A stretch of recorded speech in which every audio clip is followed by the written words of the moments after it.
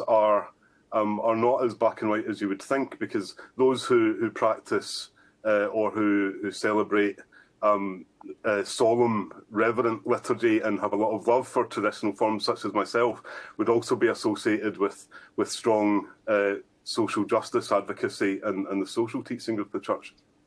There's also questions around the abuse crisis within the Church and accountability and reform for that, whether he took enough action on that, and whether he also was involved in individual cases with people that were close to him that were less than satisfactory. But for now, we are grieving the Holy Father. We're shocked by the news, and he's going to leave an incredibly powerful legacy that we're going to be drawing on for a long time to come. Luke Devlin, thank you very much for your thoughts at this moment. We appreciate your time. Thank you. We're going to speak now to BBC Radio presenter and Vatican expert Ed Sturton. Ed, just talk us through your reaction to the news this morning. Well, after that extraordinary recovery during his time in hospital, when everybody expected he was going to leave us, it's, well, obviously a surprise, but also rather moving, I think, that he managed to appear before the crowds in St. Peter's Square on Easter Sunday, such a huge moment in the life of the Catholic Church, and a sort of appropriateness, I suppose, that should have been the last time we saw him, and that he's died in this way. As your last speaker suggested, he leaves a huge agenda of change, which he half fulfilled. And I think the process of seeing what happens next and who the cardinals choose to succeed him is going to be absolutely fascinating. Yeah, just want to bring quickly just a little bit more reaction we're getting here in the UK specifically. Conservative leader Kemi Badenoch has paid tribute to Pope Francis, posting on social media. Pope Francis spent his final Easter yesterday bearing witness to the faith he devoted his life to. A quiet presence at a time when the world needed humility, courage and conviction. His death on Easter Monday feels especially poignant. He reminded us that leadership isn't about power, but about service. When I met him in 2022, he spoke warmly of the UK and the values we share. In a world that too often turns away from faith, he stood firm. May he rest in peace. And just want to bring some of the other new lines we're bringing you from the UK, specifically leader of the Liberal Democrats, Ed Davey. Pope Francis's passing is a profound loss to millions across the world. He was leader of compassion, courage, speaking up for those in need and calling for peace in a world too often divided. His influence reached far beyond the Church. He offered hope by reminding us of the strength in kindness and faith. We should remember his example, stand up for what's right, care for others and hold on to compassion and hope.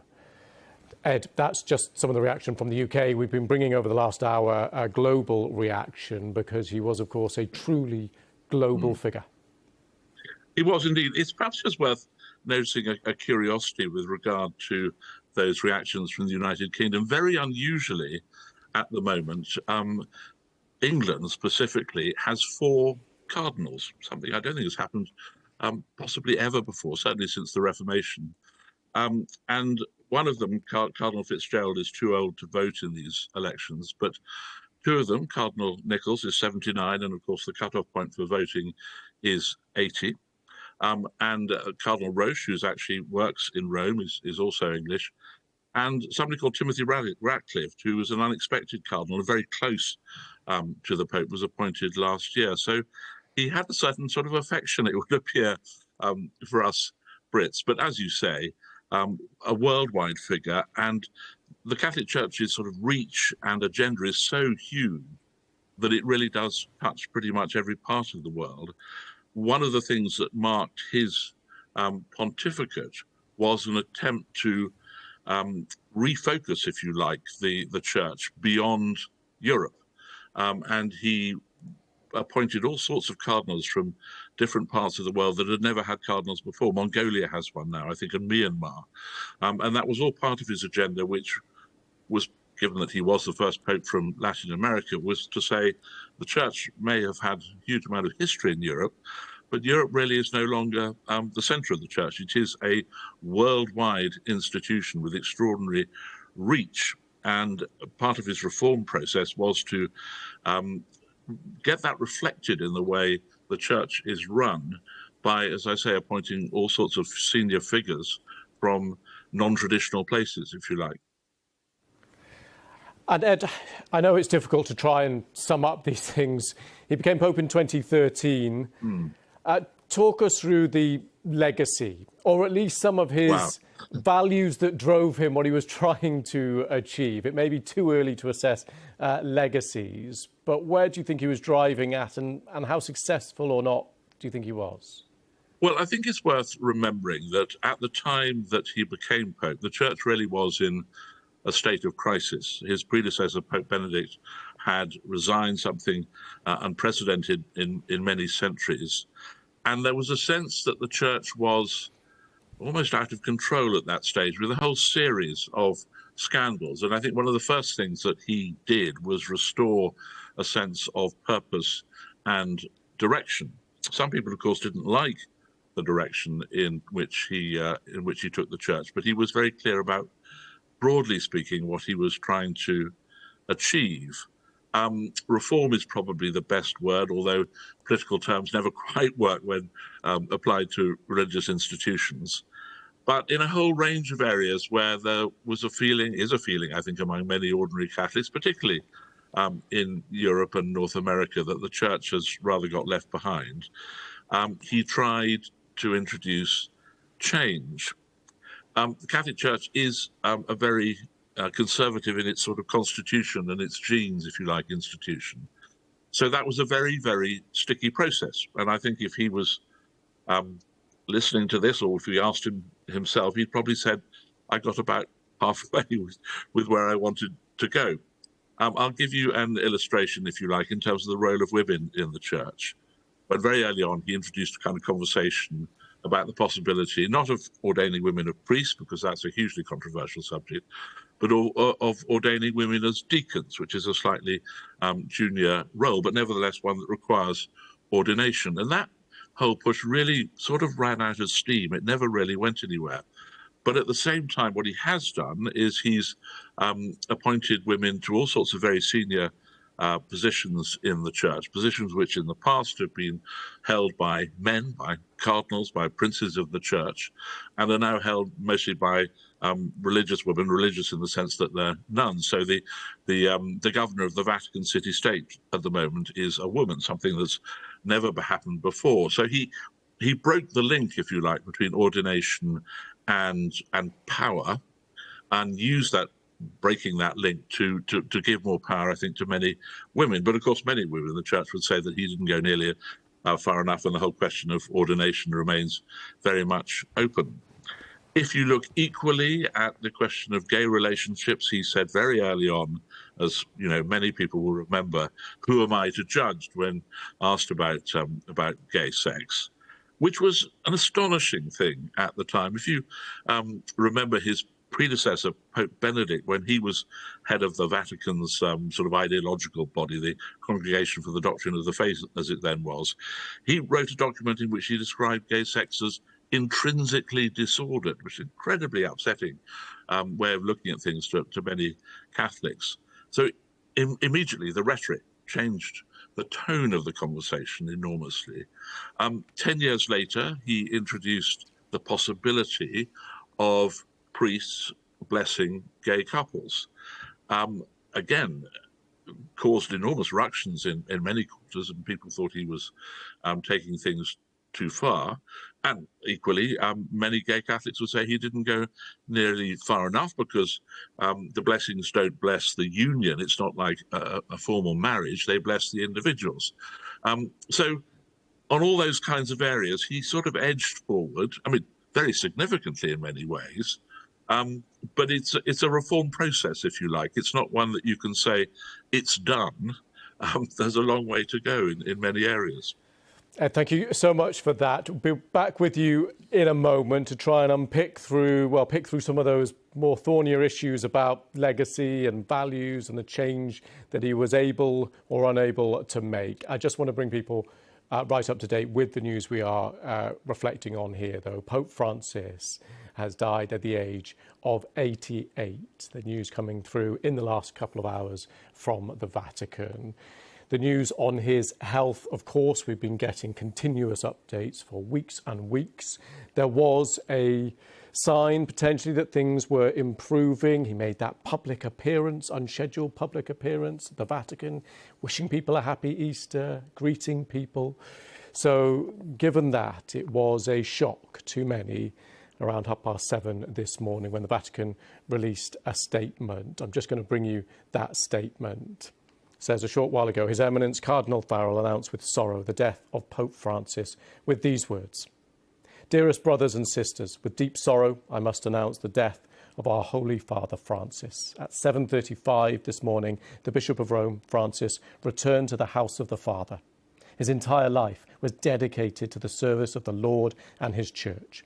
He taught us to live the values of the gospel with fidelity, courage, and universal love, especially in favour of the poorest and most marginalised." Well, my colleague Rich Preston is with me here in the studio. And Rich, you've been keeping across the reaction, international reaction coming in from leaders right around the world. That's right, Lewis. Let's stay closer to the Pope's home to begin with. The Italian Prime Minister, Giorgia Meloni, saying the Pope's death makes us deeply sad.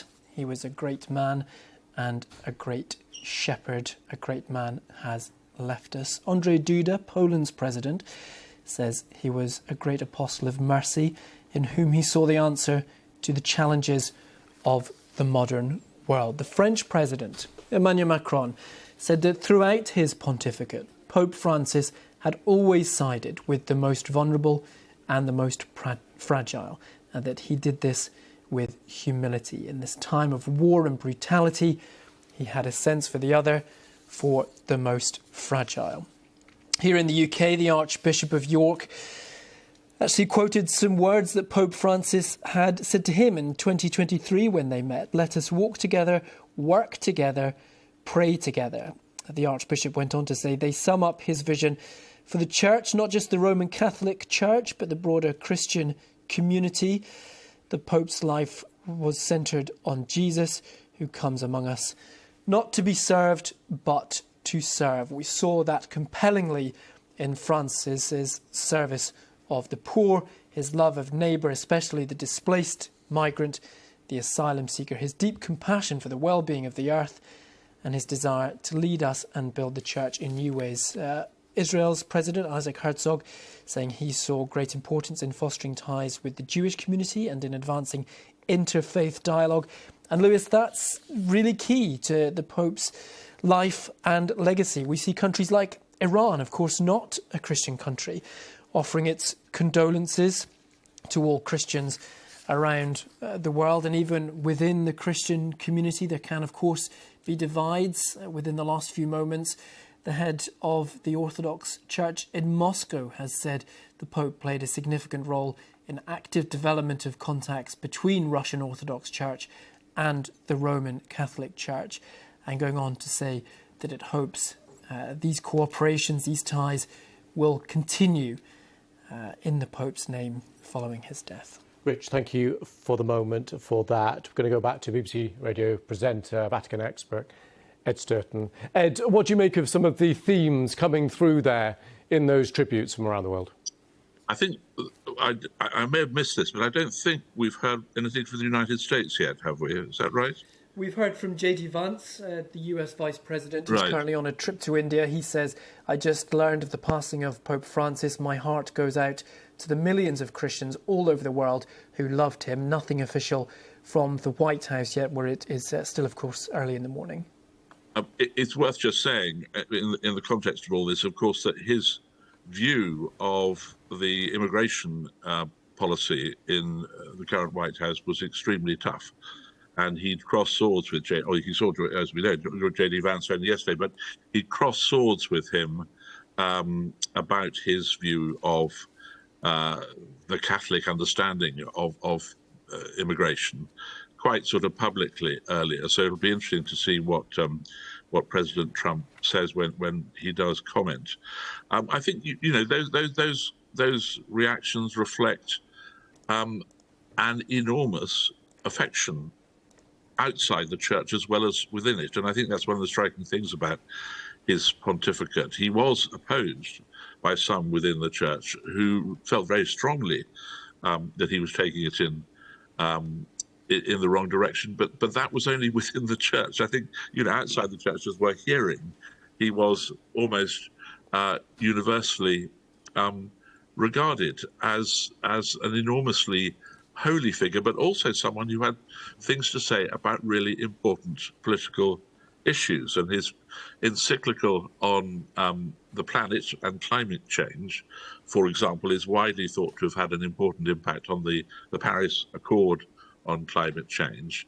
An extraordinary document that, usually papal documents are put out by the Vatican and they sound rather pompous and they have Latin titles and so forth. That document was in the bookshops. It was flying off the shelves because lots of people were reading what they felt was a message that was quite unusual in the religious sense, because it felt relevant to everybody, whether they were religious or not. So I think he had that capacity to appeal well beyond the boundaries of the church, and in a funny sort of way, you might almost say was sort of better loved in the world as a whole than he was in some parts of the church.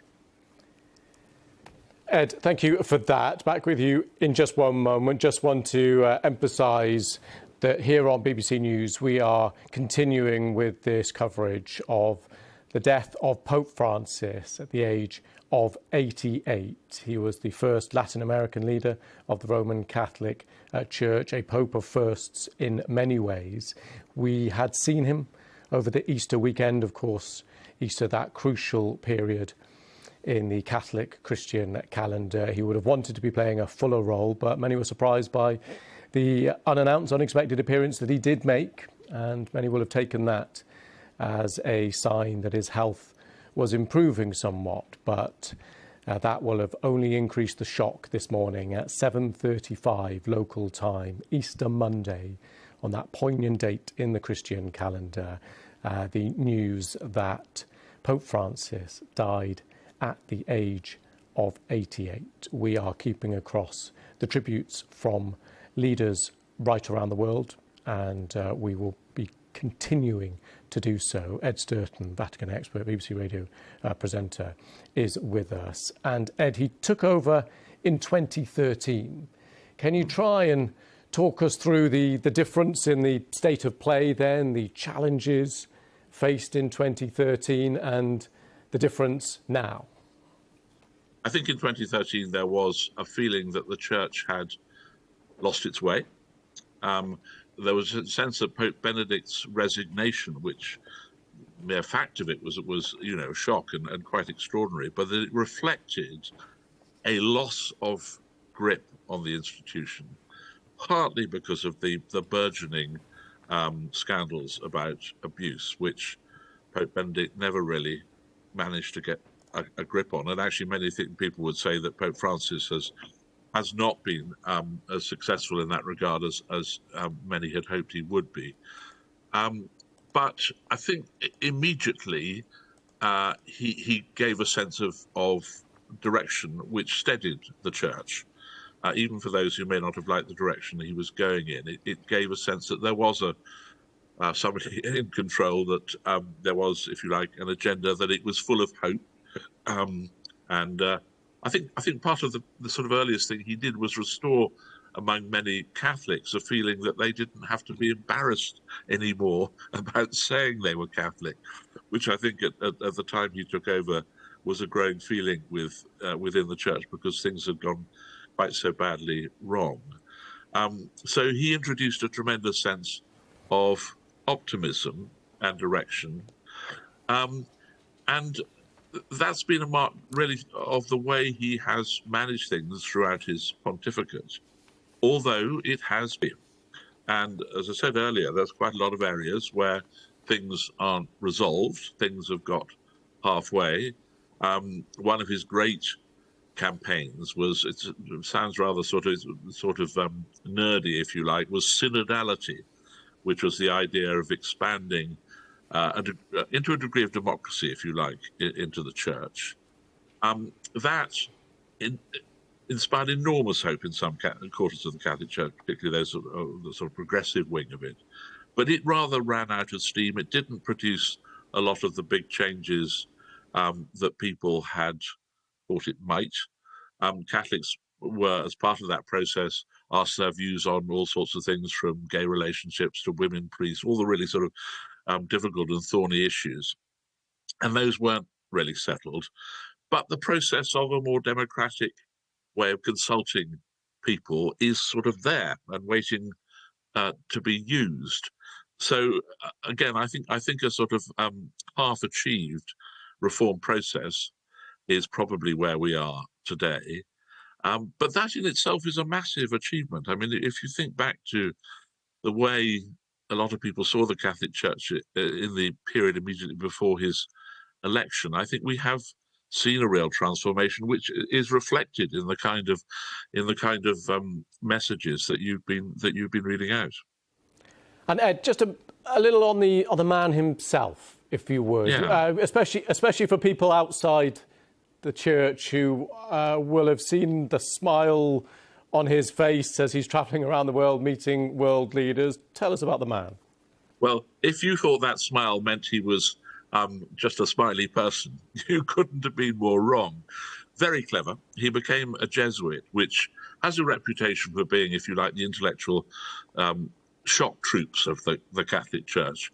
Became a Jesuit in his 20s and very quickly became the leader of the Jesuits in Argentina and had to negotiate his way through the Dirty War and the junta and all that very, very difficult period in Argentina, again, which some people criticized the way he did it, others admired it, but incredibly tough early on to have gone through all that. And I think that left him with, well, I think almost you could call it political skills. I mean, he knew how power works. He was also extraordinarily sort of cultivated. He liked opera. He liked quoting 19th century French poets. Great foodie too. Although he was Argentinian, his family historically came from Italy, and he enjoyed many of the sort of aspects of Italian food that we all love.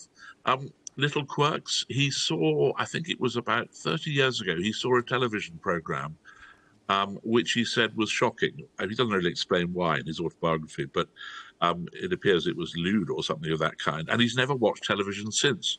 So although he was a huge football fan, he just didn't watch the matches because he sort of took against the telly.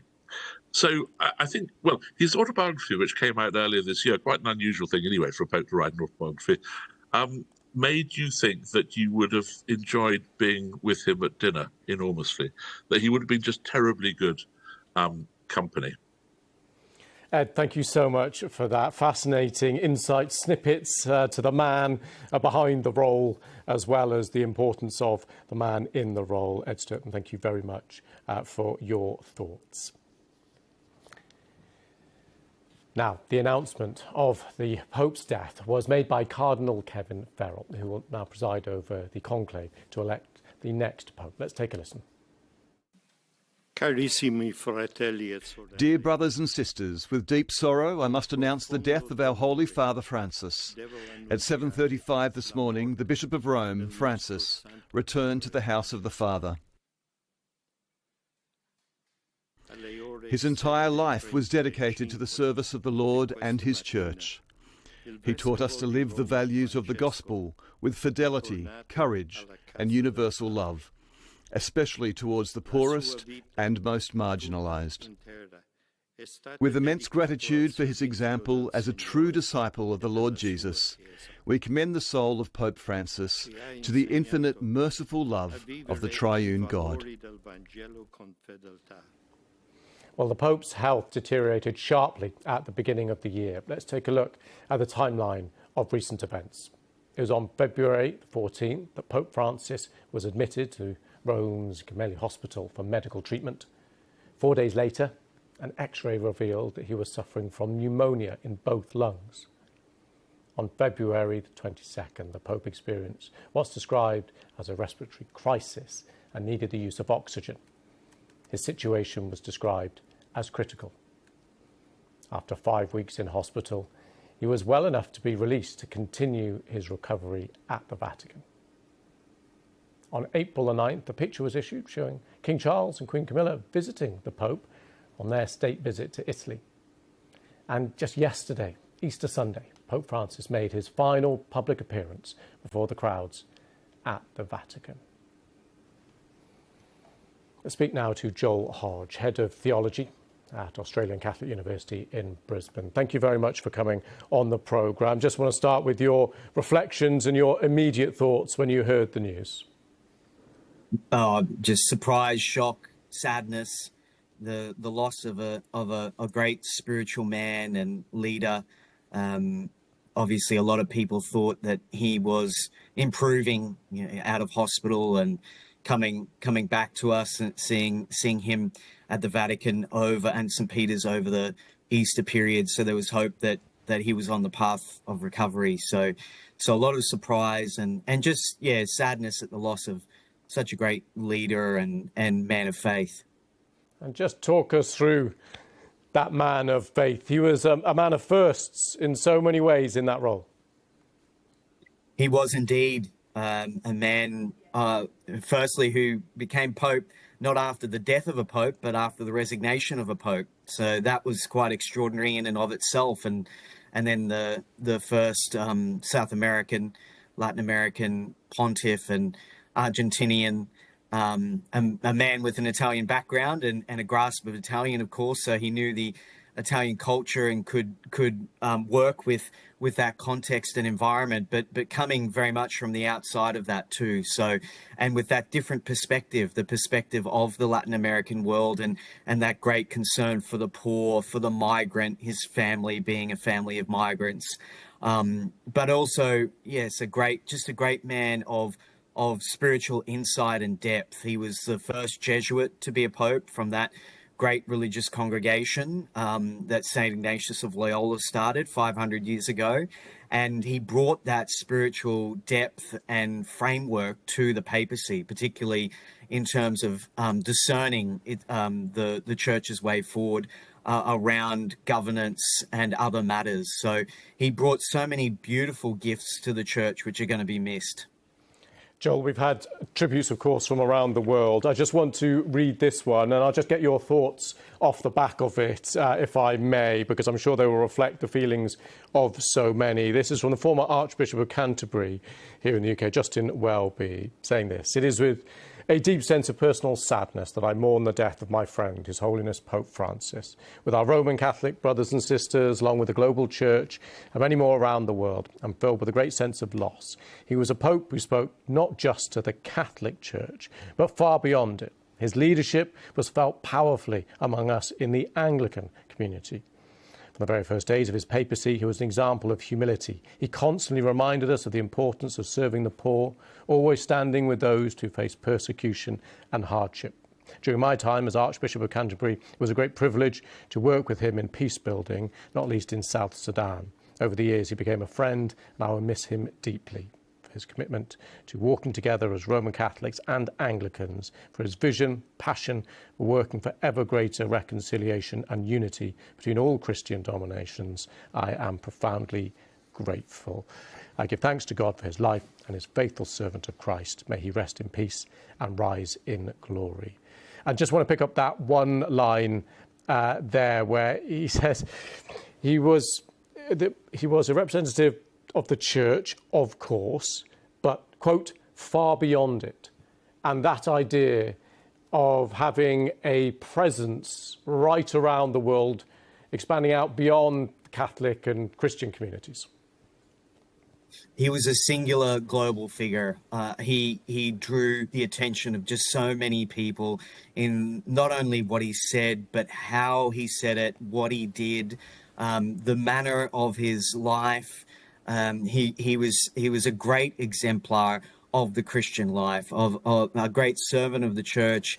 He loved Jesus. He loved the way of Jesus, that way of love, and he just exemplified that in his simplicity and in his humility, and exemplified by his name, Francis, taking that name which no other pope had taken before, in honor of Francis of Assisi, in giving that way of simplicity, of humility, of poverty, of dedication to Jesus and the church. And that resonated not only with Catholics, but with so many Christians and so many non-Christians. And he was a man that reached out to people of other churches and of other faiths. That was very much part of his agenda, so to speak, or his charism, and particularly to the Muslim world. He went just recently to Indonesia, to our part of the world, and visited, the most populous Muslim country in the world. And that visit was such a striking visit, I think, and a great visit of peace, of interfaith relations. And he did that with other Muslim leaders too. So he will be very much missed, not just by Catholics, but by other Christians and non-Catholics around the world, just by the kind of things that he exemplified, the type of person he was. The world is poorer for the loss. Joel, thank you very much for your time and your reflections. That's Joel Hodge. We appreciate that. Now, we've been keeping across here in London the reactions from right around the world. World leaders have been posting their thoughts, their memories, their reflections, and we have been waiting for any reaction from the US. And my colleague Rich Preston is here. Rich, we just heard from the White House. We have, Lewis, three very simple words that will encapsulate the feelings of so many. Rest in peace. It is, of course, still early in the morning in Washington, D.C., but this adds to comments by the US Vice President, J.D. Vance, who's currently on a trip to India, who earlier said, "I just learned of the passing of Pope Francis. My heart goes out to the millions of Christians all over the world who loved him." That is echoing sentiments from other world leaders. Italian Prime Minister Giorgia Meloni saying the Pope's death makes us greatly sad. He was a great man and a great shepherd. The Polish President Andrzej Duda describing him as an apostle of mercy in whom he saw the answer to the challenges of the modern world. We've also heard from British political leaders as well. In the last few moments, the Mayor of London, Sadiq Khan, has said in a message on X, "As the Mayor to a city of more than 1 million Catholics, I want to express my sadness and the sadness of all Londoners at the passing of His Holiness Pope Francis." Rich, thank you very much for that. And a reminder, we are continuing our special coverage here on BBC News, covering the death of Pope Francis at the age of 88. We can speak now to Professor Anna Rowlands, who's at the St Hilda Chair in Catholic Social Thought and Practice at Durham University and is in Vatican Square. Thank you very much for joining us. Could I first of all just get your immediate thoughts, reactions, reflections on the news?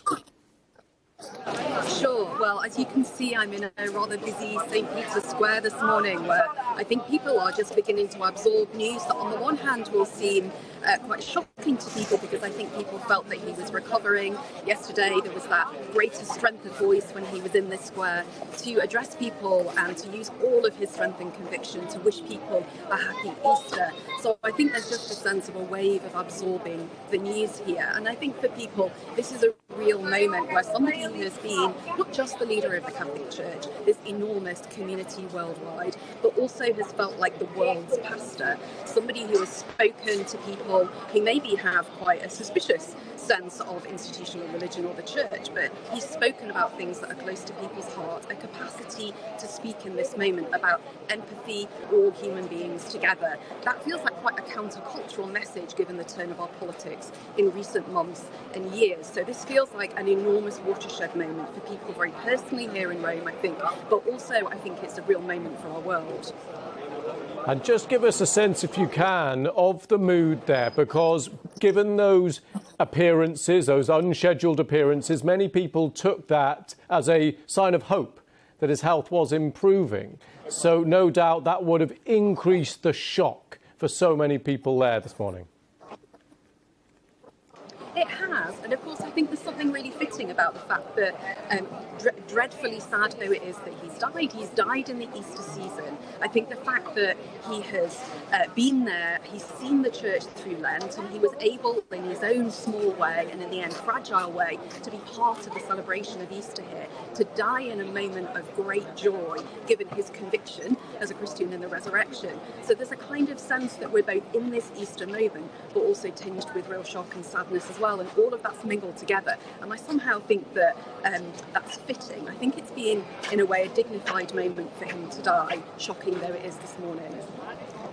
And I suppose now people behind you there will be reflecting on the man, but also what he's achieved, becoming Pope in 2013.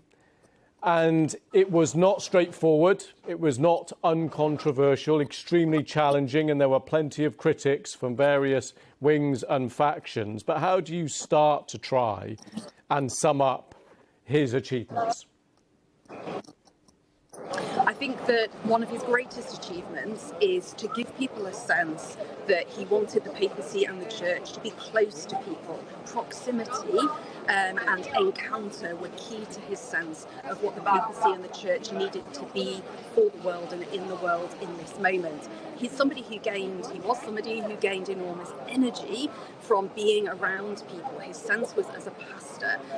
All you had to do was watch him go on those visits last year where he went off all over the world when he was really already quite diminished at that point. But he gained his energy from that sense of closeness and proximity to the lives of others, of wanting to draw from them a sense of life and vivacity. And I think that one of the things he's really done for the Catholic Church in this moment is to show, first of all, the absolute necessity for the Church's message in this moment. It is in no way less relevant, it is more relevant given the reality of the world right now. But he also turned that lens back inside the Church itself. He wanted a church that was healthy on the inside so that the world itself might also be healthy. And I think for him, his involvement in the last few years in the Synod on Synodality that I've also been involved in was very much about reform and restructuring the Church, about re-energising the Church for mission. And if there's one word that I think was at the heart of this papacy, it was a mission, that the Church is an organisation that does not exist for its own sake, but exists for the sake of the world. And that conviction in mission in this time, the newness of that, even given the age of the Church, that absolutely was what drove Pope Francis. Anna Rowlands, thank you very much for talking to us live here on BBC News. Thank you. So we are continuing our special coverage live here on BBC News, reflecting on the death of Pope Francis, who's died at the age of 88. He was last seen just at the weekend, Easter weekend, a crucial moment in the annual Christian calendar. He wished people there in Vatican a happy Easter, and many will have taken that as a hopeful sign that potentially his health was improving. But the news at 7:35 this morning, local time there in Vatican City, that Pope Francis had died. Let's cross to Rome now. Our reporter, Sophia Batista, is there. And Sophia, we've been getting reaction from right around the world of people expressing their shock at the news. It must be particularly poignant there where you are. But Luis, let me tell you, the feeling here, as you said, is one of palpable shock. We're in St. Peter's Square, and just 24 hours ago, Pope Francis was there delivering his yearly address for Easter. He was frail, he only said a few words, but there was hope that his health was getting better. And, you know, I've been here for the past hour, and more people are pouring into the square. It's a mix of people from Italy and people from all over the world who have been saying to me that they just wanted to come here to pay their respects to Pope Francis. And I think we can go and find some people to talk to. We spoke to them a little earlier, and they were telling me about how they felt when they heard the news. Hello, hi. Hi. Where are you from? I am originally from India, but I live in Germany. So why are you here today? How did you feel when you heard the news about Pope Francis? To be honest, I had to take a minute. It was quite emotional because I really liked him as a Pope personally. He had a genuine care for the poor, and he wrote the encyclicals Laudato Si, and it was refreshing to see a man of his authority showing such care for the environment and for the poor. And the very fact that he abandoned luxuries given to popes for like a more simpler lifestyle, it said a lot about who he was as a person. So yeah, I am really personally going to miss him as a pope. And you were here in St. Peter's Square just yesterday. You saw that address that Pope Francis gave for Easter. Yes. Yeah, in fact, I was just on the phone to my mother and she said you guys were so lucky to receive that last blessing for him.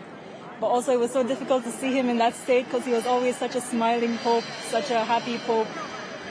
But I'm grateful to have been here to receive his last blessing. I think it's a memorable moment for me.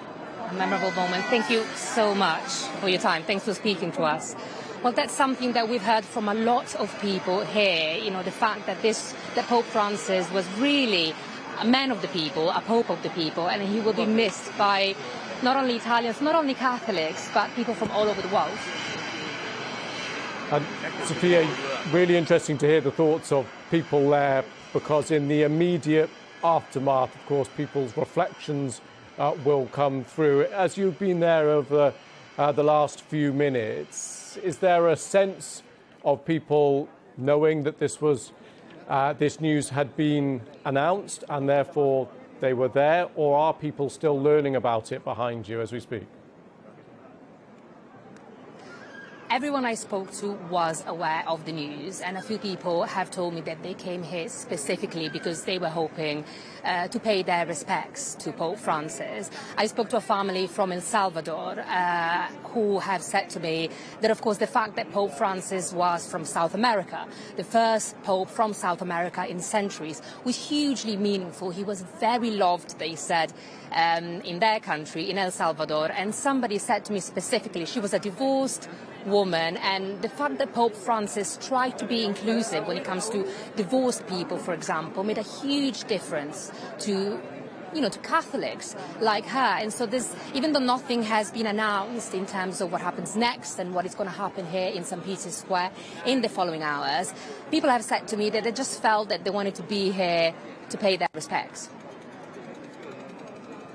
Okay, Sophia, thank you very much for that. Sophia Patrizio there for us live in St. Peter's Square. We'll be back with Sophia a little bit later on. This is continuing coverage here on BBC News, reflecting on the death of Pope Francis, who's died at the age of 88. The Vatican made the announcement just a few hours ago at 7:35 local time, confirming that Pope Francis had died on Easter Monday.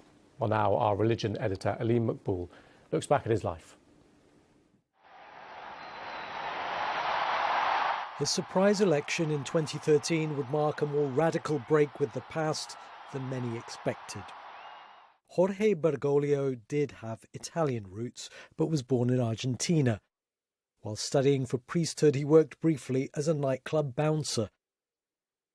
While many fellow Jesuits were jailed and tortured during Argentina's become Archbishop of Buenos Aires, some accusing him of forging too close a relationship with the regime.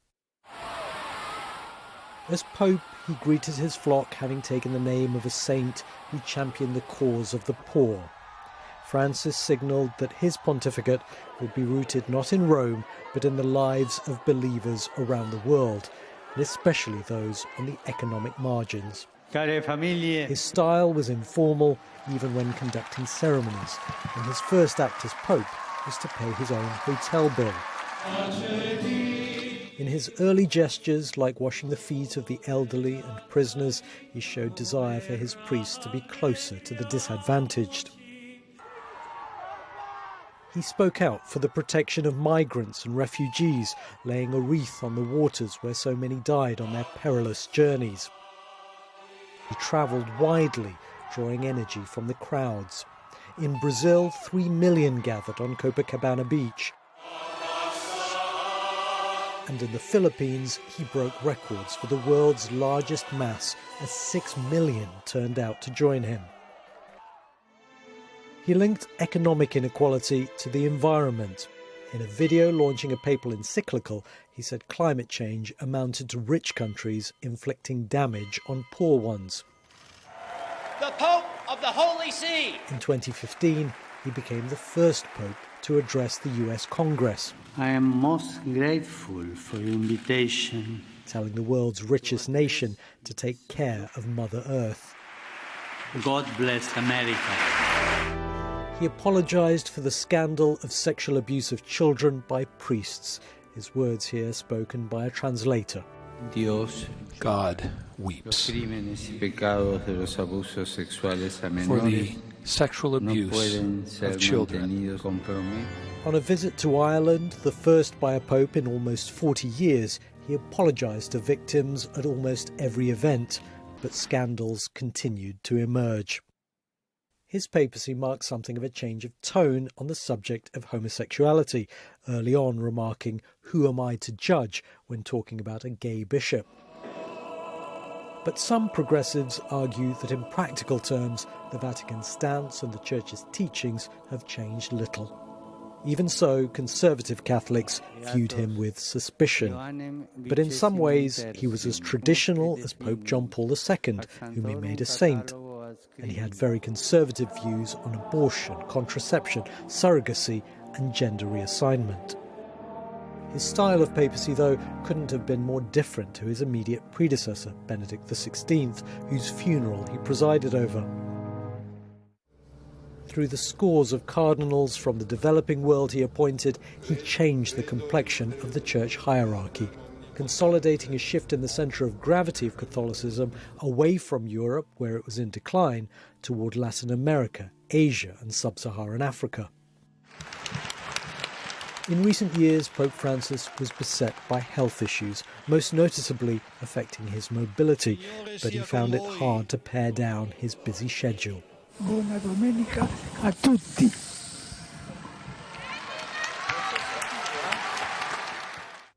He was, above all, a pastoral pope, a man of humility who preferred the fellowship of ordinary believers to the trappings of ecclesiastical status and power.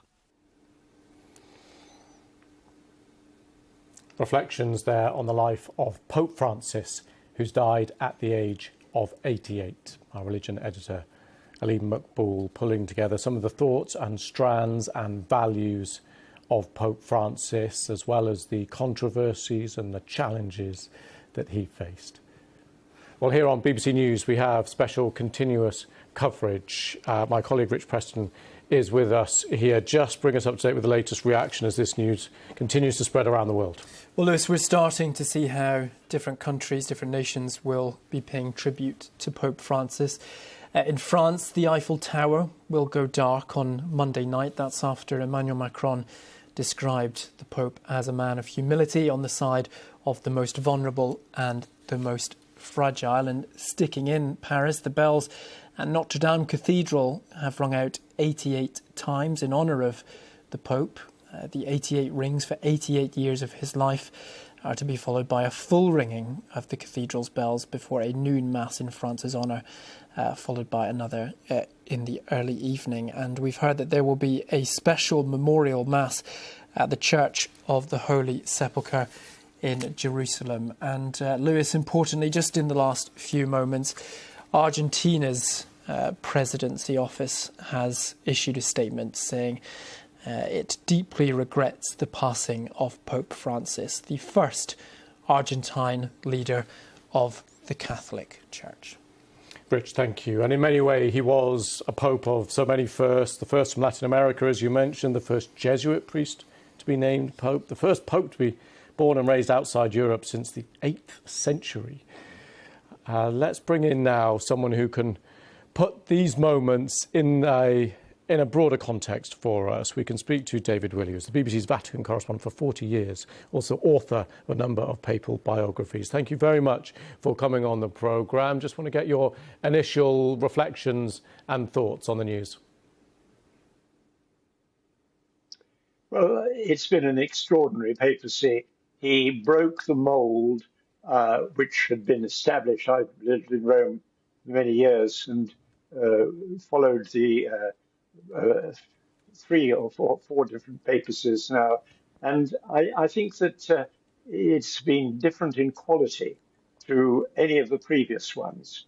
You remember, of course, the great Saint John Paul II, the first pope, the Pope from Poland, who broke the mold also by becoming a great traveller. He brought the church, he travelled out to the world to see his flock rather than allowing the pilgrims just watching the pilgrims come to visit him in Rome. And Pope Francis also travelled very widely. I accompanied him on many of his journeys to Africa, to Asia, to many parts of the world. He really set, it seems to me, the Catholic Church on a new road in which it would really can now look forward to becoming a universal church in a sense which it has not been before. That's to say, he went to Mongolia, he went to southern Sudan, he went to the ends of the earth in his attempts to bring the Catholic faith to the faithful and to preach and to act in a way which he considered was suitable for the modern world. When he was first elected, there were great expectations that he would be a reformer. Well, there are many people have been disappointed at the extent of his reforms. He has indeed, not in the sense of allowing women to be ordained as priests, but for example, there's now a woman who is the governor of the Vatican City State. There's a woman running the Vatican museums. There's some quite important Vatican roles are being filled by women now. And although he's refused to compromise on the age-old traditions of papal celibacy, it's not excluded that things will change in the future. And I think we're entering upon a very, very interesting phase in which all the cardinals will now come to Rome to elect a successor to Pope Francis. And who knows where the choice is going to fall, because it seems to me the field is very open. It could be yet again somebody from the developing world, which would be predictable, but also it could be another Italian. The cardinals could play safe. There's going to be a lot of heavy discussion in the weeks to come here in Rome. Indeed. And David, if you would just stay there and stand by for us, because I do want to get into what happens next in just a moment. We'll be back with David in just a second. But just if you are joining us now, we have continuous special coverage here on BBC News reflecting on the life of Pope Francis. The Vatican announced his death at the age of 88 at 7:35 this morning, Easter Monday in the Vatican. You are watching BBC News.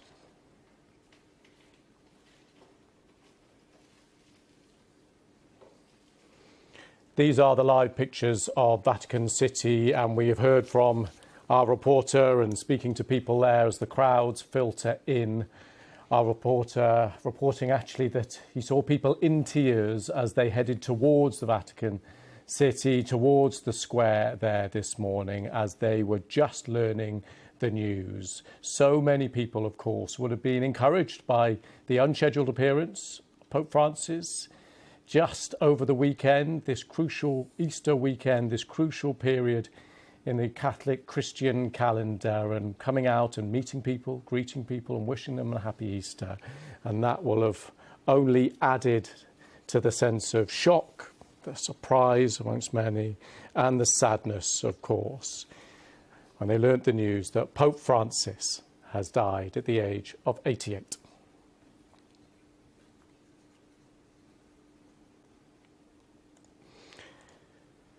Well, this is BBC News, and we are continuing to get reaction and responses and reflections from world leaders right around the world to the death of Pope Francis after the Vatican announced the news that he has died at the age of 88. I want to bring you now, via our senior royal correspondent, a quote from His Majesty the King. The message is this. My wife and I were most deeply saddened to learn of the death of Pope Francis.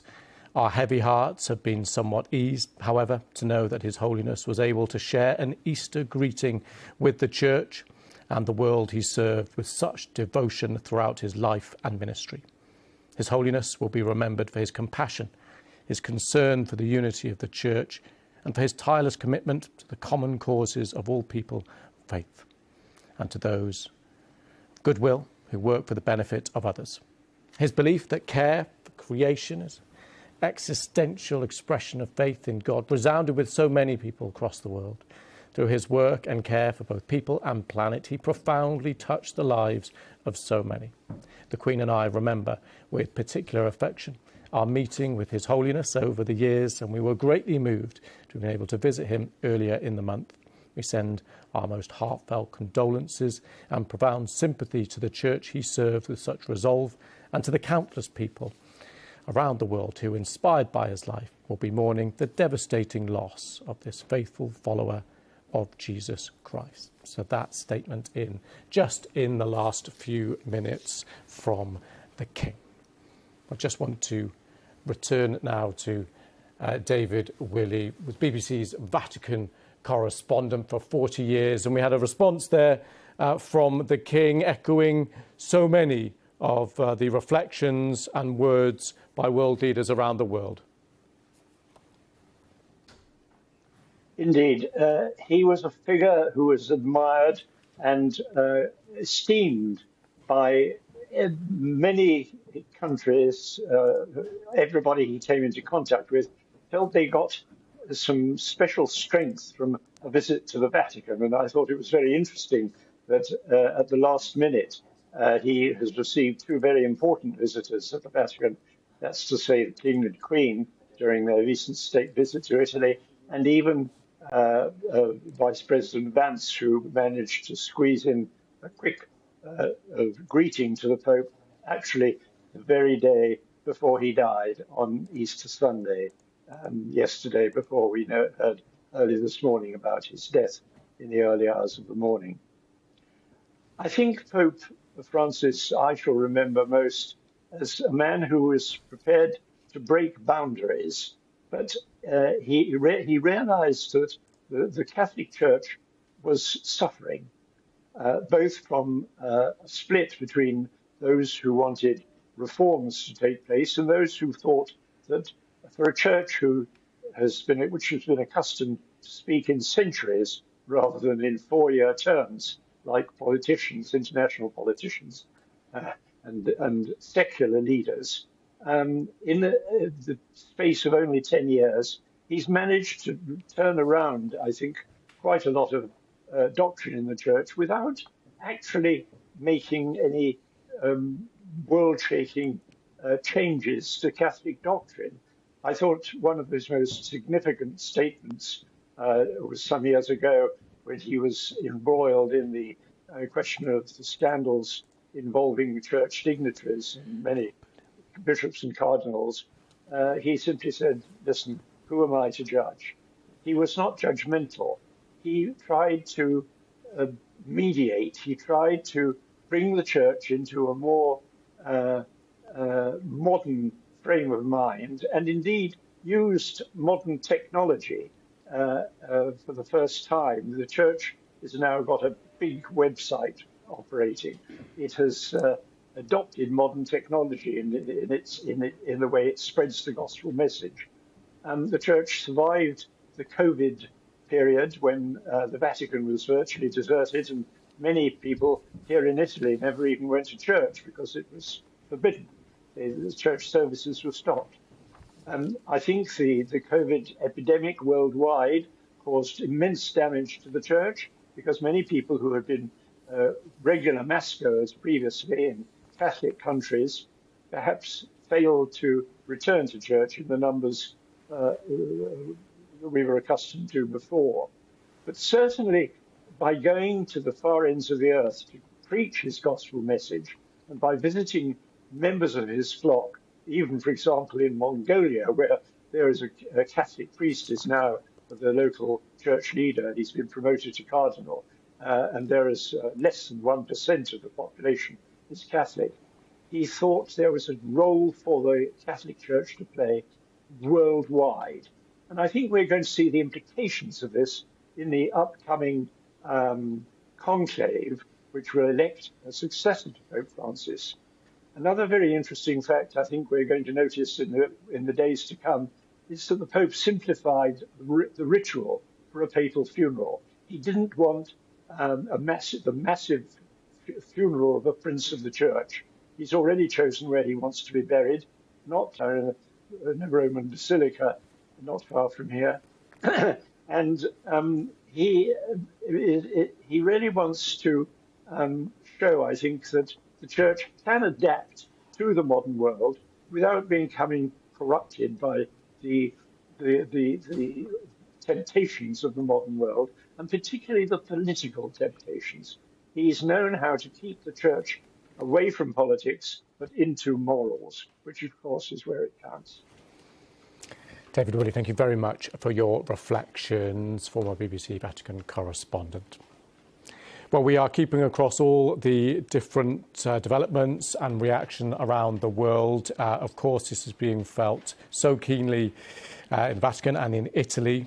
We've had some reaction out of Italy. There were due to be 4 scheduled matches in the top flight of Italian football, Serie A, today on Monday. They have now been postponed following the death of Pope Francis. Just want to bring in my colleague Rich Preston, who's with us and has been monitoring reaction from world leaders and others right around the world. Rich, you can bring us up to date. Lewis, in the last few moments we've had reaction from Russia. President Putin expressing his condolences over the death of Pope Francis and hailing him as a defender of the highest values of humanism and justice. President Putin says, "I had the privilege of communicating with this outstanding man on many occasions, and I will forever retain the fondest memory of him." And of course, in 2016, Pope Francis met the Orthodox Patriarch Kirill of Moscow, famously kissed him in a sign of bridging divides between communities, even within the church. This message from President Putin adding to the messages we've seen from other world leaders. The White House, in the last half hour or so, posting on X, "Rest in peace," alongside photos of President Trump and the First Lady meeting the Pope, and also J.D. Vance, the US Vice President, who met the Pope within the last couple of days and who's currently on a trip to India, and earlier said, "My heart goes out to the millions of Christians all over the world who loved him." Rich, thank you for that. Let's speak now to Tina Beattie, Professor Emerita, Catholic Studies at the University of Roehampton. Thank you for coming on the programme. Just want to start with getting your immediate thoughts. This news just less than 2 hours old and is spreading around the world now, and people will be given their reactions and reflections. And I just want to start with yours. There's great sadness, of course, but I don't think this is a shock.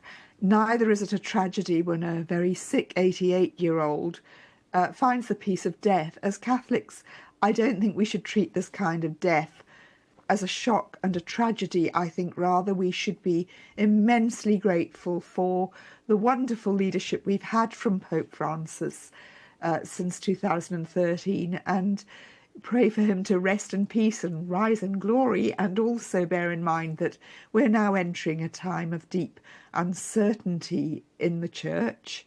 So also our prayers for what happens next. But personally, I think, if I'm honest, I feel a sense of relief, because we saw when Pope John Paul II died, the sort of gruelling process of an increasingly incapacitated Pope dying very slowly, also interestingly at Easter. And it was obvious in the last few weeks that Pope Francis was very ill. He had a tremendous dedication to duty and to all the peoples of the world, and tried so heroically to continue to show that right up until the end. But he's now at peace, and I just feel immense gratitude for all that he gave to the Church, and a sense of relief for him that peace has come. And of course, he faced challenges, as all popes do, and failures. What do you make of his time? He became Pope in his 70s, back in 2013. How do you try and assess the successes and failures? I think he was a breath of fresh air. We'd had two fairly authoritarian papacies, and it would be wrong to describe him as progressive or liberal. These are political labels that don't map neatly onto leaders of the Catholic Church, but he certainly brought about a more pastorally sensitive and compassionate ethos in the church. He put the environment at the very top of his concerns, along with refugees and people who are marginalised by the present world order. He was an outspoken critic of neoliberalism, of the impact of global economics on the world's poorest and most marginalised. And in all this, I think he opened the doors of compassion and tenderness and a certain kind of pragmatism about the struggles of people's everyday lives, as opposed to perhaps strict doctrinal adherence to some of the church's rules. All this, I think, as a woman, I wish he'd done more of substance for women in the church. He did his best to promote women to more visible positions of leadership. He gave some women votes at the recent synods held in the Vatican. All this is good, but there were no substantial changes that can't be undone by a more authoritarian successor. And I think that is a regret for women like me. He could be quite stubborn. He could be quite romantic about women. But, you know, today is a day, I think, for being thankful for his legacy. It's also interesting that in his vocal criticisms of the global world order, he met J.D. Vance yesterday in a private meeting, very brief. But in February, he wrote a letter to the American bishops pointing out the wrongness of mass deportations. He was a passionate campaigner for social justice, particularly on behalf of refugees. And it was an unusually political letter. Popes don't intervene in party politics or national politics, but it was clear that he had J.D. Vance in his sights when he clarified a church teaching known as Ordo Amoris, the order of love, which Vance had tried to argue was about looking after our family, our neighbours, our community, our nation, and in a way the probably isn't. We might look further afield. And Pope Francis intervened on that. There was a little spat in social media between Rory Stewart and J.D. Vance over it. And without naming anyone, Pope Francis, in that letter to the American bishops, made very clear that the teaching known as Ordo Amoris is not about a hierarchy of love. It's about an inclusive love from which nobody is accepted and except left out. And he was very clear that this particularly referred to those who are marginalised, impoverished and exploited by the global economic order. So he was no friend of far-right politics. But yes, as I say, I just think that it's a time to be thankful for what he gave the Church and to hope that his legacy continues. But, you know, the Catholic Church has a long and messy history. It survives crises, it survives good popes and bad popes, and whatever happens, it will trundle on through whoever the next pope is. But at a time of growing global crisis and security, environmental catastrophe, we really do need someone who will continue Pope Francis's vision, I think. Tina Beattie, thank you very much for your thoughts and analysis. Thank you. Just want to bring you the statement we've just had through from Keir Starmer, Prime Minister. I join millions around the world in grieving the death of His Holiness Pope Francis. His leadership in a complex and challenging time for the world and the Church was courageous. It always came from a place of deep humility.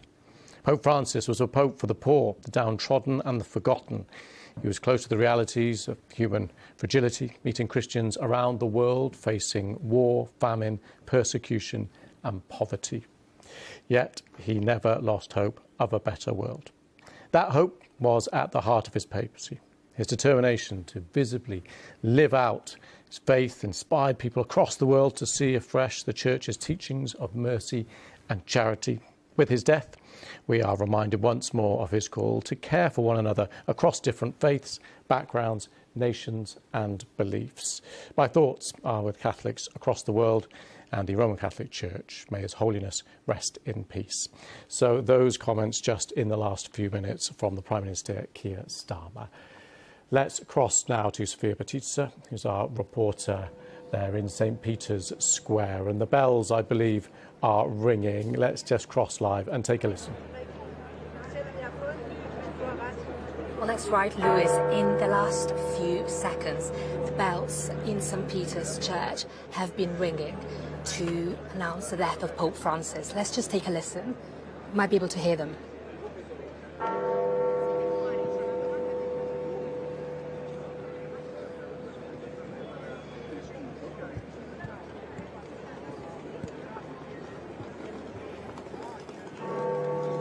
It's a crowd of hundreds of people here, all silent.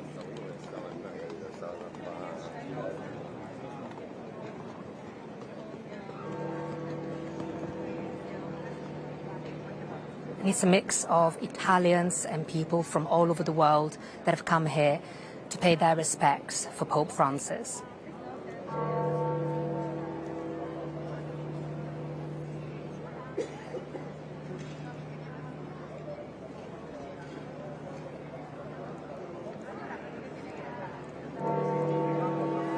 The Pope, of course, was just here yesterday to deliver a brief address for Easter Sunday, one of the most important days in the Catholic Church for a Pope.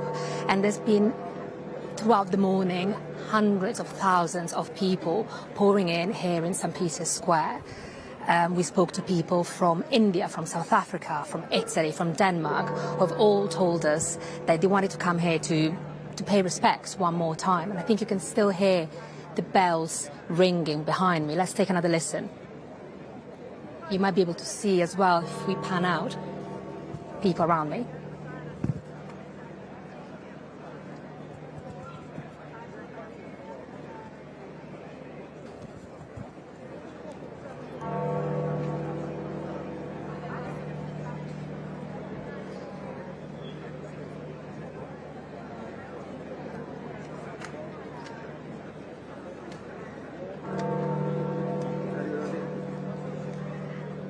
And I would say that the feeling here, there's an overwhelming feeling of shock.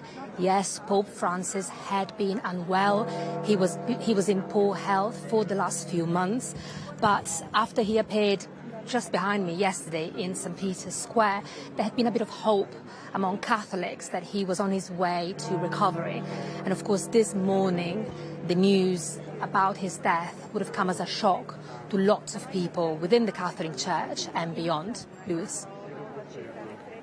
Sophia, thank you very much for that. Sophia Batista live there, giving us a sense of the emotion and the mood there in the square as those bells poignantly ring out for the death of Pope Francis, died at the age of 88. And there have been reflections, of course, there in Vatican City, across Italy, Europe and right around the world. He was a global figure, of course, when he visited more than 60 countries during his time as Pope, and a Pope of many firsts as well. The first from Latin America, first Jesuit priest to be named a Pope, and the first to be born and raised outside of Europe even since the 8th century. So this news really is a global event, and he is a global figure, of course. So spiritually significant for so many Catholics, Christians across the world. There are 1.3 billion Roman Catholics worldwide, is the latest estimate. But of course, he was a global figure beyond that. Many people warmed to him and his causes, and certainly people knew about him and his work right around the world. Let's go next to our reporter, Sam Harrison, who is at Westminster Cathedral here in London. And Sam, we just saw the bells ringing out and heard them there in Vatican City. Plenty of poignant emotion and people pausing to reflect there. And I'm sure they'll be doing the same in cities like London right around the world.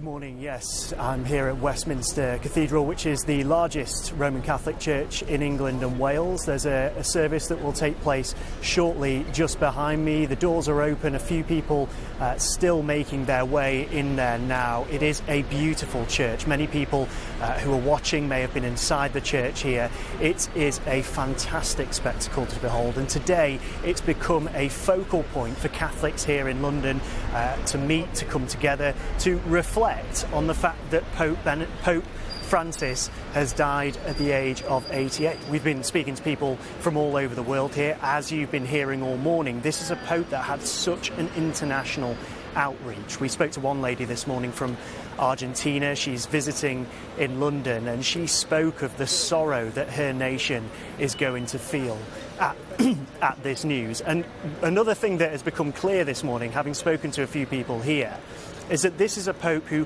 many people regarded as someone who outreached to areas of society who were perhaps seen as castaways, impoverished parts of populations across the globe. He made it his mission to reach out to those types of people in society.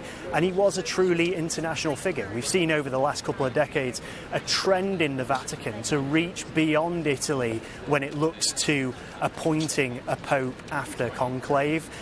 Pope John Paul II and Pope Benedict coming from Poland and Germany respectively, but to go from a German pope to a South American pope to an Argentinian pope was a massive move and signalled a huge shift in international Catholicism, which you feel here this morning. People from all sorts of nationalities have been speaking to us today.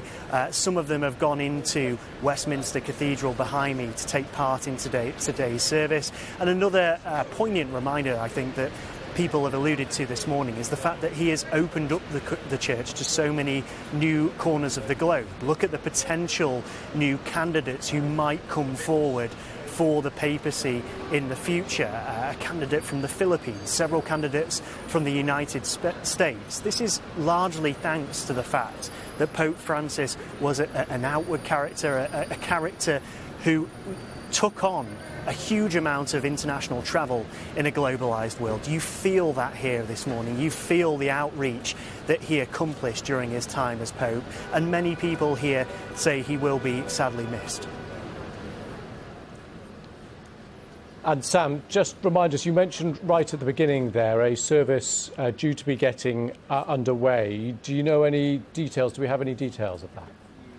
Well, this is just a typical Easter Monday service that would usually be taking place on this day anyway. It was due to start at 11 o'clock through those doors just behind me. So a lot of people were here for that service anyway. Surprisingly, because of the nature of this breaking news, some people were finding out as they went into the church service here this morning, which, when you think about such a symbolic moment in Catholicism worldwide, to find out on Easter Monday as you're going to attend an Easter Monday service is quite remarkable, and it has been met with such sorrow here. And we've been speaking to people who've gathered here at Westminster Cathedral who are from around the world, and this loss will be felt in all corners of the globe. Sam, thank you very much for that. I'm going to cross now to David Willey, who was the BBC's Vatican correspondent for 40 years, author of a number of papal biographies. Hello again. We were chatting just in the last hour, and we started to touch on some of the challenges that he faced during his time. And we have a moment now just to explore that a little further. Of course, when he took over, this was 2013, church under attack, and had been under attack for a while over child sex abuse scandals, numerous and widespread, and still, this many years on, many people feeling still not enough done there.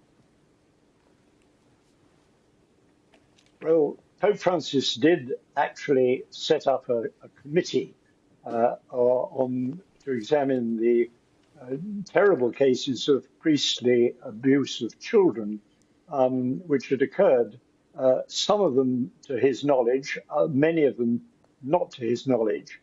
And I remember well that the Vatican's attitude during the Pope Benedict's reign and John Paul's reign was that, yes, well, there were these unfortunate cases of priests abusing children, but in fact, this was basically an American problem.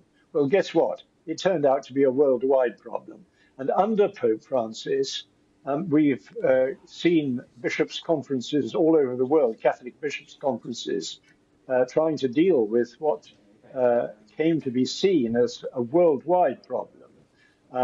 The abuse of children in the by priests in the Catholic Church, and I think many people felt that he had not Pope Francis, although he made some gestures and set up this committee, didn't do enough to stem this great problem which has been revealed in recent decades, and that the Church still has some way to go in order to address effectively. And some of the other challenges he faced that constant balance between more progressive elements within the Church and more conservative elements, and would get it in the neck from both sides. And I suppose that's almost inevitable. But what do you make of the way he tried to straddle and balance that? Well, as I said before, I think one of his most pregnant statements was when he asked to comment on the problems facing priestly celibacy and so on, said, well, who am I to judge? He didn't want to make a final judgment. He held fast to traditional Catholic doctrine. He made it clear that under his leadership, the Church was not going to allow women priests, for example. But he left open, I think, many issues which his successor is going to have to tackle. And I remember when I was looking for a title for my book about Pope Francis, I chose the title "The Challenge of Change." Well, the challenge of change is still open, and whoever succeeds Pope Francis is going to have to deal with the same old problems on a global scale. And that, I think, is the problem. The strength of the Catholic Church in dealing with such weighty problems is that it has a long tradition and does think over a very long period. It is not committed to 4-year political terms of political leaders. It's committed to a papacy which is of unknown duration. During my time here living in Rome, I've had one papacy which lasted only just over a month, and another which lasted for 26 years. So there's a lot of variability in how long a pope is going to be granted life in order to carry out reforms. But certainly, I think one of the considerations that the cardinals are going to have in their mind when they come to elect a successor to Pope Francis is that they don't want to elect a man who is too old to run one of the most difficult and consuming jobs that can exist in the world. You need a man who is still able to offer a good number of years of his life to dealing with this difficult task.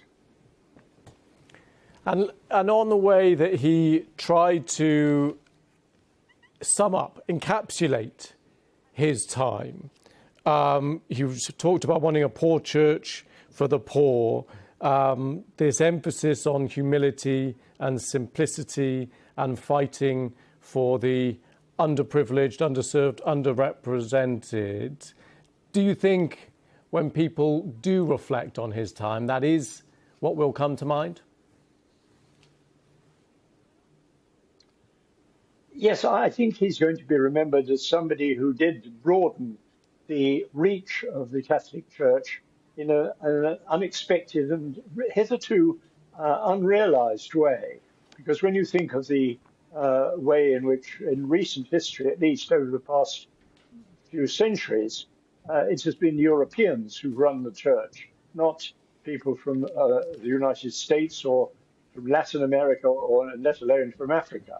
But of course, one of the interesting points that there obviously is going to be a lot of speculation in the weeks to come is to what extent the Church would accept a new pope from one of the continents which has so far been unrepresented the leadership of the Church in Rome, namely Africa or Asia. There are some cardinals in both continents who are considered papabile, that's to say they are considered possible candidates for the papacy.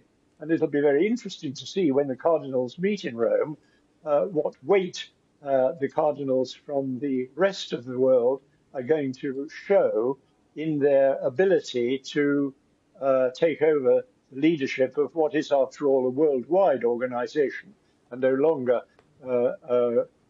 one that is maybe run just from the tiny Vatican City state here in Rome, but has worldwide implications. I think also what's been very striking this morning is the immediate reaction from heads of state all over the world to the death of the Pope. He clearly was somebody who struck a chord in the hearts of world leaders, be they President Putin or Vice President Vance, a recent Catholic convert, who was seeing the Pope just a day before he died here at the Vatican yesterday, Easter Sunday. David, thank you very much for that. This is BBC News. We have continuing coverage here reflecting on the death of Pope Francis. The Vatican announced that he died this morning at the age of 88. Just want to let you know what is coming up here. With me in the studio, we have Rich Preston, who is bringing us all the latest reaction from around the world. We'll come to Rich in just a moment. Jorge Perez from BBC Mundo is here. I want to reflect for a moment with you, Jorge, on the fact that this was a Pope of firsts, as we've been saying quite a bit over the last couple of hours, the first from Latin America. What is the significance of that? Quite important for the region. I mean, it's in the world, in the Catholic world, this is the place where most Catholics are living today and still live today, despite of recent years of declining in that number. A reference in 1995, 80% of the Catholics of people in Latin America identified as Catholics. It has been declining sharply. Now 54% of Latin Americans identify themselves as Catholics.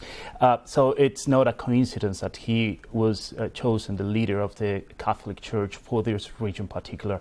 It's important because his message of inclusion, his message to help the poor, of course, reflects what the region is. It's a region affected by huge inequality, and his message popular despite some slight decline in that popularity in recent years. And some of the criticism that he faced, well, he would face criticism, of course, almost inevitably. If you make changes in social issues within the Catholic Church, issues like women, homosexuality, you will inevitably face criticism for either doing too much or not doing enough. What were the general perceptions across the region about his views on those more social issues?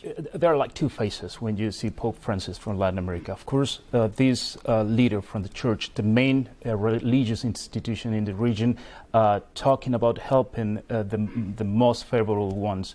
But also, you also have a Pope Francis that was against abortion rights, for example, that was against anti-conception methods, and it's a topic in the region. It's a continent that has been trying to make some progress in these rights for women. Of course, when you have the leader of the main religion in the region opposing to this, it's going to cause some controversy, or at least some reactions from people that are trying to advance in this matter.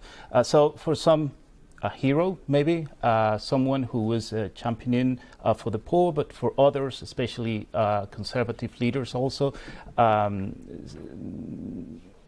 there was this multiple reaction towards his image and his figure in the region. I'll come back in just one moment. Rich, just want to come to you because I know you've been keeping across that reaction right around the world. What is the latest? That's right, Lewis. And another part of the world where Catholicism is an important religion, important part of the national makeup is the Philippines. In the last few moments, President Marcos there expressing his deep sorrow over the passing of Pope Francis in a post on social media saying, "I love this Pope, the best Pope in my lifetime as far as I'm concerned." We've also recently heard from President Zelensky of Ukraine, who says, "I'm grieving for Pope Francis, who prayed for peace in Ukraine. And this comes after comments from Moscow. President Putin saying he was sending his condolences to the wider Catholic community, and that Pope Francis worked hard to try and join the bridges there between the Russian Orthodox Church and also between the Catholic Church. Rich, thank you for that. Jorge, I just want to come back to you. This idea of being the first from your region, of course, is significant and interesting, but it needs then to be backed up effectively with delivery of some sort to maintain that level of popularity. Was that central message of his of fighting for the poor one that resonated so strongly that that kept his popularity within the region, or did it ebb? Somehow it did, but we also have to take into consideration certain concerns about the relationship between the Catholic Church in Latin America and the people over there, and what actually affected the popularity not only of Pope Francis, but of the religion itself, of the Church, the Catholic Church. We're talking about two main issues here: corruption among some Catholic religion institutions in Latin America, and scandals of sex abuse committed by some Catholic priests in the region, and how the Church managed to contain this crisis within a region that is still highly Catholic, mainly. So the message of helping the poor, of course, kept him quite popular. Still today, Pope Francis, before he passed away, he remained quite popular, actually more popular than some local leaders in the region. But of course, it seems that his death came without, for the Church, solving these two main issues I'm mentioning. How is the Church gonna finally end up this situation with scandals, sex abuse scandals within its institution, and how it's going to solve also the problem of corruption within some episcopal conferences or other religious institutions related to the Catholic Church in the region. Thank you very much for giving us the view from his home region. Rich, thank you too for the latest. Let's cross live now to Sofia Petitza, who's our reporter in Rome. Sofia, just talk us through what's happening there now. Well, Luis, the atmosphere here is one of palpable shock. Just a few minutes ago here in St. Peter's Square, we heard the bells of the Basilica ringing for a few minutes, announcing the death of Pope Francis. And let me tell you, there are thousands of people that are gathering here in the square, and mostly they fell silent for several minutes. So it felt like a very, very significant moment. Now, we've been here, we've been speaking to people who have come to pay their respects from Italy, from Denmark, from South Africa, from India. And we can speak to somebody who's come here from Spain. Maria, hola. Hi. Hello. How did you react when you heard about the news about Pope Francis? To be honest, we are all really shocked this morning as we hear the news coming. And we are really sad for this news because I think it's a bad loss for the church. But we are all really grateful for being here and see what's going on. And I want to be thankful for all the messages the Pope has given to us throughout all these years, especially to young people, and those messages has encouraged us to continue believing in God and all His thoughts. So, do you think Pope Francis, was able to reach out to younger Catholics as well? Yes, obviously. He has always tried to encourage us all the beliefs and values of the Church, especially here in Europe, well, obviously around the world, worldwide. And I think it has been very useful for us. And how do you feel today, the atmosphere here in St. Peter's Square? Did you come here to pay your respects? Well, obviously I want to transmit our respect for all the people who are here, but also to show the world that we are here even though he's not here, he's with God. So I know he's looking at us from the sky, from heaven, and I'm sure he is very proud of us. Finally, what is the thing that you will remember the most when you think about Pope Francis and his legacy? Well, as I've said before, all the messages and the quotes he has told us, that he has always tried to be in every place, in every country, and that's really nice. Maria, thank you so much for speaking to us. Thank you. Well, that's something that we've heard time and again from people here this morning, the fact that Pope Francis really tried to make the Catholic Church more inclusive, whether that's his messages towards divorced couples or towards LGBTQ plus people. And now, of course, that this is just a sense of what's happening here at the Vatican. There will be more reaction, more activity in the days and in the weeks to come.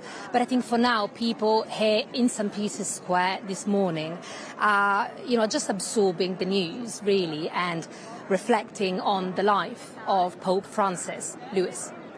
Sophia, thank you very much for that. Cross back to you a little later on. A new line that has come to us from the AFP news agency from Spain. Spain declares 3 days of mourning for the late Pope. So 3 days of national mourning declared honour of Pope Francis, who's died at the age of 88. This is the continuous coverage we are bringing you here at the BBC. The news came about 2.5 hours ago, confirming from the Vatican that he died at 7:35 this morning, Easter Monday. Just want to bring you now the moment of that announcement from the Vatican. The announcement of the Pope's death was made by Cardinal Kevin Farrell. Dear brothers and sisters, with deep sorrow I must announce the death of our Holy Father Francis. At 7:35 this morning, the Bishop of Rome, Francis, returned to the house of the Father. His entire life was dedicated to the service of the Lord and his Church. He taught us to live the values of the Gospel with fidelity, courage, and universal love, especially towards the poorest and most marginalised. With immense gratitude for his example as a true disciple of the Lord Jesus, we commend the soul of Pope Francis to the infinite merciful love of the triune God. Now, our religion editor, Aline McBull, looks back at the life of Pope Francis. The surprise election in 2013 would mark a more radical break with the past than many expected. Jorge Bergoglio did have Italian roots, but was born in Argentina. While studying for priesthood, he worked briefly as a nightclub bouncer. While many fellow Jesuits were jailed and tortured during Argentina's military dictatorship, he rose to become Archbishop of Buenos Aires, some accusing him of forging too close a relationship with the regime. As Pope, he greeted his flock having taken the name of a saint who championed the cause of the poor. Francis signalled that his pontificate would be rooted not in Rome, but in the lives of believers around the world, and especially those on the economic margins. His style was informal, even when conducting ceremonies, and his first act as Pope was to pay his own hotel bill. In his early gestures, like washing the feet of the elderly and prisoners, he showed desire for his priests to be closer to the disadvantaged.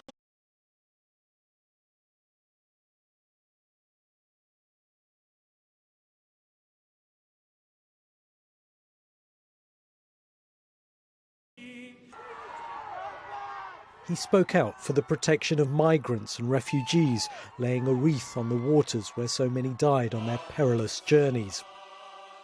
He travelled widely, drawing energy from the crowds.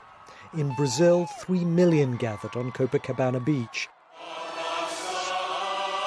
And in the Philippines, he broke records for the world's largest mass at 6 million. He linked economic inequality to the environment. In a video launching a papal encyclical, he said climate change amounted to rich countries inflicting damage on poor ones. The Pope of the Holy See. In 2015, he became the first pope to address the US Congress. I am most grateful for the invitation. Telling the world's richest nation to take care of Mother Earth. God bless America.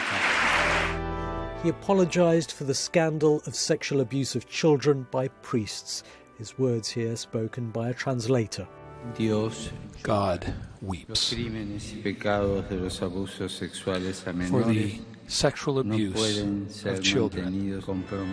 On a visit to Ireland, the first by a pope in almost 40 years, he apologised to victims at almost every event, but scandals continued to emerge.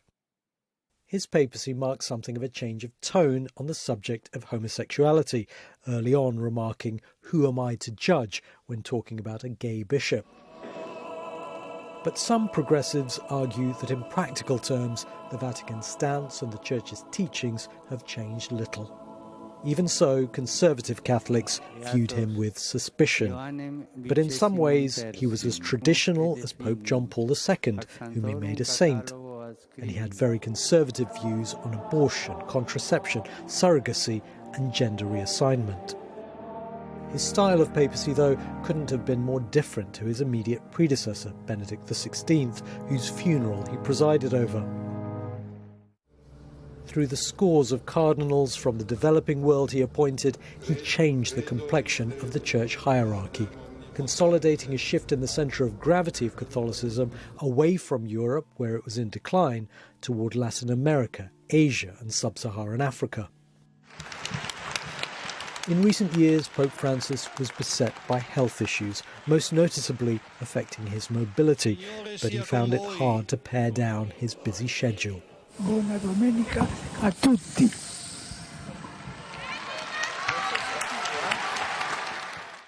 He was, above all, a pastoral pope, a man of humility who preferred the fellowship of ordinary believers to the trappings of ecclesiastical status and power. That was our religion editor there, Aline McBall, reflecting on the life of Pope Francis after the Vatican confirming just a few hours ago the death of Pope Francis at the age of 88. He died at just gone 7:30 this morning in the Vatican. He was seen over the weekend, Easter weekend, of course, in the Vatican, wishing a happy Easter to people there and meeting the crowds, which led many to hold some hope, optimism as to his health. But of course, his health had been in a pretty poor state for many weeks and months, spending those weeks in hospital before coming back to the Vatican City. He was only on light duties, effectively, with no big scheduled set pieces. He did make unscheduled appearances, like he did over the weekend, to say Happy Easter. But then the news coming this morning from the Vatican. We here on BBC News are continuing our special coverage. I'm Lewis Vaughan-Jones, and I just want to bring you now some of the latest updates and the latest reaction that we have.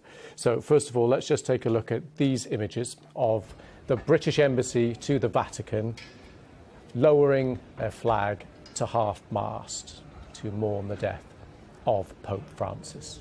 This custom is observed until the 9th day of mourning. So they are just some of the latest pictures we have. And to bring you up to date, with me in the studio here is Rich Preston, who is keeping across all the latest reaction and developments for us, and Jorge Perez from BBC Mundo from The View from Latin America in just a moment. Rich, we just saw the flag being lowered there to half-mast. What are some of the other reaction around the world now? Well, Lewis, the same is happening in Austria. Church bells ringing across the country there at 4 o'clock UK time later today in memory of Pope Francis, and black flags being hung on churches and clerical buildings in Austria. A requiem mass will be held for the Pope in Vienna later on today. That coming to us from our correspondent there. In France today, the Eiffel Tower will go dark this evening in memory of Pope Francis. Staying in Paris, the bells of Notre Dame Cathedral rang out 88 times earlier today, one ring for each year of the Pope's life, and there will also be a special memorial mass there. Spain, you mentioned this earlier, Lewis, has declared 3 days of national mourning to honour Pope Francis, and there has also been a special memorial mass announced that will be held at the Church of the Holy Sepulchre in Jerusalem, which is, of course, a vitally important site in the Christian community. Rich, thank you for that.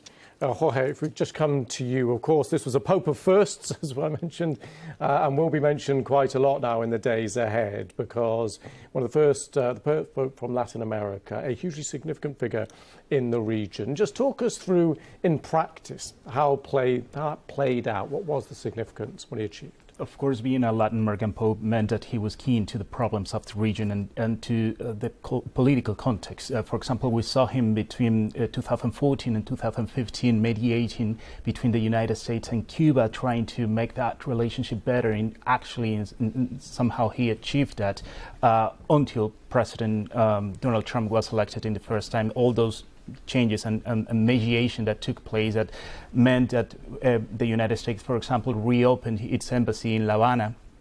All that was reversed when Donald Trump was in his first term. But we can also talk about, for example, the peace dialogues between the Colombian government and the far left guerrilla, las FARC, in Colombia. The Catholic Church under Pope Francis also took an important role mediating between both parts.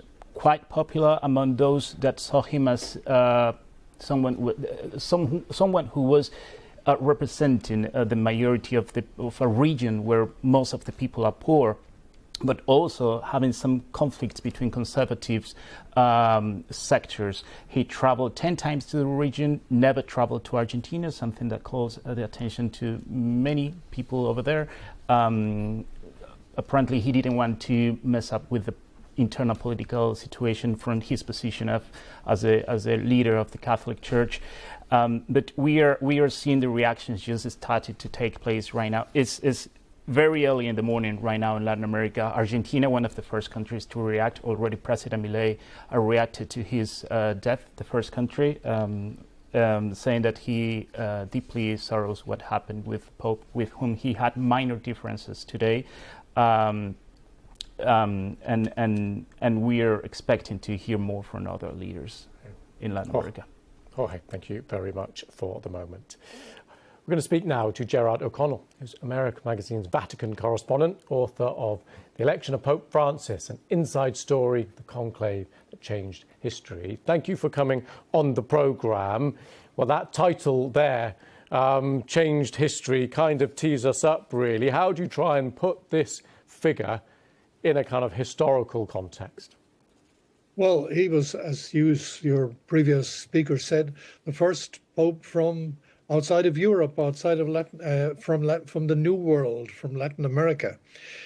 He came with a different mindset. He had never studied in Rome. He spent very little in Rome. He was not Europe-formed mindset. And so he brought a whole new freshness, the freshness that you see in the Latin American churches, to Rome, to the Vatican, and to the Universal Church. And he also brought an approach reaching out to people everywhere. He said before he was elected, in his speech to the cardinals before he was elected, he said, we've got to look out. We've got to reach out. And that's exactly what he did. He spent his life reaching out to people of all kinds, and first and foremost to the poor and to the discarded. I think he's put the church on a path that it will be very difficult for a successor to diverge much from.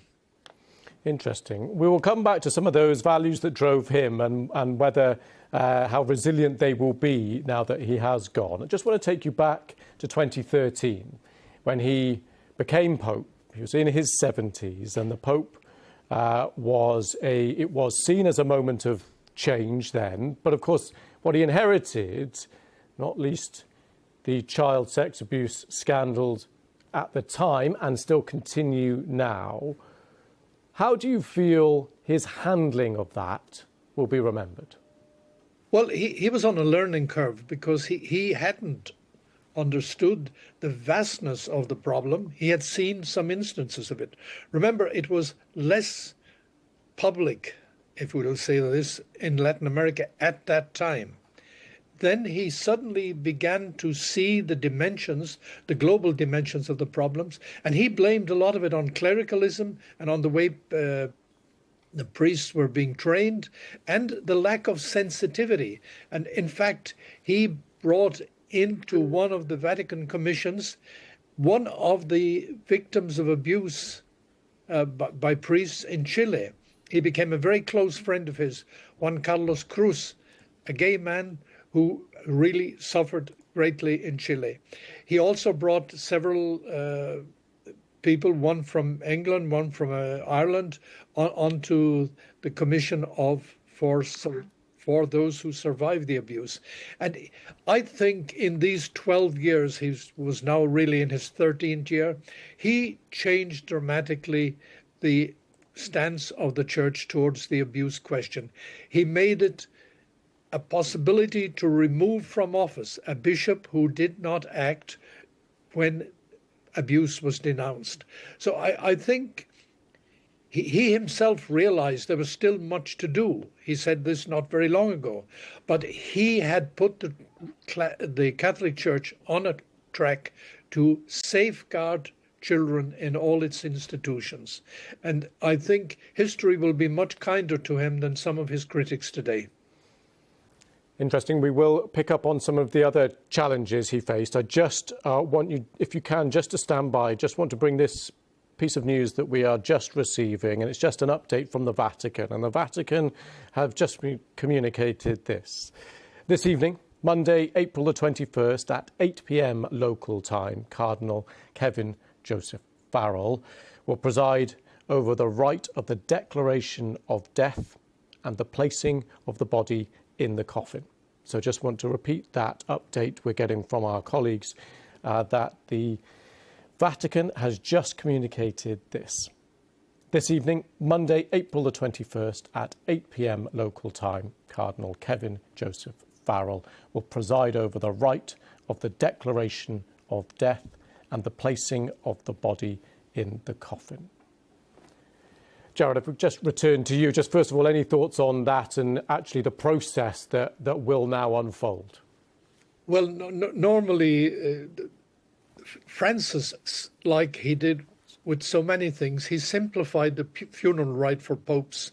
He said they have to have a funeral similar to that of the ordinary Christian. So in the past, there were 3 types of coffins into which the pope was put. Francis reduced this to 1. And he didn't want his body to be put on a catafalque in the basilica. He wanted to be simply laid in the coffin and for people to come and pay their respects there. The funeral, I think, they haven't yet announced, but it's usually about 4 to 6 days after the announcement of the death. So probably for this coming weekend. We don't have, I am speculating here, we don't have definite dates. But, you know, I saw him yesterday in St. Peter's Square. I saw him very close up. And I really felt when he went around in the Jeep around St. Peter's Square, I felt deeply that he was saying goodbye to the people. He had always wanted to be close to the people. From his first day as a Jesuit, from his day as Archbishop of Buenos Aires, and from his very first moments as Pope, he wanted to be close to the people. And he concluded his life in that extraordinary drive around St. Peter's Square and down the Via della Conciliazione, that's the street in front of St. Peter's Square. He drove, and he was really looked as if he was saying goodbye to the people. He had a sadness in his face, in my estimation, and I saw him pretty close up. Maybe he saw the end was coming, we don't know. But I had the sensation then that it would not be long before he went, as the Vatican says, to the house of the Father. Gerard, just lastly, if you could, just try and sum up the man, I suppose, the man himself. Many will know him around the world from the smile on his face, visiting world leaders and doing the travelling. How would you try and put into words the man rather than the role? He was an extraordinary, humble, loyal man. I knew him for 20 years. And he was very concerned about the individual person. He never put himself above anybody, not even the most seriously ill person. He tried to reach the level of the person he was with. And we saw that right at the end. He did not try to hide his weaknesses or indeed his physical decline, as we saw yesterday. He was an inspiring person. He was one who really lived what the gospel calls a follower of Christ to live. And I found him an extra. He listened very carefully to what you said. He had a phenomenal memory. He was really somebody who was interested in you as a person, in your family, and he was very close to so many people in their hour of need. Even though he was world leader, he was amazingly involved in the personal lives of so many people, even as Pope. And I think this is the memory I carry with him, I carry of him, as a person who was interested in you as a person, and who was always reminded you that whatever you do wrong, God forgives you, and he is open to welcome you. And I think that is where he has gone now. Gerard O'Connell, thank you very much for your time, and thank you for coming on the programme. Thank you. We can speak now to David Willey, who is BBC Vatican's correspondent for 40 years, also the author of a number of papal biographies. Just want to pick up now with some of those moments since 2013 when he became Pope, to right up to the present day, because he was still public and working right up until the weekend. What do you make of the fights that he chose to fight, the causes that he chose to champion, the values that he chose to prioritise? Which ones stand out for you, and what do you think they reveal? Well, I think the first thing that comes to my mind is his choice of the first foreign trip he made outside of Italy was to the tiny island of Lampedusa, halfway between Italy and Libya in the Mediterranean Sea, where there had been a lot of migrants from Africa had landed and on their way to try and reach another life in Europe. And this was the year of his election, and he chose to go to Lampedusa to pay tribute to all the migrants who had died at sea in small boats and so on. And I think Pope Francis had the genius of combining the very small with the very large. This is to take up again what Jerry O'Connell was just talking about when he talked about the way in which he could have a personal relationship with people, which was quite extraordinary.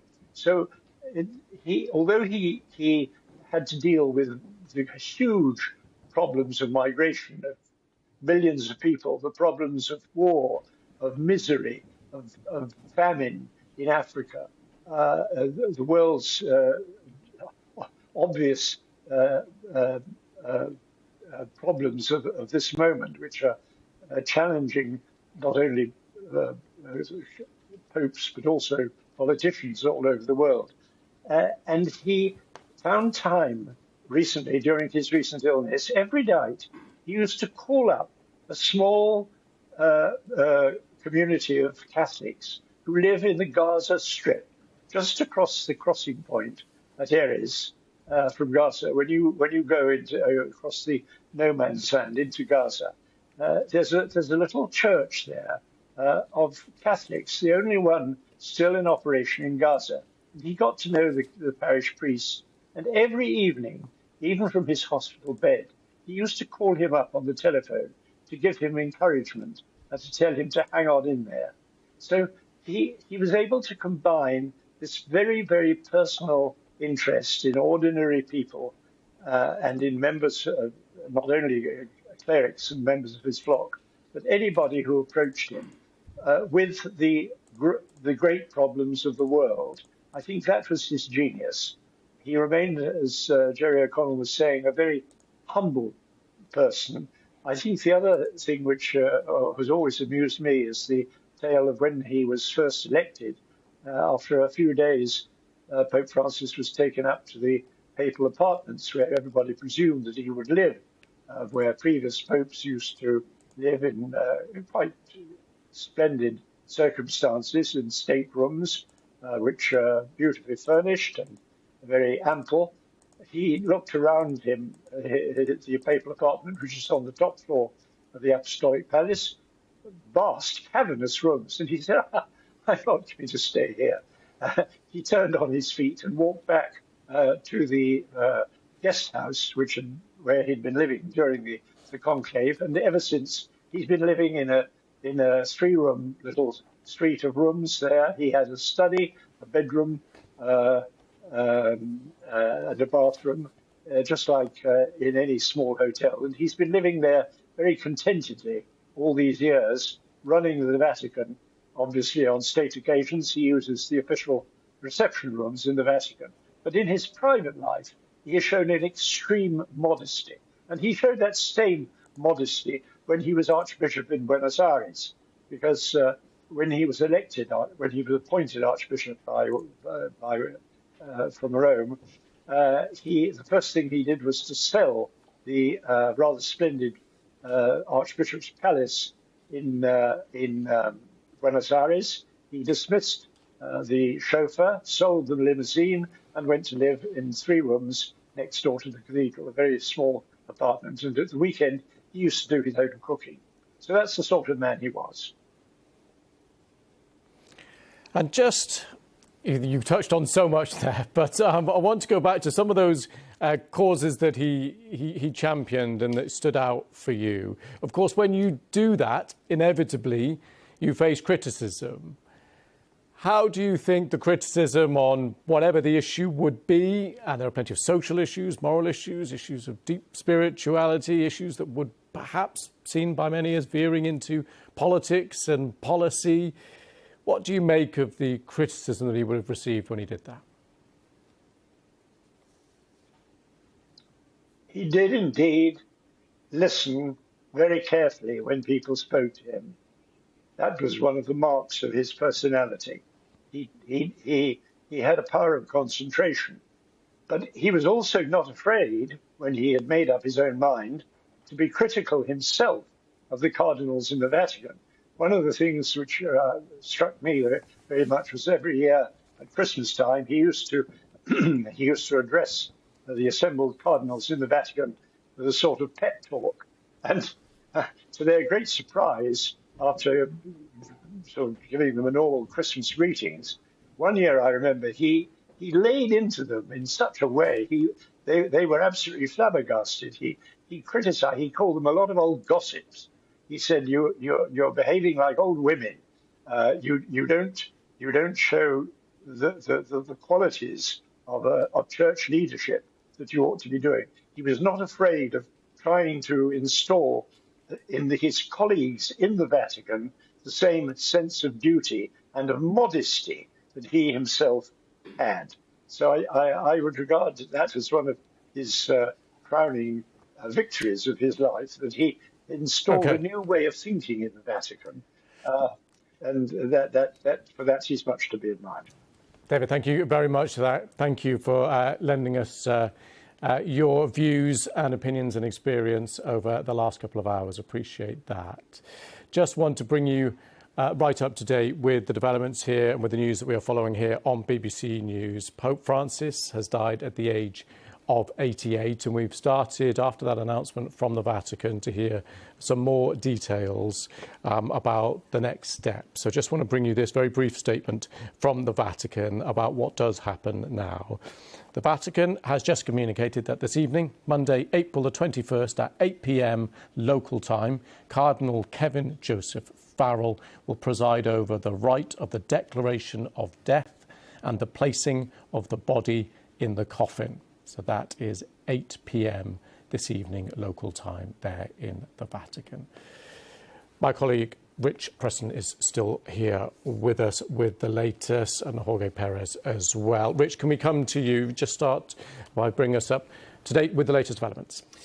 Well, Lewis, we've continued to see comments coming in from world leaders, including Argentina's President Javier Milei, saying it's with profound sorrow that I learned this morning that Pope Francis had passed away and is now resting in peace. He went on to say, despite differences that seem minor today, having been able to know him in his goodness and wisdom was a true honour for me. Now, when it comes to religion, the Philippines is a key country. It's the only predominantly Catholic country in Southeast Asia. And President Ferdinand Marcos Jr. there describing Pope Francis as the best pope in my lifetime, saying he was a man of profound faith and humility. Pope Francis led not only with wisdom, but with a heart open to all, especially the poor and the forgotten. Now, Pope Francis was keen to strive for peace during his tenure. Of course, one of the conflicts we've seen developing in recent years is that between Russia and Ukraine. And Ukrainian's President Volodymyr Zelensky has said today he's mourning the death of Pope Francis, saying that he had prayed for peace in Ukraine and for Ukrainians. We grieve together with Catholics and all Christians. Meanwhile, from Moscow, President Vladimir Putin offering his condolences, saying throughout the years of his pontificate, he actively promoted the development of dialogue between the Russian Orthodox and Roman Catholic churches, as well as constructive cooperation between Russia and the Holy See. Rich, thank you for that. Jorge Perez with us as well. First Pope from Latin America. Talk us through the response there in the region. Well, we are still hearing some of the reactions. We already heard President Milei talking about his feeling of sorrow for this news. It's curious how Milei is stated, because he said, despite our minor differences with Pope Francis, he feels sorrow about this. And when he talks about minor differences, we have to remember the conflictive relationship between how Javier Milei sees the world, sees his country, Argentina, and how the Pope approaches to the people in the region, always talking in favor of the poor. Milei once said that the Pope, for example, was, in his words, the representation of the devil in the earth, which sort of contrasts with what we are listening from him today. We also heard some reactions from Brazil, other of the predominant Catholic countries in the region. And we are probably going to hear more reactions because most of Latin American countries' population are Catholic. Quite curious also the fact that Pope Francis visited many countries in the region, including Chile, Paraguay, Bolivia. These three countries are bordering Argentina, but the Pope Francis never actually went there. He had a sort of complicated relationship with his country, especially, well, for different issues. One of those was the political situation within Argentina between more leftist or more conservative government. He apparently preferred to stay apart from that. And his image in the region in general, how Latin Americans see the Pope. For the conservatives, for example, he was too progressive. For some conservative Catholics in Latin America, the fact that he opened his arms to LGBTQ movement, or the fact that he was in favor of bringing the church more to the lower classes, brings some, let's say, division among conservative Catholics, but also for those who were more progressive. Today, they felt that there could have been more actions from the Catholic Church in terms of changing things in the region, in terms of, for example, abortion rights or women's rights. Okay, thank you very much for the moment, Rich. Thank you too.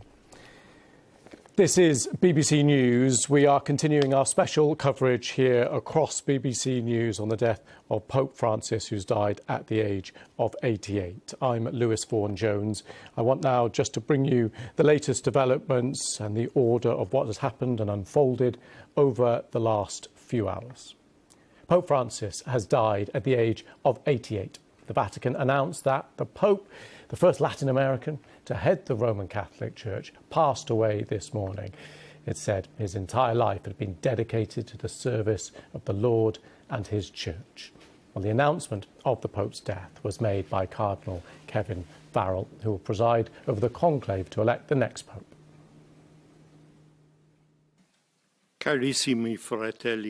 Dear brothers and sisters, with deep sorrow I must announce the death of our Holy Father Francis. At 7:35 this morning, the Bishop of Rome, Francis, returned to the house of the Father. His entire life was dedicated to the service of the Lord and his Church. He taught us to live the values of the Gospel with fidelity, courage, and universal love, especially towards the poorest and most marginalised. With immense gratitude for his example as a true disciple of the Lord Jesus, we commend the soul of Pope Francis to the infinite merciful love of the triune God. So the words of that announcement came through just 3 hours or so ago, announcing that he died at 07:35, so just 90 minutes or so before that this morning. That's local time in Vatican City. And right now, our religion editor, Liam McBull, takes a look back at his life. The surprise election in 2013 would mark a more radical break with the past than many expected. Jorge Bergoglio did have Italian roots, but was born in Argentina. While studying for priesthood, he worked briefly as a nightclub bouncer. While many fellow Jesuits were jailed and tortured during Argentina's military dictatorship, he rose to become Archbishop of Buenos Aires, some accusing him of forging too close a relationship with the regime. As Pope, he greeted his flock, having taken the name of a saint who championed the cause of the poor. Francis signalled that his pontificate would be rooted not in Rome, but in the lives of believers around the world, and especially those on the economic margins. His style was informal, even when conducting ceremonies, and his first act as Pope was to pay his own hotel bill. In his early gestures, like washing the feet of the elderly and prisoners, he showed desire for his priests to be closer to the disadvantaged. He spoke out for the protection of migrants and refugees, laying a wreath on the waters where so many died on their perilous journeys. He travelled widely, drawing energy from the crowds. In Brazil, 3 million gathered on Copacabana Beach. And in the Philippines, he broke records for the world's largest mass, as 6 million turned out to join him. He linked economic inequality to the environment. In a video launching a papal encyclical, he said climate change amounted to rich countries inflicting damage on poor ones. The Pope of the Holy See! In 2015, he became the first pope to address the US Congress. I am most grateful for your invitation. Telling the world's richest nation to take care of Mother Earth. God bless America. He apologised for the scandal of sexual abuse of children by priests. His words here spoken by a translator. God weeps for the sexual abuse of children. On a visit to Ireland, the first by a pope in almost 40 years, he apologised to victims at almost every event, but scandals continued to emerge. His papacy marked something of a homosexuality, early on remarking, "Who am I to judge?" when talking about a gay bishop. But some progressives argue that in practical terms, the Vatican's stance and the Church's teachings have changed little. Even so, conservative Catholics viewed him with suspicion. But in some ways, he was as traditional as Pope John Paul II, whom he made a saint. And he had very conservative views on abortion, contraception, surrogacy and gender reassignment. His style of papacy, though, couldn't have been more different to his immediate predecessor, Benedict XVI, whose funeral he presided over. Through the scores of cardinals from the developing world he appointed, he changed the complexion of the church hierarchy, consolidating a shift in the centre of gravity of Catholicism away from Europe, where it was in decline, toward Latin America, Asia and sub-Saharan Africa. In recent years, Pope Francis was beset by health issues, most noticeably affecting his mobility, but he found it hard to pare down his busy schedule. Buona domenica a tutti.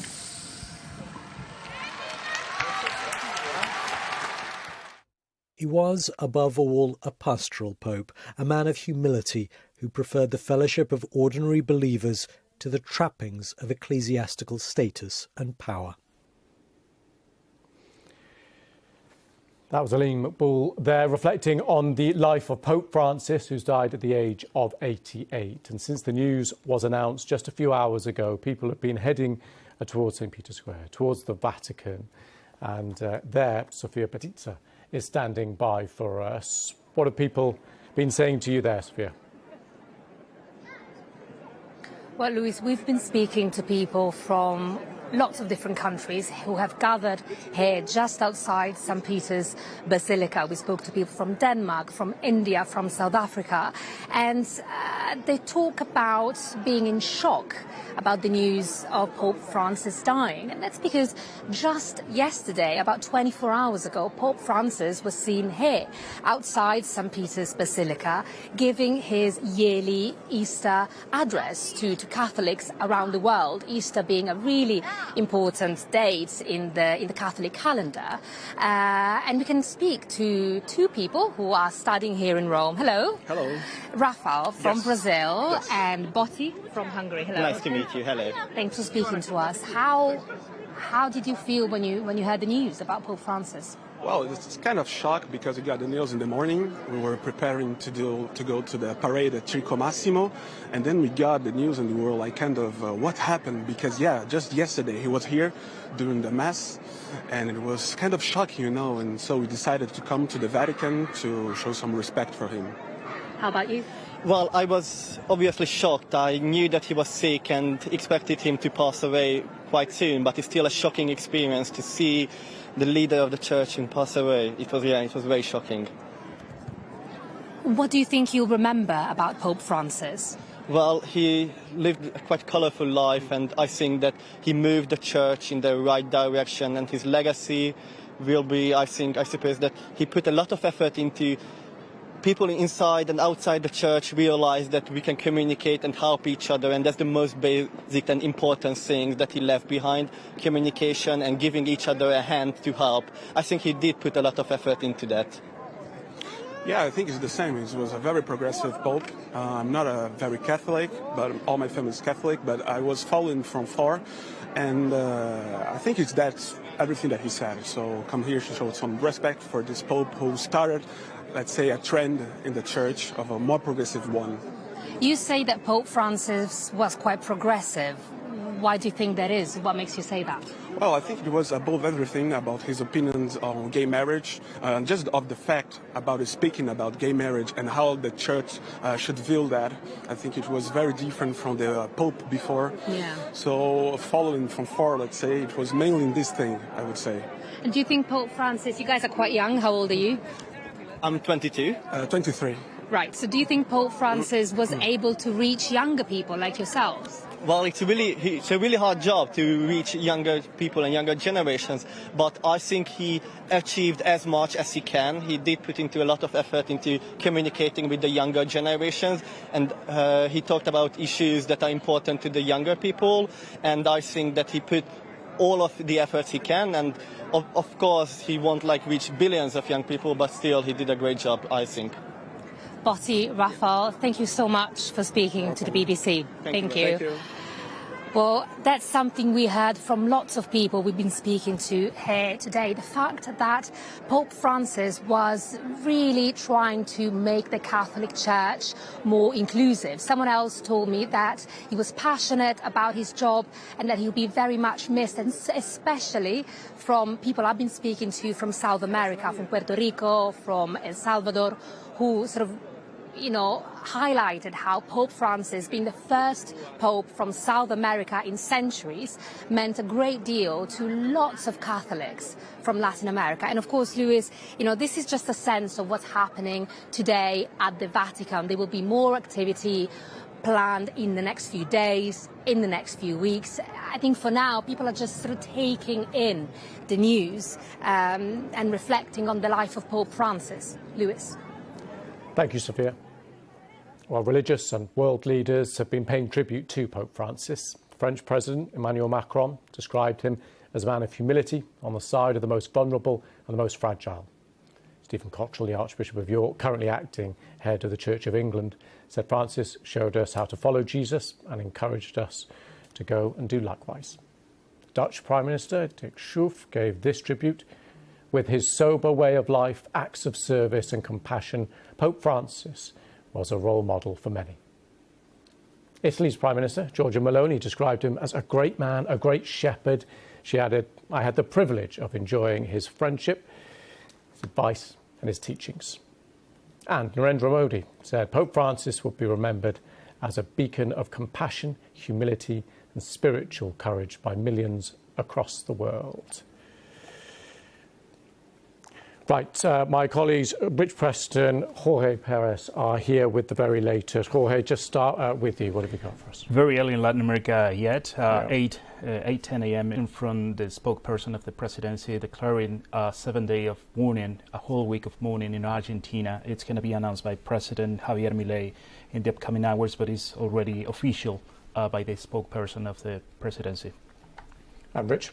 Lewis, we're starting to see reaction coming in from African leaders. The South African President Cyril Ramaphosa says Catholics and people of all faiths are saddened today by the passing of a spiritual leader who sought to unite humanity and wished to see a world governed by fundamental human values. Earlier on, Ethiopia's Prime Minister Abiy Ahmed extended his condolences, saying, "May his legacy of compassion, humility and service to humanity continue to inspire generations to come." And Kenya's President Lewis William Ruto called the Pope's passing a big loss to the Christian world. He praised Francis's unwavering commitment to inclusivity and justice. And just want to bring the latest communication from the Vatican as well, an update effectively on what happens now, on what happens next. It's just a short statement, so I'll just bring you that. The Vatican just communicated that this evening, Monday, April the 21st at 8 p.m. local time, Cardinal Kevin Joseph Farrell will preside over the rite of the declaration of death and the placing of the body in the coffin. So that's 8 p.m. local time there in Vatican. Will be the declaration of death and the placing of the body in the coffin. That process itself actually simplified by Pope Francis whilst he was alive, insisting on a more simple process, one more similar to a normal burial, and in line certainly with those values that he was keen to project of humility, of a simple life and simple values. And already, just hours after his death this morning, we are seeing that legacy effectively carry on in the next stage of this process, a pared back and a slightly simplified version of what would otherwise have happened. Rich, just bring us up to date with the latest developments. Well, Lewis, we're also seeing comments come in from the Palestinian leader, Mahmoud Abbas. Now, he has added his condolences, saying, "Today we lost a faithful friend of the Palestinian people and their legitimate rights." He went on to say that Pope Francis recognised the Palestinian state and authorised the Palestinian flag to be raised in the Vatican. Earlier on today, Israel's President Isaac Herzog praised Pope Francis as a man of deep faith and boundless compassion, saying he saw great importance in fostering strong ties with the Jewish world and in advancing interfaith dialogue as a path toward greater understanding and mutual respect. Okay. Rich, thank you very much. Jorge, thank you too. We're going to speak now to Piero Schiavazzi, Professor of Vatican Geopolitics at the Link Campus, University of Rome. Thank you very much for coming on the programme. First of all, just your reflections. What stands out to you at this moment? I met him 10 years before his election in 2003. So you can imagine how many things now pass in my mind. I would like to say to you something new respecting of all the comments of these hours. This is his legacy, in my opinion. He told me 10 years before being elected, Professor Schiavazzi, there is something new in this new millennium, the power. The power will be anonymous. The power will be anonymous. This is his legacy. He conducted a battle against all the anonymous powers in the world during these 12 years of pontificate. The second thing I would like to say to you, remind the famous musical, I met him in Argentina, okay? There is a famous English-British musical by Andrew Lloyd Webber, Evita. So every Argentine man or woman has grown up in the myth of Evita, even Bergoglio. Remind the words of a famous song, I couldn't stay looking out from the window, the word. I had to change, don't keep your distance. So he didn't want to keep the distance from the people during this last month. The Pope of the hospital, the field hospital, you know his famous definition of the church. The church, in his opinion, is a field hospital. The Pope of a field hospital wanted to die in the field. Until the last moment, until the last Sunday. So I couldn't imagine a better death for him. I couldn't imagine a better death. And if we look he had the death he chose until the last minute. Piero, thank you for that. I just want to talk about some of the things that he did when he stepped out into the world, as you were alluding to there. And if you put yourself in politics, in international affairs, of course you will be criticised, and he certainly was. What do you think his achievements or his failures were in the world of that international geopolitics? Enormous role. 135 cardinals are going to elect the new Pope. Well, in 10 consistories, a consistory is when a Pope elect and chose new cardinals, he has operated the largest redistribution of cardinals and power, because now, since this morning, the power in the church is in the hands of the people, of the 135 cardinals who are going to elect his successor. Well, he operated the largest redistribution of power between nations, cities, and continents. For the first time, we have 23 cardinals from Asia, electors. And for the first time in history, we have 18 cardinals from Africa. Never happened before. This is the geopolitical revolution he operated. If we today can define the church globalized, is due to the work of Pope Francis. The church has always been universal, but for the first time in its history, the church is globalized, and it's not the same thing to say universal and globalized. Universal means from Rome, from the center, from the Vatican, go everywhere. Globalized means that the future managers of the church, the future leaders.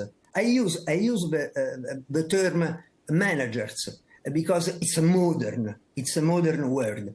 The managers and the leaders of the church will come from abroad. The church, maybe we could have an African or an Asian pope. And this is something totally new, never seen before in the history of the church. Okay, Piero, we really appreciate your time. That was Piero Scaviazzi. Thank you very much for coming on the programme. Thank you.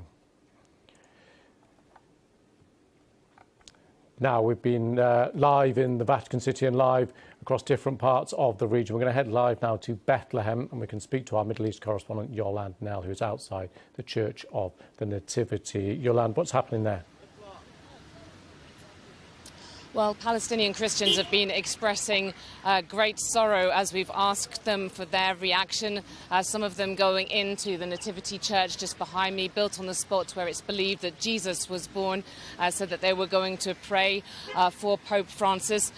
Really, people here remember very much that he was very outspoken always about the need for peace in the Holy Land. He came on his first visit just 1 year after entering into his papal office on really a very memorable trip for people. He held a big open-air mass here in Manger Square, right next to the church, and 8,000 people gathered for that, Palestinian Christians who really came from all over the territories. But what was a kind of defining image of that visit was when he stopped by the wall on the way here that is part of Israel's West Bank barrier that blocks Bethlehem off from Jerusalem. He laid his palm on the wall and he prayed. And later his aide said that he recognized it as a symbol of conflict, as a symbol of division. And what we had heard from Pope Francis more and more recently were comments about the war in Gaza and more criticism of Israel's ongoing military offense. In his last message, he appealed to the warring parties for a ceasefire. And people here really sort of noted that, and many people remarked to me too how it was something they felt a message of great support and solidarity from the Pope, that he would so regularly call the priest of the Holy Family Church in Gaza City. This is where many of the hundreds of Christians in Gaza, people displaced by the war, have been sheltering there. And Yolande, of course, we've been hearing from previous guests about when he spoke out, involved himself in politics, in international affairs, in conflicts. There is always the controversy that goes along with that. That's right. And sometimes, on the Israeli side, there was some anger at some of the comments that were made by the Pope. But he was very careful. For example, in his last statement, he called for a ceasefire. He called on Hamas to release the remaining hostages it's holding. And really, that he said that they should come to aid of a starving people that's aspiring to a future of peace. On the Palestinian side, I spoke to the mayor of Bethlehem, a Christian himself, and he said how Pope Francis was really seen as being a friend of the Palestinian people, one of the few leaders in the world, he said, who was supporting Palestinian rights, and he hoped the next Pope would take up similar positions. Okay. Yolande, thank you very much for that. With me here in the studio, still Rich Preston, who's keeping across the latest developments around the world for us, and Jorge Perez from BBC Mundo, because, of course, as we know, Pope Francis, the first Latin American Pope. And in the region now, it's what is it, Argentina. It's coming up to 8:30. So whilst we've been on air, it's been quite early in the morning, but now people will be awake there and absorbing the news. What reaction have we got? Yeah, we have been hearing reactions from other officials in Latin American governments. The foreign affairs ministers of Mexico, for example, was expressing sorrow for Pope Francis' death, and we are, of course, expecting more leaders in the region to react, because this is known as one of the most Catholic regions in the world. I was mentioning you earlier how popular Pope Francis remained despite some issues that were affecting his popularity. We were talking about corruption within religious institutions in the region. We're talking about how the church managed the situation of the sexual abuse scandals that some priests were implicated, and of course this sort of affected not only the popularity of Pope Francis in the region, but also of the Catholic Church. An example could be the same Argentina. Argentina, when Pope Francis was elected the leader of the Catholic Church, 90% of Argentinians were in support of him being named a leader of the church, but last year, the last survey came to about 64% of Argentinians. It's still higher than some local leaders, but of course you can see what this means for the region and how the Latin Americans perceive Pope Francis. Right, really interesting. Rich, let's come to you. This news broke, 3 and a bit hours ago now. Plenty of reaction around the world, obviously depending on the time zones. Talk us through the latest. Well, Italy's Prime Minister Giorgia Meloni has described him as a great man and a great shepherd. Poland's President Andrzej Duda calling him a great apostle of mercy in whom he saw the answer to the challenges of the modern world. Emmanuel Macron of France describing him as always siding with the most vulnerable and the most fragile. Spain's declared 3 days of national mourning. Lewis, in Austria, black flags will be flown from clerical and religious buildings. The Eiffel Tower is going to go dark tonight. There will be a special memorial mass in Notre Dame. We have heard from J.D. Vance, the US Vice President, who's currently on a trip to India.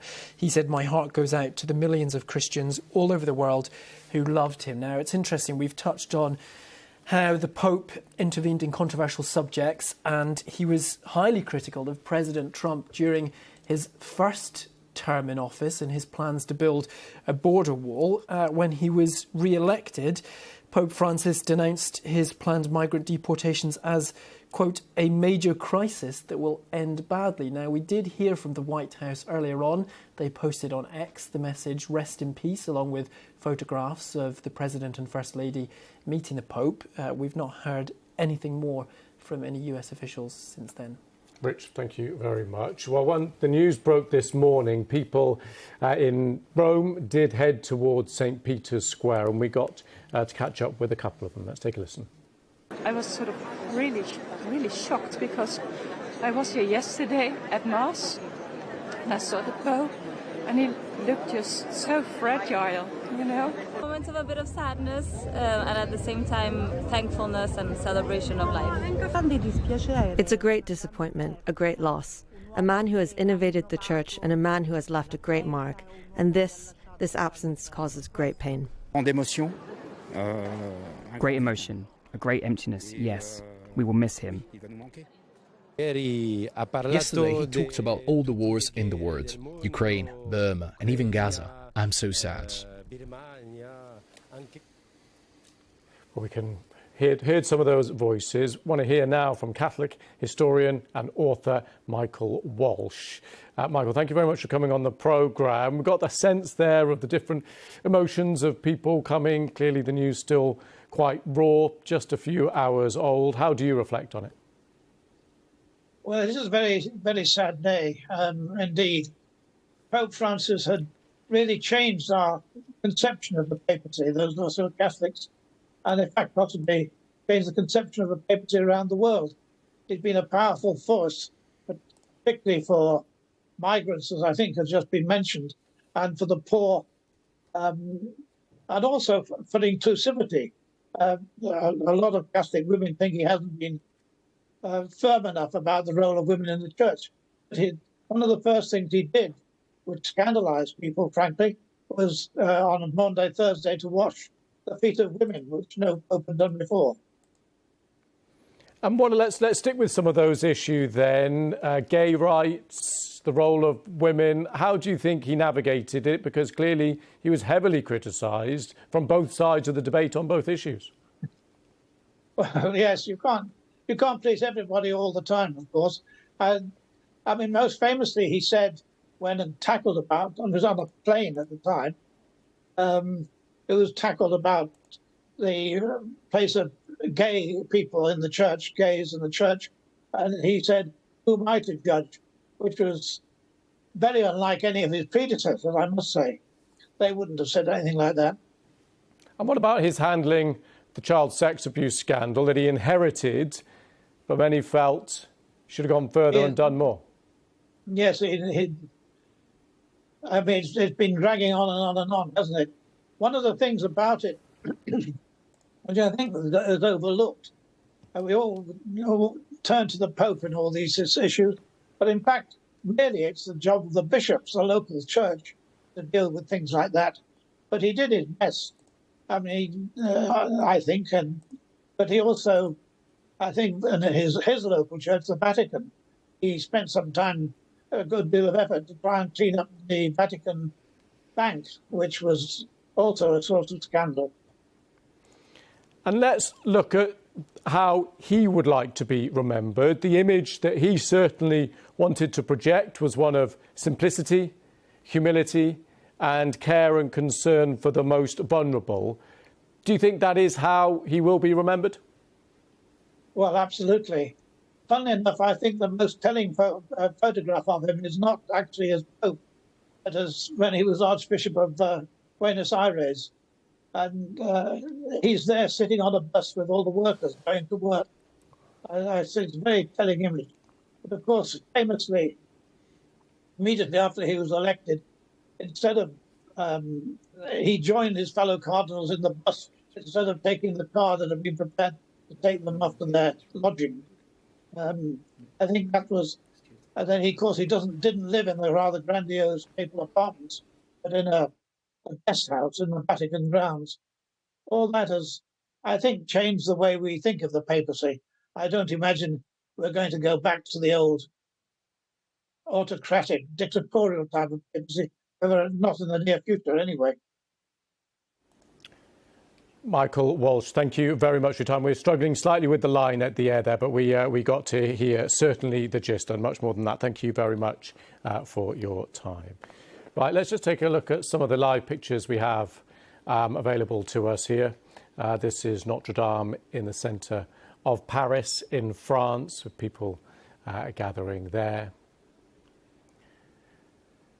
And now let's take a look at the flags being lowered at half-mast at the Vatican embassy there. And Sam Harrison is now standing by for us, our correspondent in central London. Sam, just talk us through where you are there. Afternoon, yes, we're stood outside Westminster Cathedral here. There have been several services that have already taken place this morning. We've been speaking to many people who have come to those services today. They were services which were always planned. They were in the schedule for Westminster Cathedral. But of course, people have been coming here with the new news that Pope Francis has died at the age of 88. A massively poignant and powerful moment for people to walk through these grand doors behind me to attend an Easter Monday Mass here, whilst hearing the news that Pope Francis has passed away. We had over the last hour or so the flagpole just behind me, the Vatican state flag going up at half-mast there.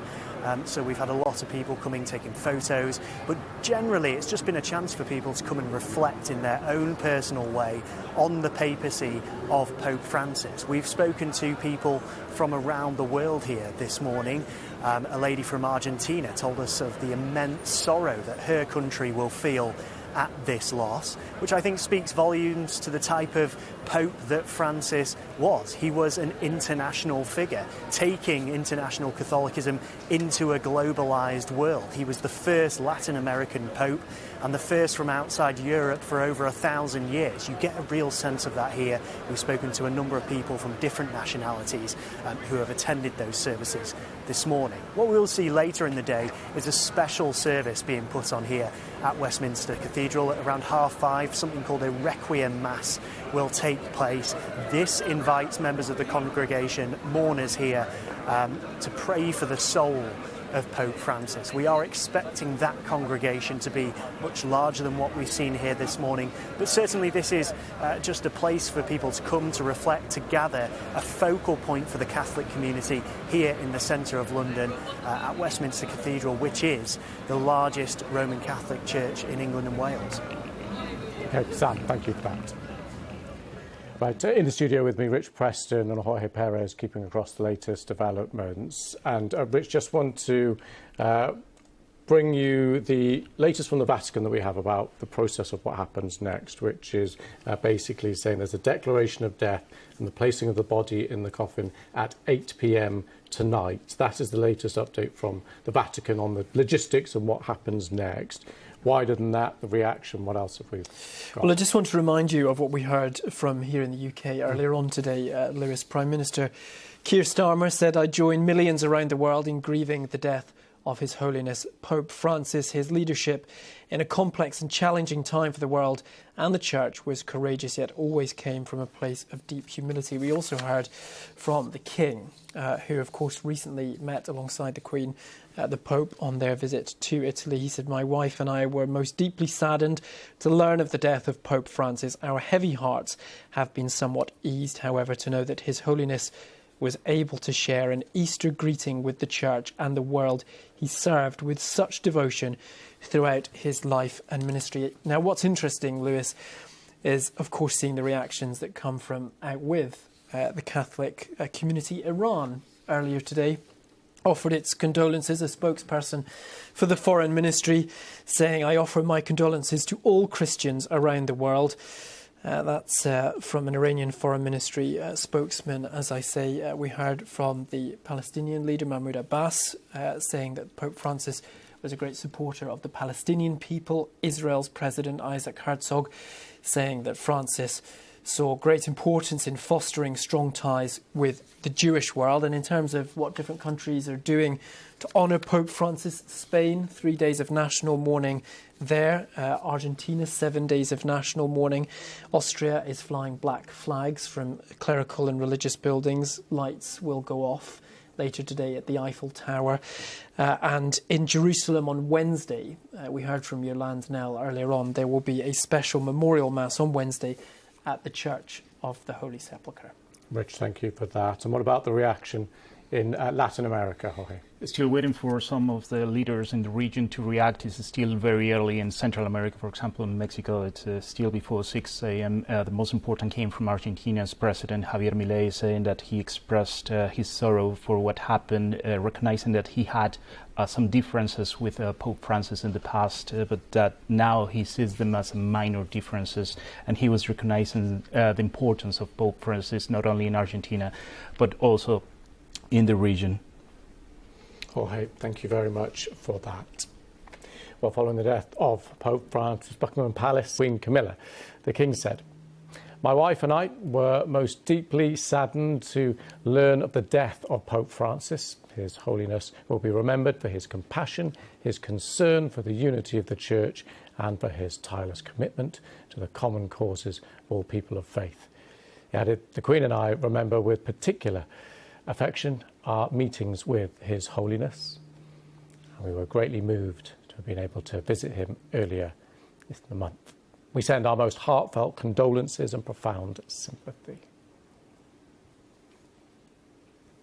So those words from the King, echoing the sentiments of so many world leaders, of course, right around the world. And we've been getting the thoughts and analysis of experts around the world as well. And a little earlier, we heard from Joel Hodge, Head of Theology at the Australian Catholic University in Brisbane.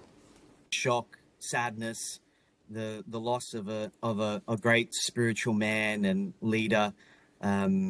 obviously a lot of people thought that he was improving, out of hospital and coming back to us, and seeing him at the Vatican and St. Peter's over the Easter period. So there was hope that he was on the path of recovery. So a lot of surprise and just, sadness at the loss of such a great leader and man of faith.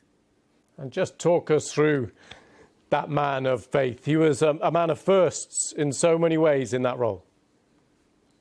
He was indeed a man, firstly, who became Pope not after the death of a Pope, but after the resignation of a Pope. So that was quite extraordinary in and of itself. And then the first South American, Latin American pontiff and Argentinian, a man with an Italian background and a grasp of Italian, of course. So he knew the Italian culture and could work with that context and environment, but coming very much from the outside of that too. So, and with that different perspective, the perspective of the Latin American world and that great concern for the poor, for the migrant, his family being a family of migrants, but also, yes, a great man of spiritual insight and depth. He was the first Jesuit to be a pope from that great religious congregation that St. Ignatius of Loyola started 500 years ago.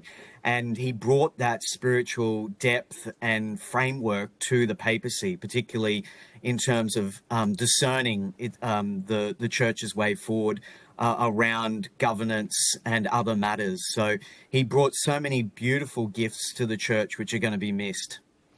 Joel, we've had tributes, of course, from around the world. I just want to read this one, and I'll just get your thoughts off the back of it, if I may, because I'm sure they will reflect the feelings of so many. This is from the former Archbishop of Canterbury here in the UK, Justin Welby, saying this: "It is with a deep sense of personal sadness that I mourn the death of my friend, His Holiness Pope Francis. With our Roman Catholic brothers and sisters, along with the global church and many more around the world, I'm filled with a great sense of loss. He was a Pope who spoke not just to the Catholic Church, but far beyond it. His leadership was felt powerfully among us in the Anglican community. From the very first days of his papacy, he was an example of humility. He constantly reminded us of the importance of serving the poor, always standing with those who face persecution and hardship. During my time as Archbishop of Canterbury, it was a great privilege to work with him in peace building, not least in South Sudan. Over the years, he became a friend, and I will miss him deeply. For his commitment to walking together as Roman Catholics and Anglicans, for his vision, passion, for working for ever greater reconciliation and unity between all Christian denominations, I am profoundly grateful. I give thanks to God for his life and his faithful servant of Christ. May he rest in peace and rise in glory." I just want to pick up that one line there where he says he was a representative of the church, of course, but, quote, far beyond it. And that idea of having a presence right around the world, expanding out beyond Catholic and Christian communities. He was a singular global figure. He drew the attention of just so many people in not only what he said, but how he said it, what he did, the manner of his life. He was a great exemplar of the Christian life, of a great servant of the church. He loved Jesus. He loved the way of Jesus, that way of love, and he just exemplified that in his simplicity and in his humility, and exemplified by his name, Francis, taking that name which no other pope had taken before, in honor of Francis of Assisi, in giving that way of simplicity, of humility, of poverty, of dedication to Jesus and the church. And that resonated not only with Catholics, but with so many Christians and so many non-Christians. And he was a man that reached out to people of other churches and of other faiths. That was very much part of his agenda, so to speak, or his charism, and particularly to the Muslim world. He went just recently to Indonesia, to our part of the world, and visited, the most populous Muslim country in the world. And that visit was such a striking visit, I think, and a great visit of peace, of interfaith relations. And he did that with other Muslim leaders too. So he will be very much missed, not just by Catholics, but by other Christians and non-Catholics around the world, just by the kind of things that he exemplified, the type of person he was. The world is poorer for the loss.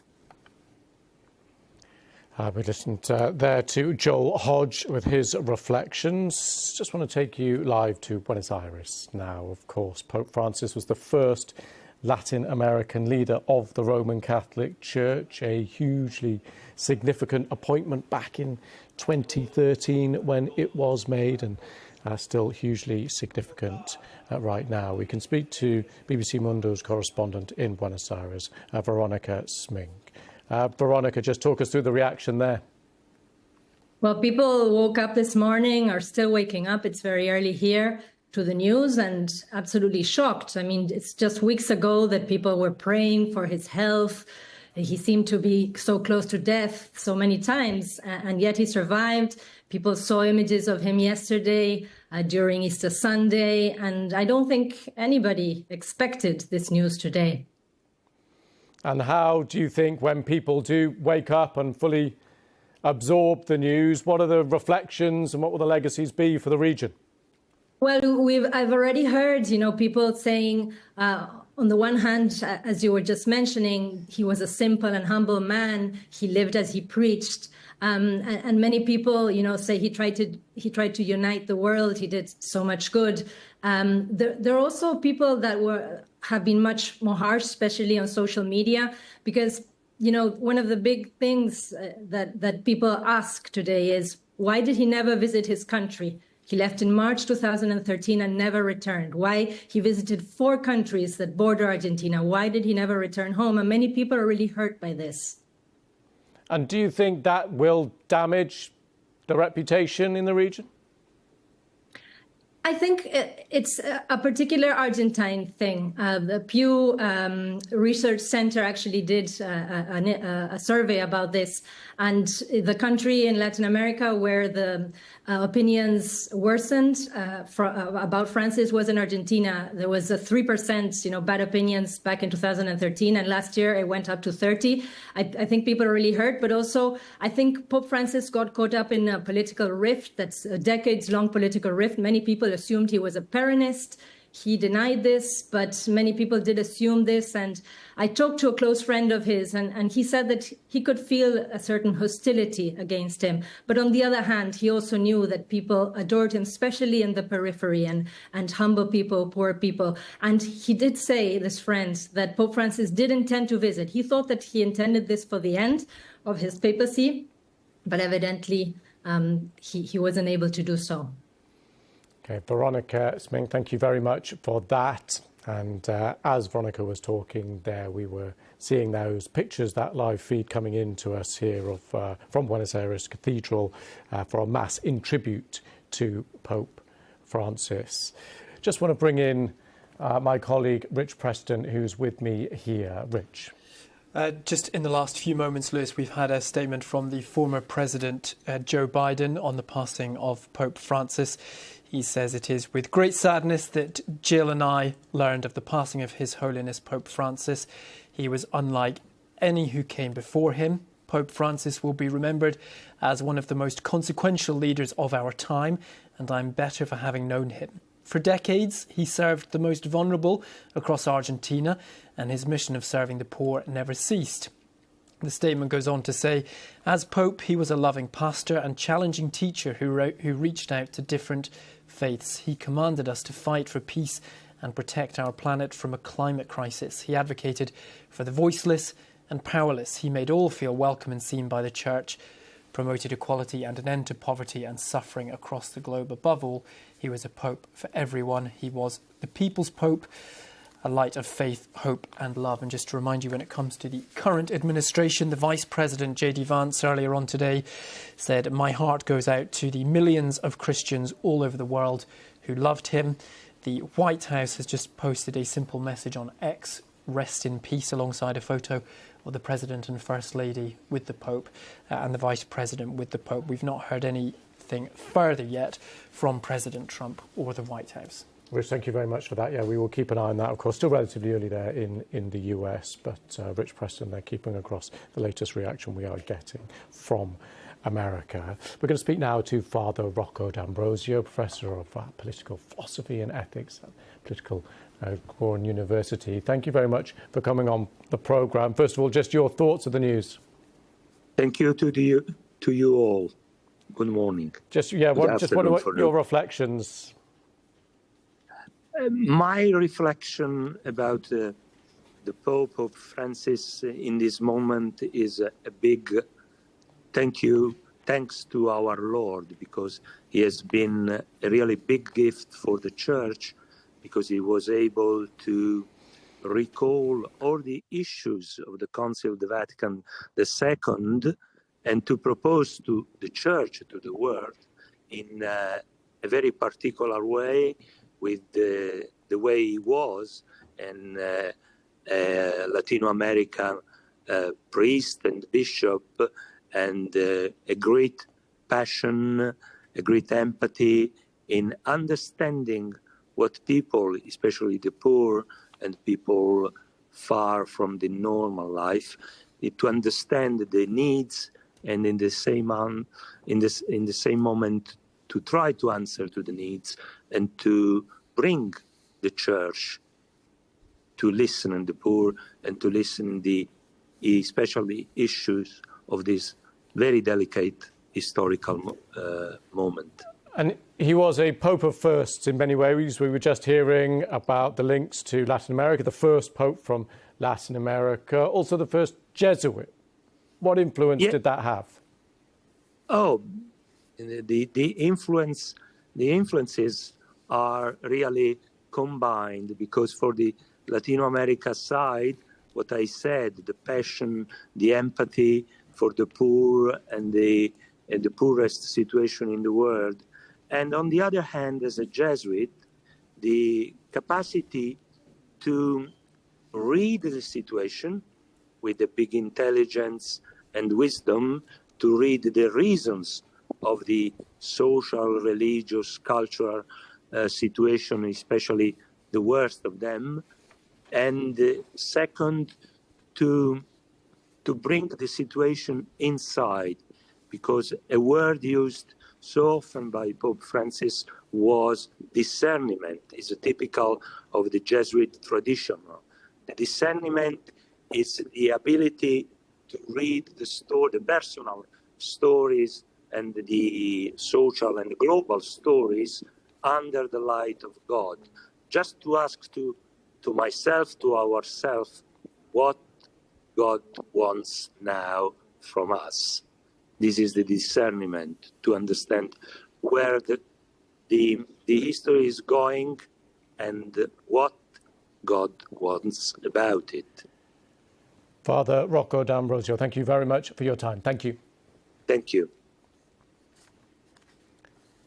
With me here in the studio, Rich Preston still, Jorge Perez still. Rich, just reflect again from you were just bringing us from the US, and any other updates that you have there. That's right, Lewis. A statement from the former President Joe Biden saying it's with great sadness Jill and I learned of the passing of His Holiness Pope Francis. He commanded us to fight for peace, protect our planet from a climate crisis, advocated for the voiceless and powerless, made all feel welcome and seen by the Church, and promoted equality and an end to poverty and suffering. From the current administration, J.D. Vance, the Vice President, said, "My heart goes out to the millions of Christians all over the world."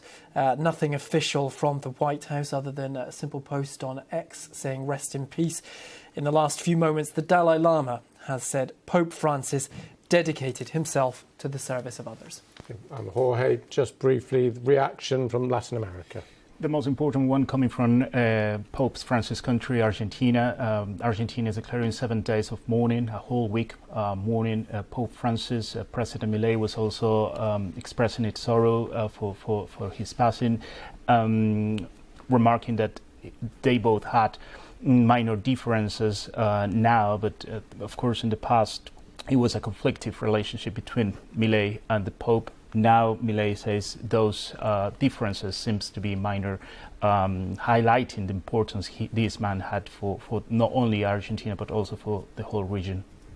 Jorge Perez from BBC Mundo, thank you. Rich Preston, thank you very much for bringing us the very latest over the last few hours to date with the reaction to the death of Pope Francis at the age of 88. It was just after 7:30 this morning when Pope Francis died. This was after making a public appearance just at the weekend. He died on Easter Monday, of course, that hugely poignant and significant time in the Catholic Christian calendar. The Vatican made the announcement just a couple of hours after that, and since then reaction has been pouring in from religious leaders, from world leaders, from millions of people around the world, reflecting on the role, the legacy and their memories of Pope Francis. There is plenty more coverage continuing here on BBC News, but for the moment, I'm Lewis Vaughan-Jones. This is BBC News.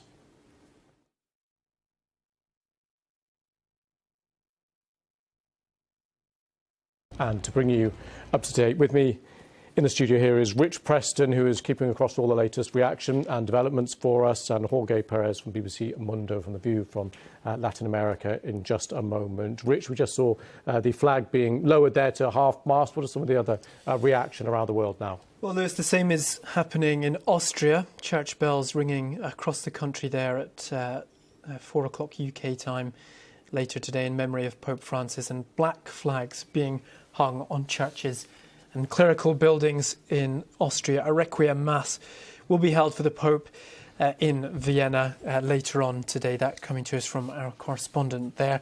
In France today, the Eiffel Tower will go dark this evening in memory of Pope Francis. Staying in Paris, the bells of Notre Dame Cathedral rang out 88 times earlier today, one ring for each year of the Pope's life, and there will also be a special memorial mass there. Spain, you mentioned this earlier, Lewis, has declared 3 days of national mourning to honour Pope Francis. And there has also been a special memorial mass announced that will be held at the Church of the Holy Sepulchre in Jerusalem, which is, of course, a vitally important site in the Christian community. Rich, thank you for that. Jorge, if we just come to you, of course, this was a Pope of firsts, as I mentioned, and will be mentioned quite a lot now in the days ahead, because one of the first, the Pope from Latin America, a hugely significant figure in the region. Just talk us through, in practice, how it played out. What was the significance, what he achieved? Of course, being a Latin American Pope meant that he was keen to the problems of the region and to the political context. For example, we saw him between 2014 and 2015 mediating between the United States and Cuba, trying to make that relationship better, and actually somehow he achieved that until President Donald Trump was elected in the first time. All those changes and mediation that took place that meant that the United States, for example, reopened its embassy in La Habana. All that was reversed when Donald Trump was in his first term. But we can also talk about, for example, the peace dialogues between the Colombian government and the far left guerrilla, las FARC, in Colombia. The Catholic Church under Pope Francis also took an important role mediating between both parts. Quite popular among those that saw him as someone who was representing the majority of a region where most of the people are poor, but also having some conflicts between conservative sectors. He traveled 10 times to the region, never traveled to Argentina, something that calls the attention to many people over there. Apparently, he didn't want to mess up with the internal political situation from his position as a leader of the Catholic Church. But we are seeing the reactions just started to take place right now. It's very early in the morning right now in Latin America. Argentina, one of the first countries to react. Already President Milei reacted to his death, the first country. saying that he deeply sorrows what happened with the Pope, with whom he had minor differences today. And we're expecting to hear more from other leaders in Latin America. Jorge, thank you very much for the moment. And to bring you up to date, with me in the studio here is Rich Preston, who is keeping across all the latest.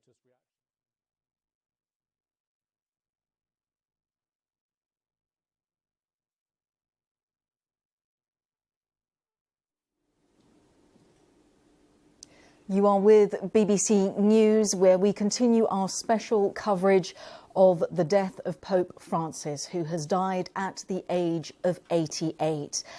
I'm Kasia Madeira, and I'll be guiding you through the next hours as we hear more tributes about the first Latin American to lead the Roman Catholic Church. He died at 7:35 local time on Easter Sunday. We are live at Vatican City, where mourners and pilgrims continue to gather in front of St. Peter's Basilica in St. Peter's Square on this developing story that Pope Francis has died at the age of 88.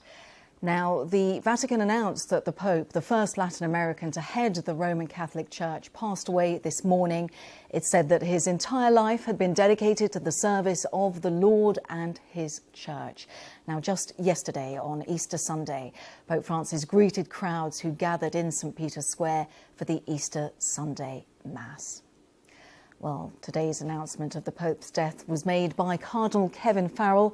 He will preside over the conclave to elect the next Pope. Dear brothers and sisters, with deep sorrow I must announce the death of our Holy Father Francis. At 7:35 this morning, the Bishop of Rome, Francis, returned to the house of the Father. His entire life was dedicated to the service of the Lord and his Church.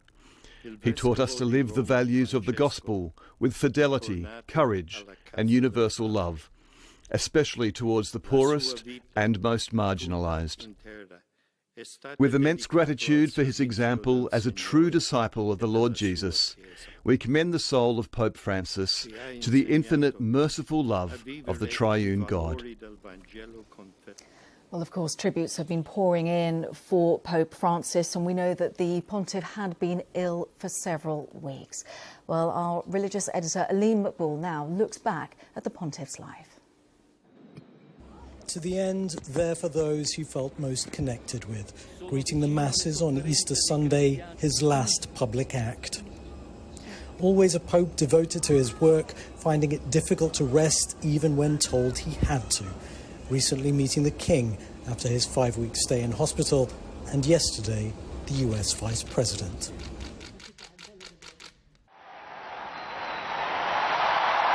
His surprise election in 2013 would mark a more radical break with the past than many expected. Jorge Bergoglio did have Italian roots, but was born in Argentina. While studying for priesthood, he worked briefly as a nightclub bouncer. While many fellow Jesuits were jailed and tortured during Argentina's military dictatorship, he rose to become Archbishop of Buenos Aires, some accusing him of forging too close a relationship with the regime. As Pope, he greeted his flock, having taken the name of a saint who championed the cause of the poor. Francis signalled that his pontificate would be rooted not in Rome, but in the lives of believers around the world, and especially those on the economic margins. His style was informal, even when conducting ceremonies, and his first act as Pope was to pay his own hotel bill. In his early gestures, like washing the feet of the elderly and prisoners, he showed desire for his priests to be closer to the disadvantaged. He spoke out for the protection of migrants and refugees, laying a wreath on the waters where so many died on their perilous journeys. He travelled widely, drawing energy from the crowds. In Brazil, 3 million gathered on Copacabana Beach. And in the Philippines, he broke records for the world's largest mass, as 6 million turned out to join him. He linked economic inequality to the environment. In a video launching a papal encyclical, he said climate change amounted to rich countries inflicting damage on poor ones. The Pope of the Holy See! In 2015, he became the first pope to address the US Congress. I am most grateful for your invitation, telling the world's richest nation to take care of Mother Earth. God bless America. He apologised for the scandal of sexual abuse of children by priests. His words here spoken by a translator. God weeps for the sexual abuse of children. On a visit to Ireland, the first by a pope in almost 40 years, he apologised to victims at almost every event, but scandals continued to emerge. His papacy marked something of a change of tone on the subject of homosexuality, early on remarking, "Who am I to judge?" when talking about a gay bishop. But some progressives argue that in practical terms, the Vatican's stance and the Church's teachings have changed little. Even so, conservative Catholics viewed him with suspicion. But in some ways, he was as traditional as Pope John Paul II, whom he made a saint. And he had very conservative views on abortion, contraception, surrogacy and gender reassignment. His style of papacy, though, couldn't have been more different to his immediate predecessor, Benedict XVI, whose funeral he presided over. Through the scores of cardinals from the developing world he appointed, he changed the complexion of the church hierarchy, consolidating a shift in the centre of gravity of Catholicism away from Europe, where it was in decline, toward Latin America, Asia and sub-Saharan Africa. In recent years, Pope Francis was beset by health issues, most noticeably affecting his mobility. In February, he was admitted to hospital with pneumonia in both lungs, but was focused on being able to return to participate in Easter celebrations, a goal he managed to fulfill, greeting the crowds in Rome. Cari fratelli e sorelle, buona Pasqua.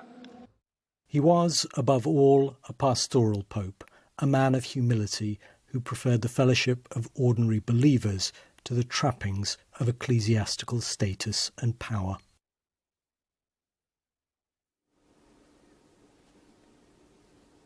Aleem Maqbool there, our religion editor, reflecting on the legacy of the late Pope Francis, who, of course, we are learning about much more about him. He passed away this morning at the age of 88. Tributes are pouring in, understandably, and we know that Donald Trump, the US president, has said rest in peace after hearing of the Pope's death, posting that on social media. We heard there in Aleem's report and that reflection of the pontiff's life that he had a troubled relationship with the new Trump administration before his health took a turn for the worse. Pope Francis was navigating a politically sensitive moment early in February before he was hospitalised for double pneumonia. He issued a rebuke of the Vice President, J.D. Vance's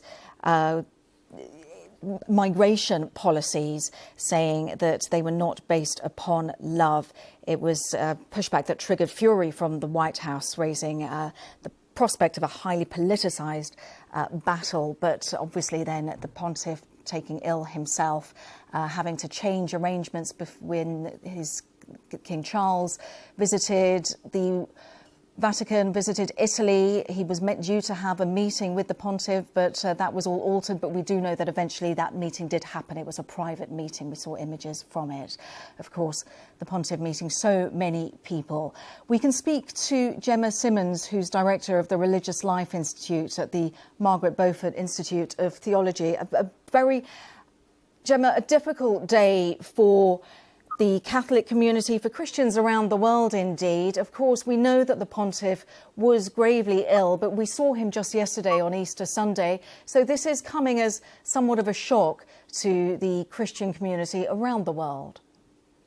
It does come as a shock, but it also speaks volumes about his fortitude.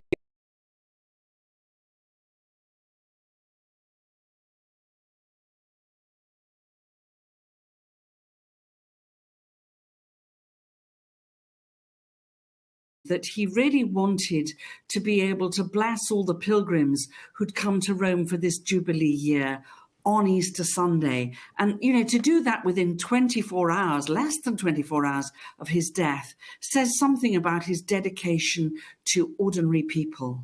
Yes, indeed. And Sister Gemma, just when it comes to his work ethic, we know that even when he was in hospital, in Gemelli Hospital in Rome for very much aware and conscious and still working, much to the chagrin of his doctors, arguably, who wanted him to rest, who wanted him to just take a little pause, given the gravity of his illness. I can understand it from that point of view, but I think from his point of view, he wanted to go on living till the last moment, not just preserving his own health. I think that was probably fairly low on his agenda, really. Indeed.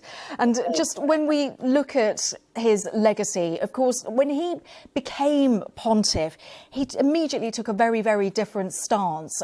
For example, he was standing rather than sitting as the conclave greeted him. This idea of humility was at the very essence of his papacy.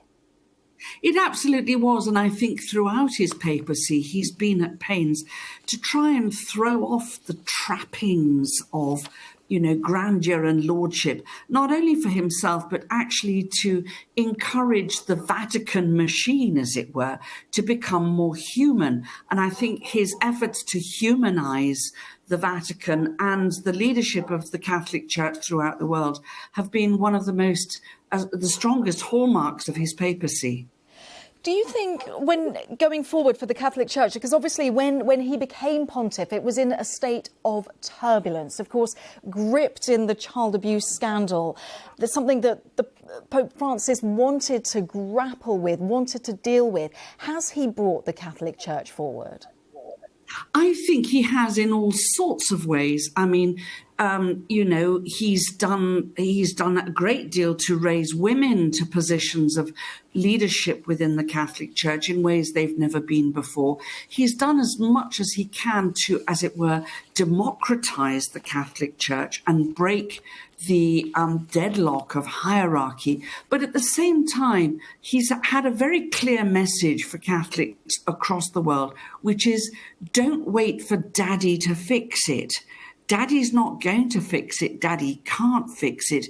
You have to be the solution to the problems that you see. And that's been a challenge. It's been a challenge that's not always been very welcomed by those of us who say, well, it's all very well to say that, but we're still struggling with structures that we find difficult to bend.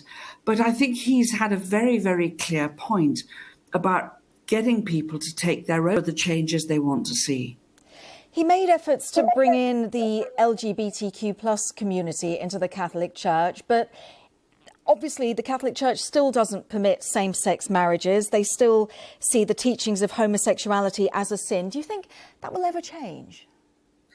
I think it's unlikely that Catholic doctrine will change, but I think the understanding of faithful, committed, long-term relationships being blessed by God. He made that very, very clear, that God is love and anyone who lives in love lives in God and God lives in them.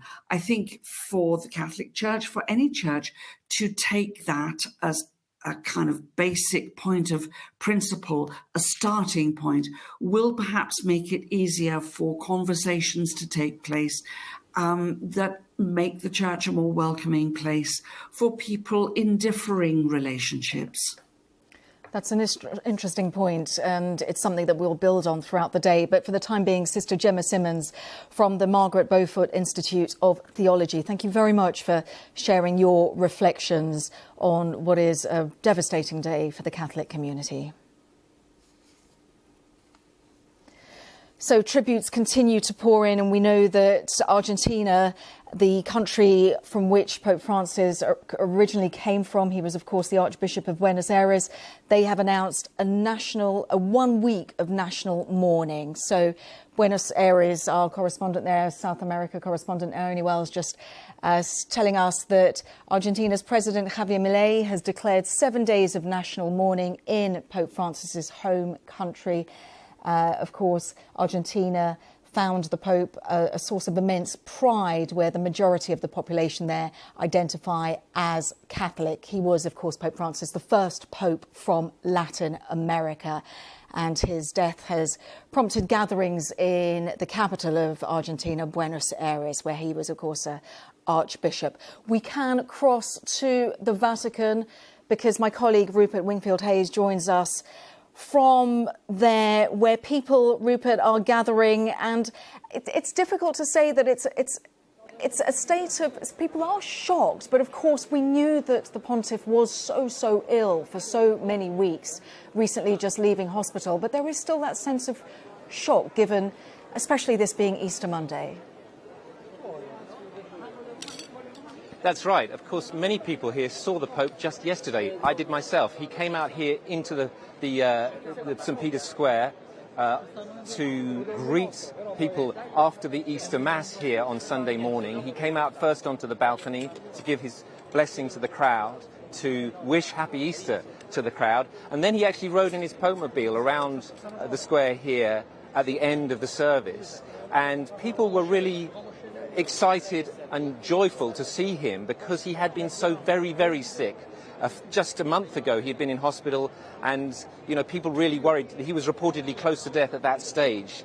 He had double pneumonia, very seriously ill, but then he came out of hospital. He seemed to be making a recovery, and then he made this appearance here yesterday for the Easter service. And many of the people we spoke to here yesterday expressed real joy at seeing him on the mend. They said they had been praying for him.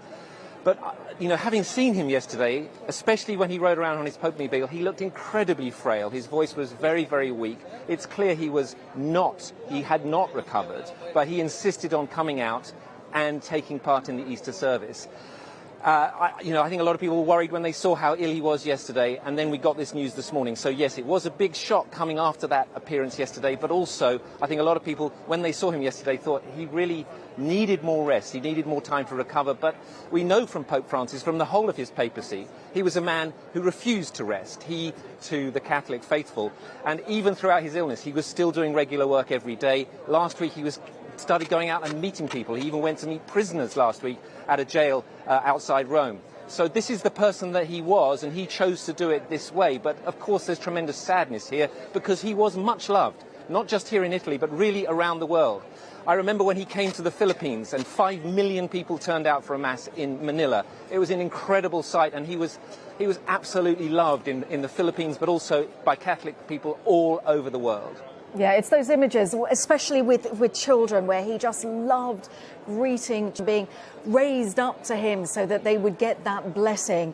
Just when it comes to the next few moments, we know that the Vatican has been issuing some updates. Our understanding is that the coffin of Pope Francis will be laid at 6 o'clock GMT, so that will be around 8 o'clock local time in Italy. Do we know what happens next? Because obviously these processes are hundreds of years old in terms of the next process of after the death of a pontiff. Yes, Cassie, absolutely. There is very much a very carefully laid out process that will now take place. As you say, the Vatican has announced that the Pope will be placed in his coffin at 8 o'clock tonight local time. They are holding a meeting later today to decide the exact schedule of all the ceremonies that will then take place. But we do know from past precedent that the Pope will lie in state in St. Peter's Basilica behind me for at least 3 days, and people will be permitted to process past his coffin. We expect tens of thousands, if not hundreds of thousands of people to turn out here to do so. There will be an official 9 days of mourning. Now, I don't know exactly when that mourning period will start, but it will either today or tomorrow. That means there will be 9 days, and then there will be a state funeral held at the end of that 9-day mourning period. But obviously they have to gather in all of the cardinals and all of the clergy from around the world to come and attend the Pope's funeral. And then after the funeral is complete, then they will move into the conclave and the process of choosing a new Pope. They will gather, the cardinals will gather in the Sistine Chapel behind me here, and they will sit in conclave until they have voted on a new pope. So this is going to be a long process of at least several weeks, but it is pretty much set out. This is how it happens, and this is how a new pope is chosen and how the pope's funeral will take place. Indeed, Rupert, the process is there, and of course it will not happen overnight, to your point, but for the time being, thank you so much for joining us from just outside St. Peter's Basilica and, of course, Vatican's St. Peter's Square there, where so many are still gathering, just trying to process this news. Because to Rupert's point there, of course, we knew that the pontiff had been so very, very ill, but there is still a sense of shock as the Catholic community, the Christian community, and indeed the whole world just deals with the announcement that the Vatican gave earlier this morning that Pope Francis has died at the age of 88. He had served as the pontiff for 12 years.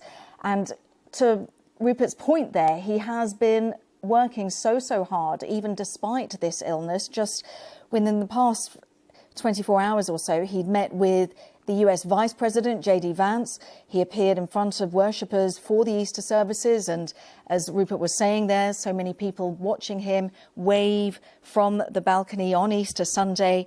And previous to that, at the beginning of April, he'd met with King Charles and Queen Camilla, the British royal family, who had that state visit in Italy, and there was a question mark over whether the pontiff would be well enough to receive them. But he did have that private meeting, and we had the photos released from that private meeting. Of course, the pontiff only relatively recently just out of hospital after spending 5 weeks recovering from double pneumonia in Gemelli Hospital in Rome. So the world awakes and is reflecting what has happened, given that the pontiff was just seen just yesterday on Easter Sunday, blessing everybody who'd joined and who were there outside St. Peter's Basilica in St. Peter's Square, a square that holds around 10,000 people during this most important week within the Christian calendar. Also important because this is the Jubilee year for the Catholic Church, and that is a year that happens every 25 years. And it's important because this is a time where Catholics around the world are encouraged to make that pilgrimage to the Vatican in the heart of Rome as part of their Catholic faith, a time of reflection. It's described, the pilgrim year, as a time for Catholics to make that pilgrimage so that they can reflect upon their faith. But that meeting there with King Charles and Queen Camilla very much still did go ahead, despite so many worries over the pontiff's fragile health, having been in Gemelli Hospital being treated for double pneumonia. So we have been hearing much more reaction from the public in St. Peter's Square. I was sort of really shocked because I was here yesterday at Mass and I saw the Pope and he looked just so fragile, you know. Moments of a bit of sadness and at the same time thankfulness and celebration of life. It's a great disappointment, a great loss. A man who has innovated the church and a man who has left a great mark. And this absence causes great pain. Great emotion, a great emptiness, yes. We will miss him. Yesterday he talked about all the wars in the world, Ukraine, Burma, and even Gaza. I'm so sad. So just an update coming from the Reuters news agency saying that the pontiff's body could be moved to St. Peter's Basilica as early as April the 23rd. That's according to a Vatican spokesperson. We understand that his body will be moved to coffin a little bit later on this evening, and the Vatican spokesperson saying that the pontiff's body could be moved to St. Peter's Basilica as early as April the 23rd, so within the next few days, for that process then to start, where people will be filing past the pontiff's coffin in St. Peter's Basilica, just in front of course, St. Peter's Square, where so many people are now gathering in the heart of Rome. Another important place to go to, something that was very much the Pontiff had spoken out of, is the issue of peace in the Middle East. So we can speak to our Middle East correspondent, Yolande Knell, who joins us from Bethlehem, the birthplace of Jesus, who we mark this Easter weekend as having been resurrected. Yolande, peace in the Middle East was something that the Pontiff often spoke out about. That's right, and Palestinian Christians who have been coming here for the end of their Easter holiday, many of them going into the Nativity Church built on the spot where it's believed Jesus was born. They said that they were going to be praying for the Pope. They're just very sorry about him. A lot of people spoke about him as having been a good friend of the Palestinian people and of having stood up for rights of Palestinian Christians in particular. Now, back in 2014, very early on, after the Pope took office, he came on a Holy Land trip, and right here in Manger Square, pretty much on the spot where I was standing because I was lucky enough to be watching that event, he presided over an open-air mass here with thousands of Palestinian Christians who'd come from different parts of the territories. But really a defining image of that day was what happened on the way here when he stopped by the high concrete wall at the edge of Bethlehem that blocks the road to Jerusalem. It's part of Israel's West Bank barrier. It says put there for security reasons. Palestinians see it as a land grab, and the Pope put his hand on the wall and made his own prayer for peace. And you still have pictures of that up around the square. Yolande, so as people reflect, obviously this is a really important moment in the Christian calendar as well, and you being at Bethlehem, the birthplace of Jesus, particularly important. Obviously shock globally around the world, given that this is happening over Easter. That's right. And as I said, you know, people are themselves foreign pilgrims coming to Bethlehem. They're visiting the Holy Land themselves at this time. And so news of the Pope's death, particularly for the Catholic community, has come, really has hit people very hard. Also for Palestinian Christians, people are usually from the Latin order or from the Greek Orthodox side in the Palestinian Christian world. And a lot of people have been talking to me about how the Pope would speak even in his last Easter message about the situation in Gaza. He called in his last Easter message for a ceasefire there. He'd been increasingly critical of Israel's renewed military offensive in Gaza, calling conditions there dramatic and deplorable. And local people were all very familiar with this story about how he would call very frequently to a priest in Gaza City at the Holy Family Church, the Catholic church there, to check on his well-being and that of the Christians in Gaza, many of them staying at that church in the compound for safety, having been displaced from their homes during the war. Yolande, as always, thank you very much for just talking us through the concerns that the Pontiff had. Yolande Knell there joining us from Bethlehem, of course, the birthplace of Jesus, and this being Easter, this particularly poignant time, a very important time for the Christian calendar. Of course, Christians around the world marking and celebrating the resurrection of Jesus.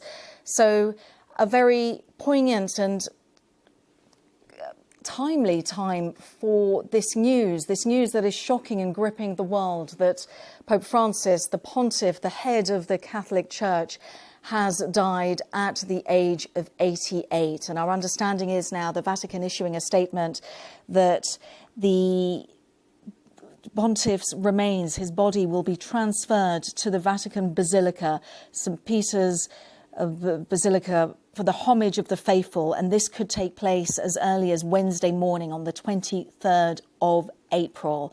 The Pope's body possibly being moved to St. Peter's Basilica as early as Wednesday morning. Of course, these are just some of the statements coming from the Vatican, but we know that also potentially he will be interned in a coffin this evening.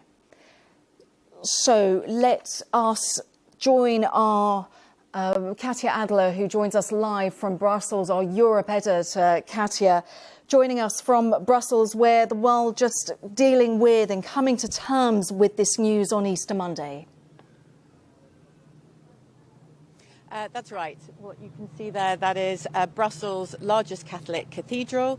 Catholicism is the majority, the largest religious grouping in Belgium. And if you look right across Europe, you'll see that although church attendance has really gone down over the years, it's still marked very much by Catholic tradition right across Western Europe. And if you think about France, for example, the glittering Eiffel Tower known to be lit up at night, it will be in darkness tonight as a mark of respect and mourning for Pope Francis. Emmanuel Macron, the president of France, was one of the first to speak out today to express his condolences. We've heard from leaders right across Europe, including from Europe's largest country, Germany. Friedrich Merz, the chancellor there, saying that the pontiff was a man of humility who sought peace and justice. He was not without his controversy right across the world, not just here in Europe, but here in Europe he often came under fire. It was felt for not pursuing enough the perpetrators of child abuse within the Catholic Church. But he was seen as a man of peace, and he did speak already this Easter weekend.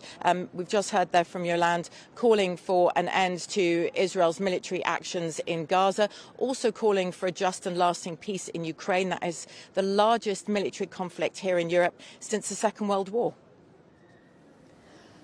Katia, thank you very much. Katia Adler there joining us from the heart of Brussels. Thank you for just reflecting on the many challenges that Pope Francis had throughout his papacy. We can also cross over to my colleague Mayeni Jones, who joins us from Johannesburg, because arguably, Mayeni, 20% of the world's Catholics are from Africa. What did the Pope mean for the African continent and the Christians and the Catholics there? He meant a great deal, and I think it's reflected in the fact that we've already gotten statements from heads of state across the continent of different religions, from the president of Nigeria to the president of Egypt, Kenya, and even here in South Africa. The African Union released a statement saying that the Pope's voice carried moral clarity in an increasingly fractured world. And many African Catholics respected the Pope for not just speaking about some of the conflicts that have been mentioned by my previous colleagues, obviously the war in Ukraine and the conflict in the Middle East, but for also trying to shine light on some of the world's quote-unquote forgotten conflicts. Even yesterday during his Easter message, he called for peace in Sudan, in South Sudan, in the Democratic Republic of Congo. And he carries the admiration of a lot of Africans, because not only did he talk about these conflicts, but he physically visited these countries. In 2023, he went to the DRC as well as South Sudan, which is the world's youngest nation. He was met by millions of Catholics there. The DRC has the largest number of Catholics anywhere on the continent, and that got a lot of respect for the Pope, because he was willing to put himself physically in those positions. There are an estimated 281 million Catholics across the African continent who will be mourning Pope Francis and remembering his calls for peace, but also his calls for respect for migration and issues that really matter to Africans. Yes, migration is certainly something that he felt very strongly about, and came to loggerheads with the Trump administration as to their policy. Just reflect for us, Mayeni, obviously now a lot of interest will be where the next pontiff will come from. Is the African continent, is that a possibility? Will there be possible contenders from the continent? Absolutely, that's what the millions of African Catholics will be hoping, that perhaps this is the time for Africa to finally have an African Pope. There are a few people in contention.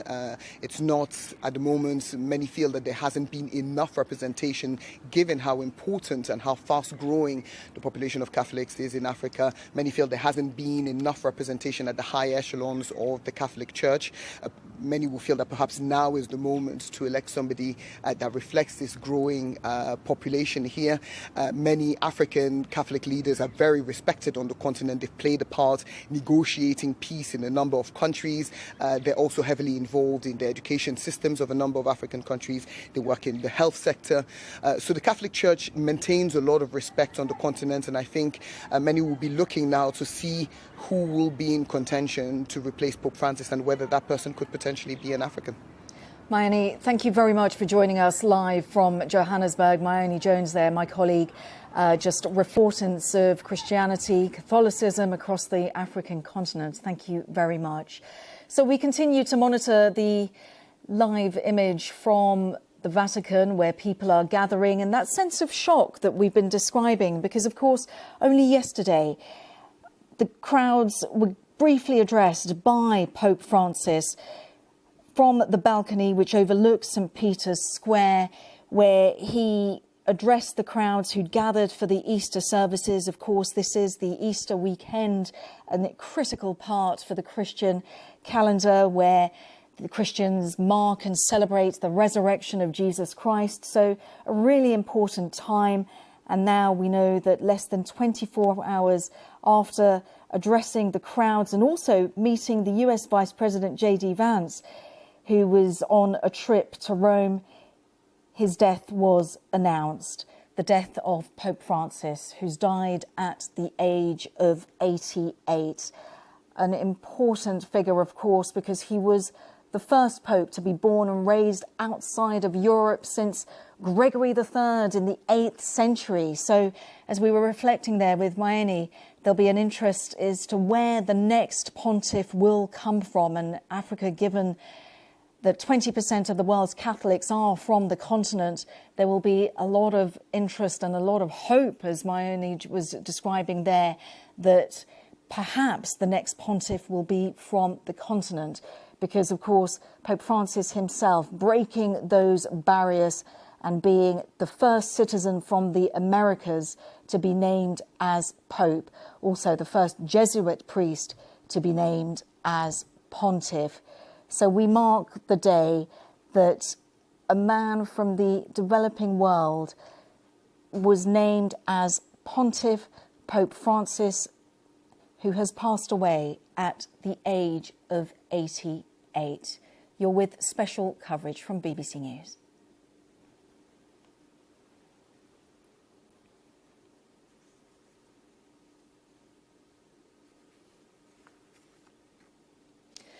You are with BBC News as we mark the solemn day on the day that Pope Francis has passed away at the age of 88. The Catholic Church's first Latin American pontiff, who was renowned globally for his humble style, for his concern for the poor, humility, a humbleness that was very much at the heart of this pontiff's belief, how he led the Catholic Church. His death announced by Cardinal Kevin Farrell, the Vatican Camerlengo. 88 years old, he served as Pope for 12 years. The Vatican announced the death, and the world's Catholic community in shock. Though, of course, we do know that the pontiff was ill, very gravely ill, for many, many weeks with double pneumonia. He'd suffered from poor health throughout from his young age, actually, having been hospitalised for pneumonia previously. So we mark this solemn day on the day that the Vatican announces the death of Pope Francis. We can stay in the Vatican but join our next guest, a Vatican expert, Susie Hodges. Susie, you briefly met Pope Francis and you also covered the resignation of Pope Benedict because you had worked as a journalist for many, many years with Vatican Radio News. Just remind us of that tumultuous day, because of that tumultuous time for the Catholic Church, because Pope Francis had become pontiff after what was a really tumultuous moment, given the resignation of Pope Benedict, something that hadn't happened. It was a really difficult time for the Catholic Church. It was indeed. It was 600 years since the Pope had stepped down voluntarily, and it was a bombshell. Not even some of us who were in the Vatican. I think only his inner circle must have known what he was about to do, because it was literally a bombshell piece of news for all of us in the Vatican when Pope Benedict stepped down. And obviously, huge sense of shock. And it was great that they were able to fairly quickly coalesce around a new candidate for the papacy, and Pope Francis was elected, quite early on in the conclave. And of course, a very different figure from his predecessor.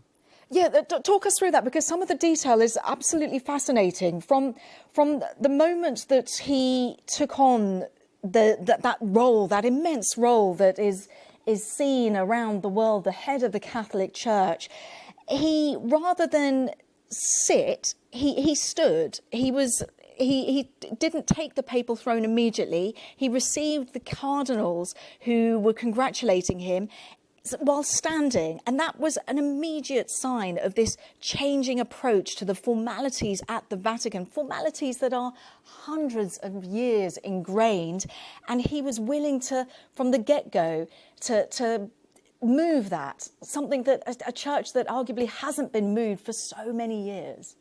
Yes, you're absolutely right. He right from the start, shunned those formal trappings of the papacy, wanted to adopt a much more informal style. But, people who'd known him even when he was Archbishop of Buenos Aires in his native Argentina, he was famous there for having sold the luxury residence, going to live in a small flat.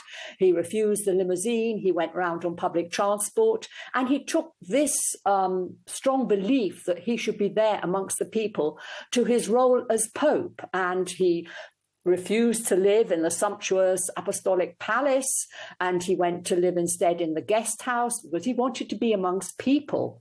He loved being amongst people. He thrived in their presence. He thrived in their presence, and he took on the name of Pope Francis following the saint of Assisi, that is the name that he assumed, that kind of simplicity of life, what Saint Assisi is renowned for. But of course, he had so many challenges when he took over, not just the fact that Pope Benedict had just resigned, but there was turbulence within the Catholic Church. They were grappling with the child sex abuse scandal that the church was really struggling with, the Catholic Church, and he did his best, but arguably he did come under a lot of criticism for possibly not doing enough. Yes, he did come under criticism for not doing enough, perhaps particularly on the sex abuse scandal. I think you could say his record there was mixed, but he certainly moved things along. And as you said, it was in a state of shock and scrambling. There'd been not just the sex abuse scandal, there'd been the Vatican scandal under Pope Benedict, with his butler having, leaked details of the infighting that was going on in the papacy. But I think, as you say, right from the start, he was informal. His very first words from the balcony were so informal. It was buonasera, good evening, and, please pray for me. And he always wished people to have a nice meal and everything. He really had that homely touch. But yes, he did have to grapple with a lot of issues during his 12-year reign.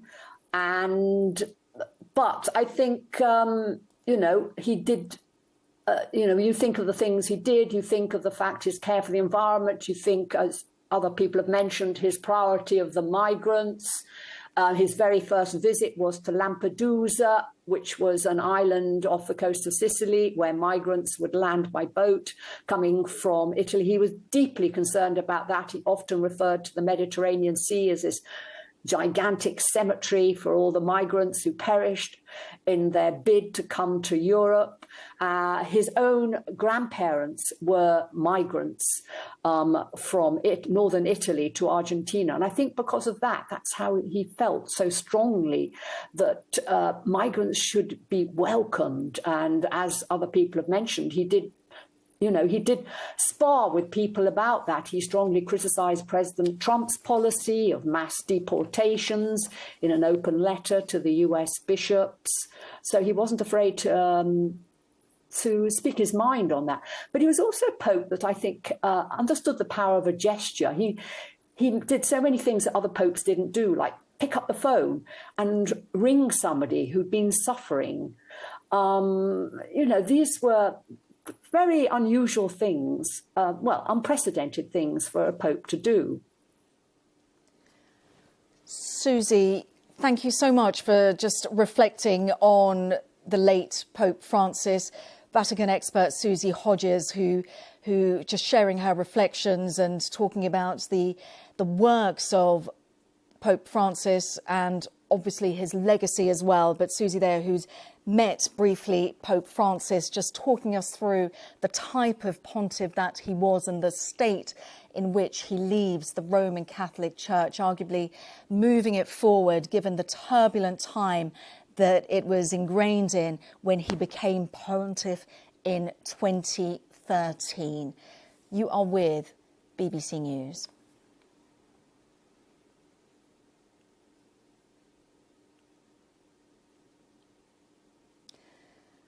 You're with BBC News as we reflect upon the late Pope Francis, having heard that news earlier on today from the Vatican that the world's first Latin American leader of the Roman Catholic Church has died at the age of 88.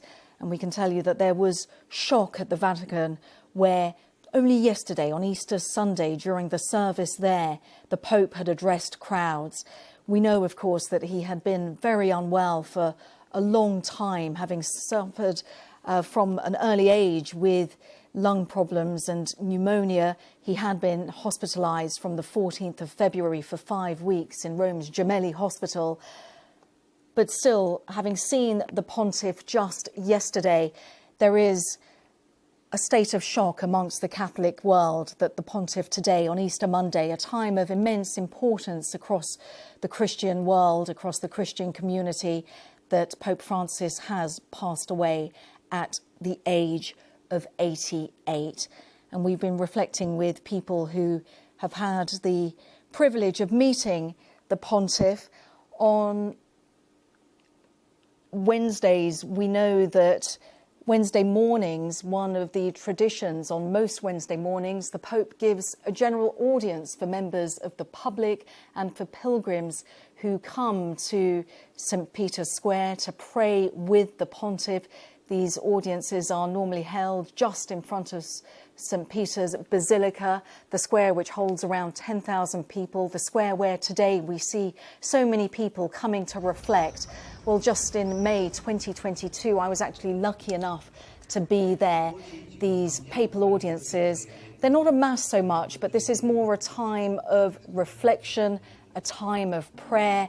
And this is images that I'm sharing with you from a moment that normally begin with a short reading from the sacred scripture, and then after that the Holy Father then gives a homily based on the reading. Then indeed shorter summaries of what he said are offered in 8 major languages for the thousands of people who come for these audiences on Wednesdays. They then conclude with the Holy Father giving his apostolic blessing, and following the audience a small number of people have the opportunity to then greet the Holy Father personally.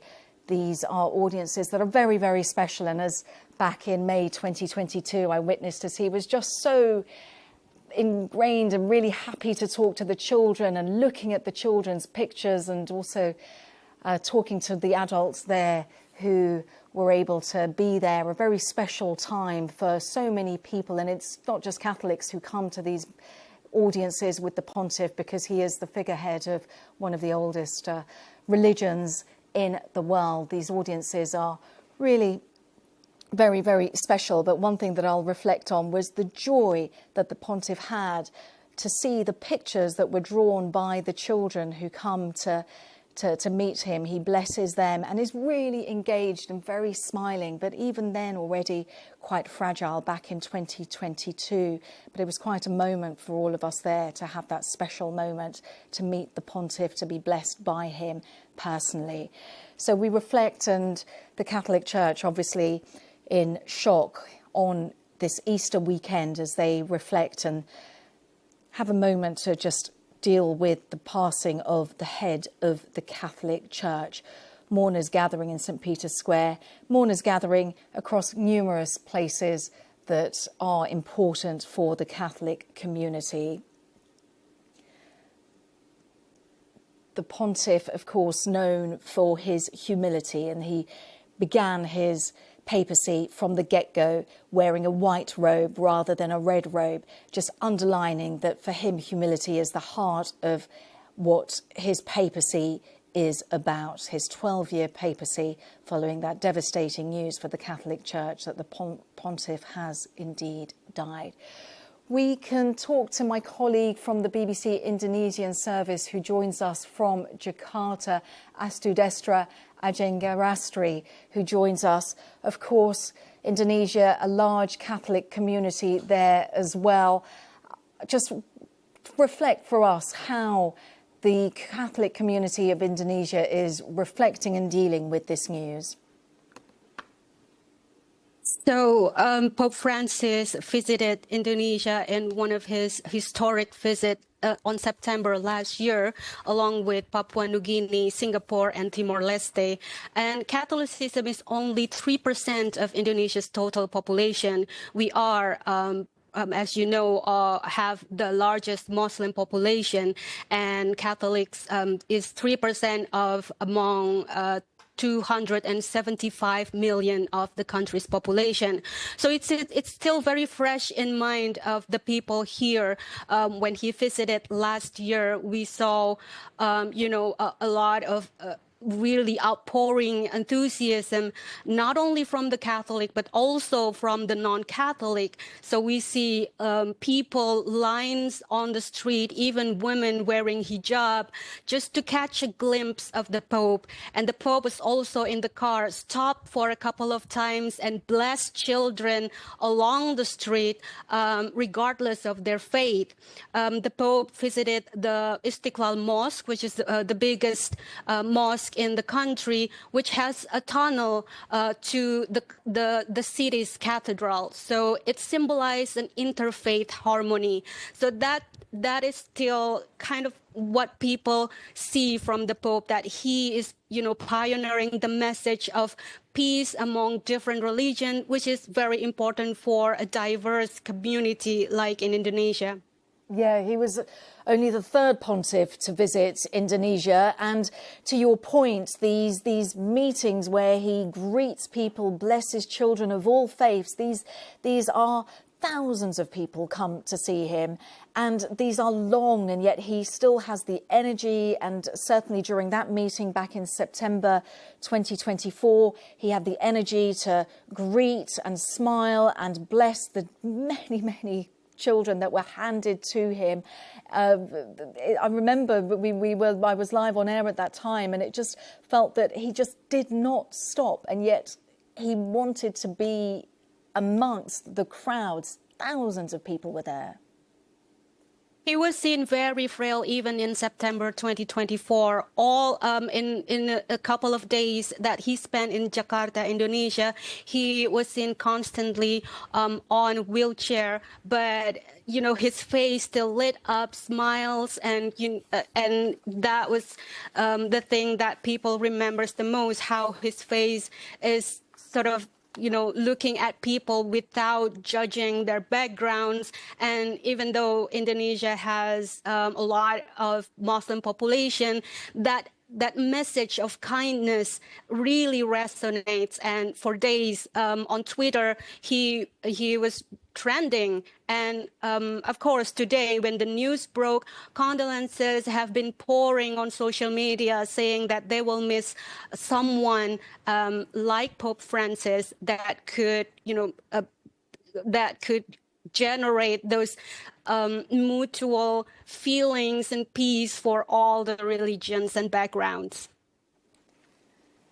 Indeed. Thank you for reflecting and reminding us of those images of the pontiff's trip to Indonesia back in September 2024. Astu Destra Ajengrastri from the BBC Indonesian service joining us live from Jakarta. Thank you so much.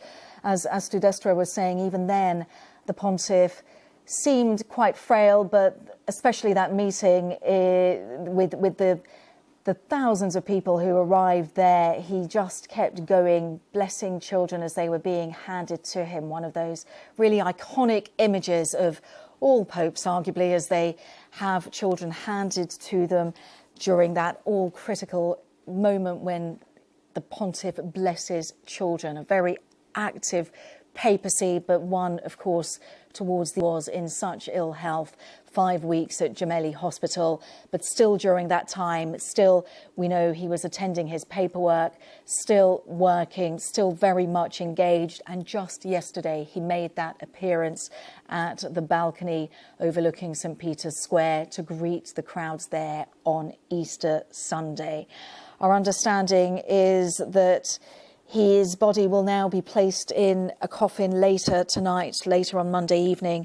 The funeral will take place within a week, and our understanding is the transfer of the Holy Father's body will be to the Vatican Basilica, will take place on Wednesday morning, so that in homage of all the faithful that can then take place from Wednesday morning. Well, we know that also earlier on in April, King Charles and Queen Camilla, they were among the last to meet the pontiff in person. Their state visit to the Vatican had been cancelled because of the Pope's ill health, but he was well enough to hold a private meeting with them. They're among many who've been praying and paying their tributes to the Pope since his death was announced this morning, as Joe Inwood reports.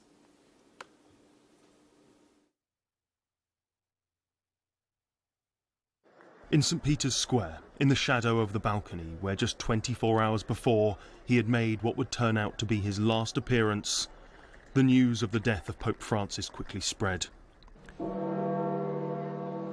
Even for those who had seen him speak, looking so frail, the news was no less shocking. I was sort of really shocked because I was here yesterday at Mass and I saw the Pope and he looked just so fragile, you know. I was just on the phone to my mother and she said you guys were so lucky to receive that last blessing for him. But also it was so difficult to see him in that state because he was always such a smiling Pope, such a happy Pope. I find it very significant that the Pope has died during Easter or the Easter weekend. I'm from Argentina, the Pope is Argentinian, so, you know, it has quite a bit of significance for us. In Jerusalem's old city, they marked his passing. In the Philippines, home to millions of Catholics, special mass was said for their spiritual leader. Prayers were said in Nigeria.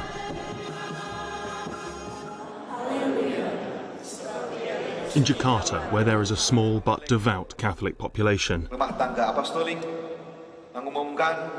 While in the Eastern Democratic Republic of Congo, a land in the grip of violent uprising, people paused to pay their respects.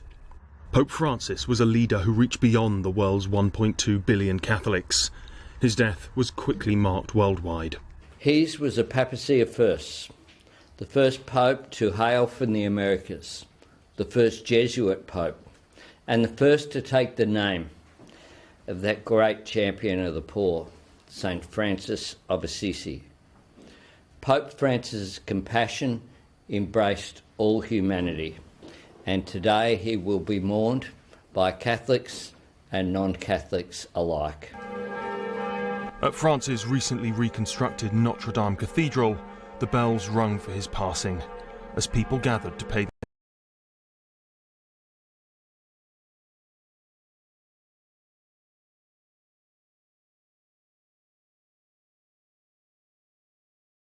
respects. Throughout his pontificate, he's been at the side of the most vulnerable and fragile, with a great deal of humility and a very special sense of humanity in these times of war and brutality. And in this, he was faithful to a tradition that was dear to him.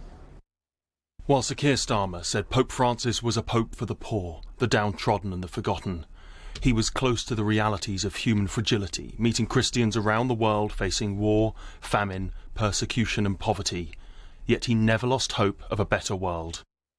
One of the last global leaders to see the Pope in person was King Charles, who said that he was deeply saddened by his death, adding that throughout his work and care for both people and planet, he profoundly touched the lives of so many. And at cathedrals all around the UK, people began to gather. In Westminster, preparations are underway for a special mass. Why will he be remembered for you? As a strong man with determined to change the world. Shocked really, because when we saw him yesterday I thought he was getting a bit better. So it was really sad this morning when you heard that he's actually died. Yeah, I think the whole Catholic community is going to be devastated, first of all, even though that we knew it, that his health has been quite in a balance for some time.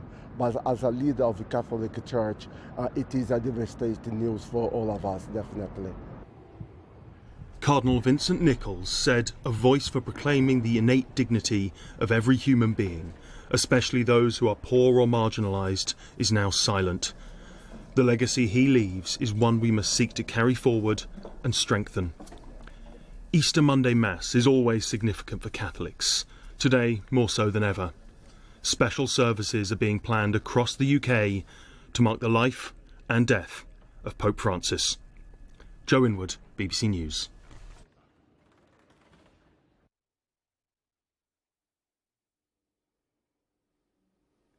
Hello, welcome. You are joining us for special coverage across BBC television, digital, radio and BBC Sounds following the death of Pope Francis. The Vatican announced that the Pope, the first Latin American to head the Roman Catholic Church, passed away this morning at the age of 88. It is said that his entire life had been dedicated to the service of the Lord and his Church. Well, his death comes a day after he appeared in St. Peter's Square, where he wished thousands of worshippers happy Easter. Well, the announcement of the Pope's death was made by Cardinal Kevin Farrell, who will preside over the conclave to elect the next Pope.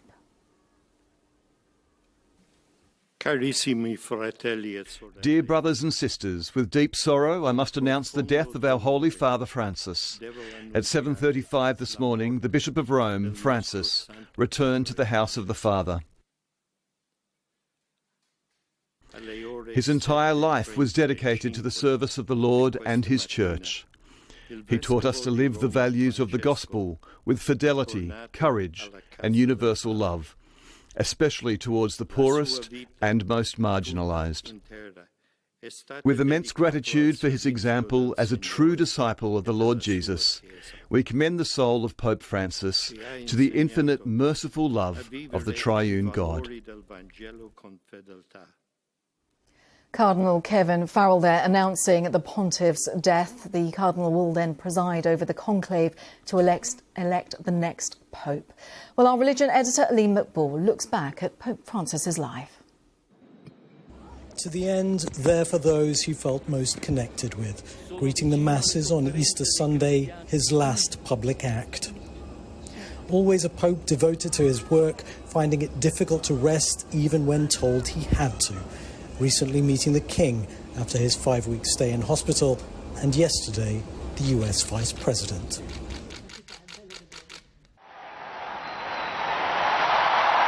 His surprise election in 2013 would mark a more radical break with the past than many expected. Jorge Bergoglio did have Italian roots, but was born in Argentina.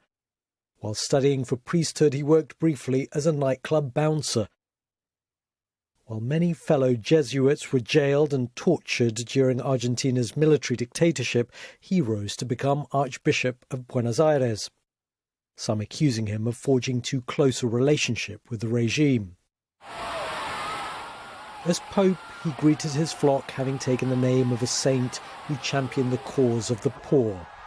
Francis signalled that his pontificate would be rooted not in Rome, but in the lives of believers around the world, and especially those on the economic margins. His style was informal, even when conducting ceremonies, and his first act as Pope was to pay his own hotel bill.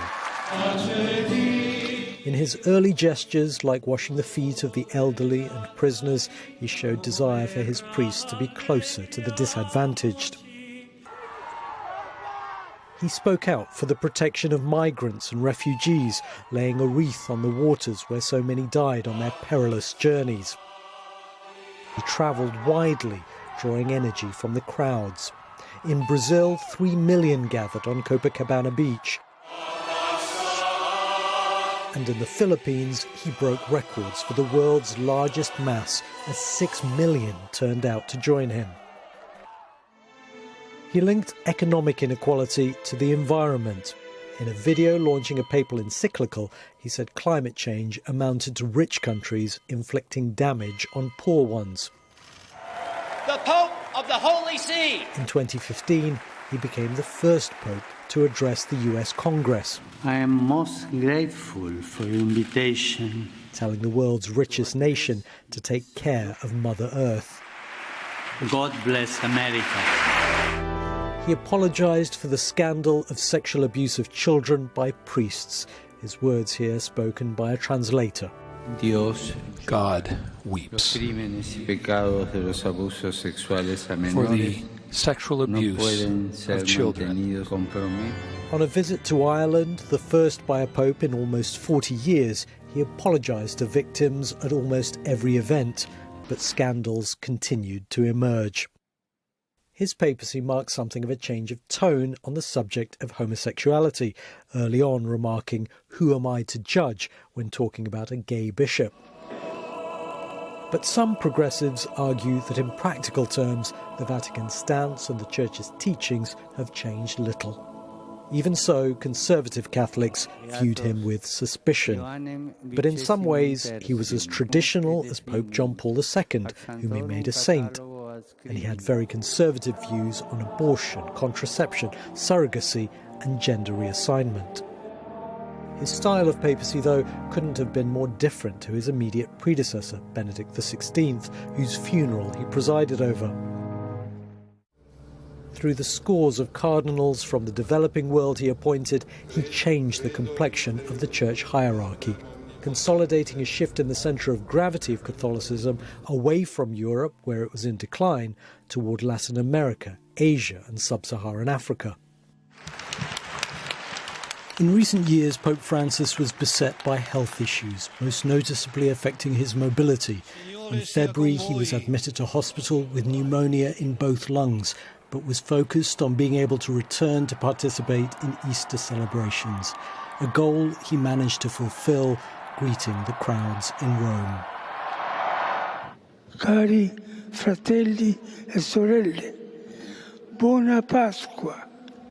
He was, above all, a pastoral pope, a man of humility who preferred the fellowship of ordinary believers to the trappings of ecclesiastical status and power.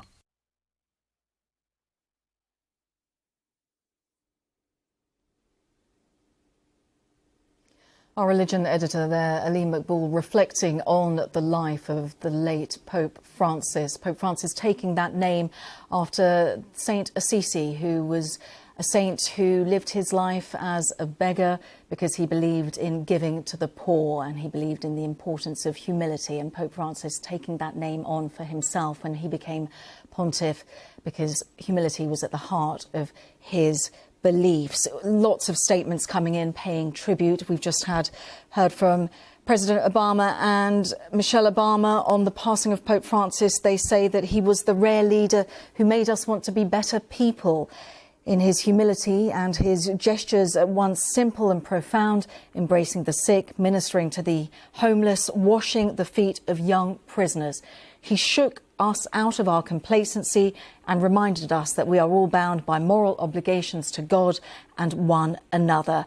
President Obama adds that today Michelle and I mourn with everyone around the world, Catholic and non-Catholic alike, who drew strength and inspiration from the Pope's example. May we continue to heed his call to never remain on the sidelines of this march of living hope. So President Obama and Michelle Obama, they're just issuing their tributes to Pope Francis. We can speak to Professor of Historical Theology at Villanova University, Massimo Fagioli, who joins us now. Professor Fagioli, of course, we talk about the humility of the pontiff, of late Pope Francis. He really did want to change the Catholic Church. We know that for many millennia, the Church was the processes were steeped in gold and in richery and finery. That's something that the pontiff did away with from the very moment that he took on this mantle as the head of the Catholic Church, not least by appearing in white robes rather than the traditional red. That's true. He had the humility of a Franciscan, but he also had the courage of Jesuits and of a Latin American Jesuit. And so he was a complex mix of tradition on his views on women in the church, for example, and on innovation. But the most important thing was that he turned the Vatican towards the global world. The global South, the central event for him in modern history was decolonization or colonialism. That was something that put him at odds with many influential intellectuals, political leaders in the Western world. He has been a mix of disruption, of some consolidated ways of doing things in the Vatican, and of reaffirming some of the traditional social views of the Catholic Church on the responsibility of everyone towards everyone, on the limits of private property, on the ills of capitalism. So he was a man of tensions held in polarity, as he used to say. Tensions held in polarity, a fascinating phrase. Of course, tensions that arguably he tried to make the church more humble, make it more looking towards the poor. But obviously when he became, the church was in a really difficult stage with the scandal over child sex abuse by priests and the institution's attempts to cover it up. What's your assessment of how the pontiff dealt with that? Because this was a really critical time, which was devastating for the church, obviously devastating for the survivors as well. But did he handle it to the best of his abilities? He handled it in ways that were typical of him, in a particular way, because during Pope Francis' pontificate, what changed is that the abuse crisis in the Catholic Church became more global, in the sense that cases emerged in every continent, every country. It was no longer just a crisis of sexual abuse by priests, but also by lay people, by women, on other women. It has become a very comprehensive phenomenon in which the church is now still trying to find a way. Pope Francis called the first global meeting in the Vatican in 2019, where he asked the cardinals and bishops basically to listen to victims. That was the first time. So it was always limited. This struggle in the church is always a work in progress, but Pope Francis made really incredibly important steps forward, and in ways that needs to be continued. It's far from over, of course. Is there then an appetite for that in the Vatican, to continue with that direction that Pope Francis has brought about? Or is there a possibility that perhaps a more conservative pontiff will be chosen going forward? Obviously, this is going to take a lot of time. We will have a conclave. But what do you think the direction of travel is and the desire is for the Catholic Church?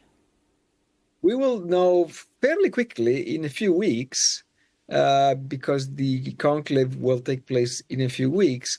Now, the most important difference from the conclave of 2013 or of 2005 is that right now there's a sense of crisis not just within Catholicism, but also in the global church. This is the age of Donald Trump, and Pope Francis has been the most visible voice dissenting from a certain view of the human person, of politics, of immigration. So this is the other factor that we did not have to the same extent in previous conclave. We will see how the internal agenda of Catholicism on women, on gays, on transparency will coexist with the global situation.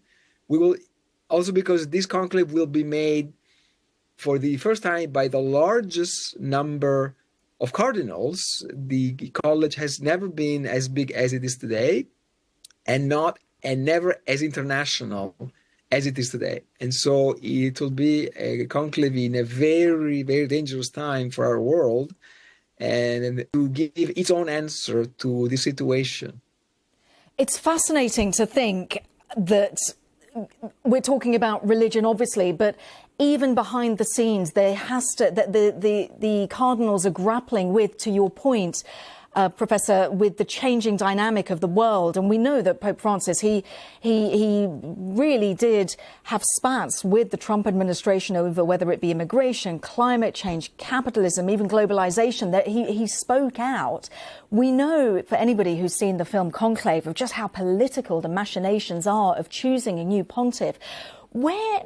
Where are the fractions then? Are there any riders coming through? And do they have to think about somebody who potentially, as we're seeing with political leaders, they either do everything to appease Donald Trump or speak out very vocally against him? What do you think is the balance that is happening amongst the cardinals now, the conversations behind those closed walls of the Vatican?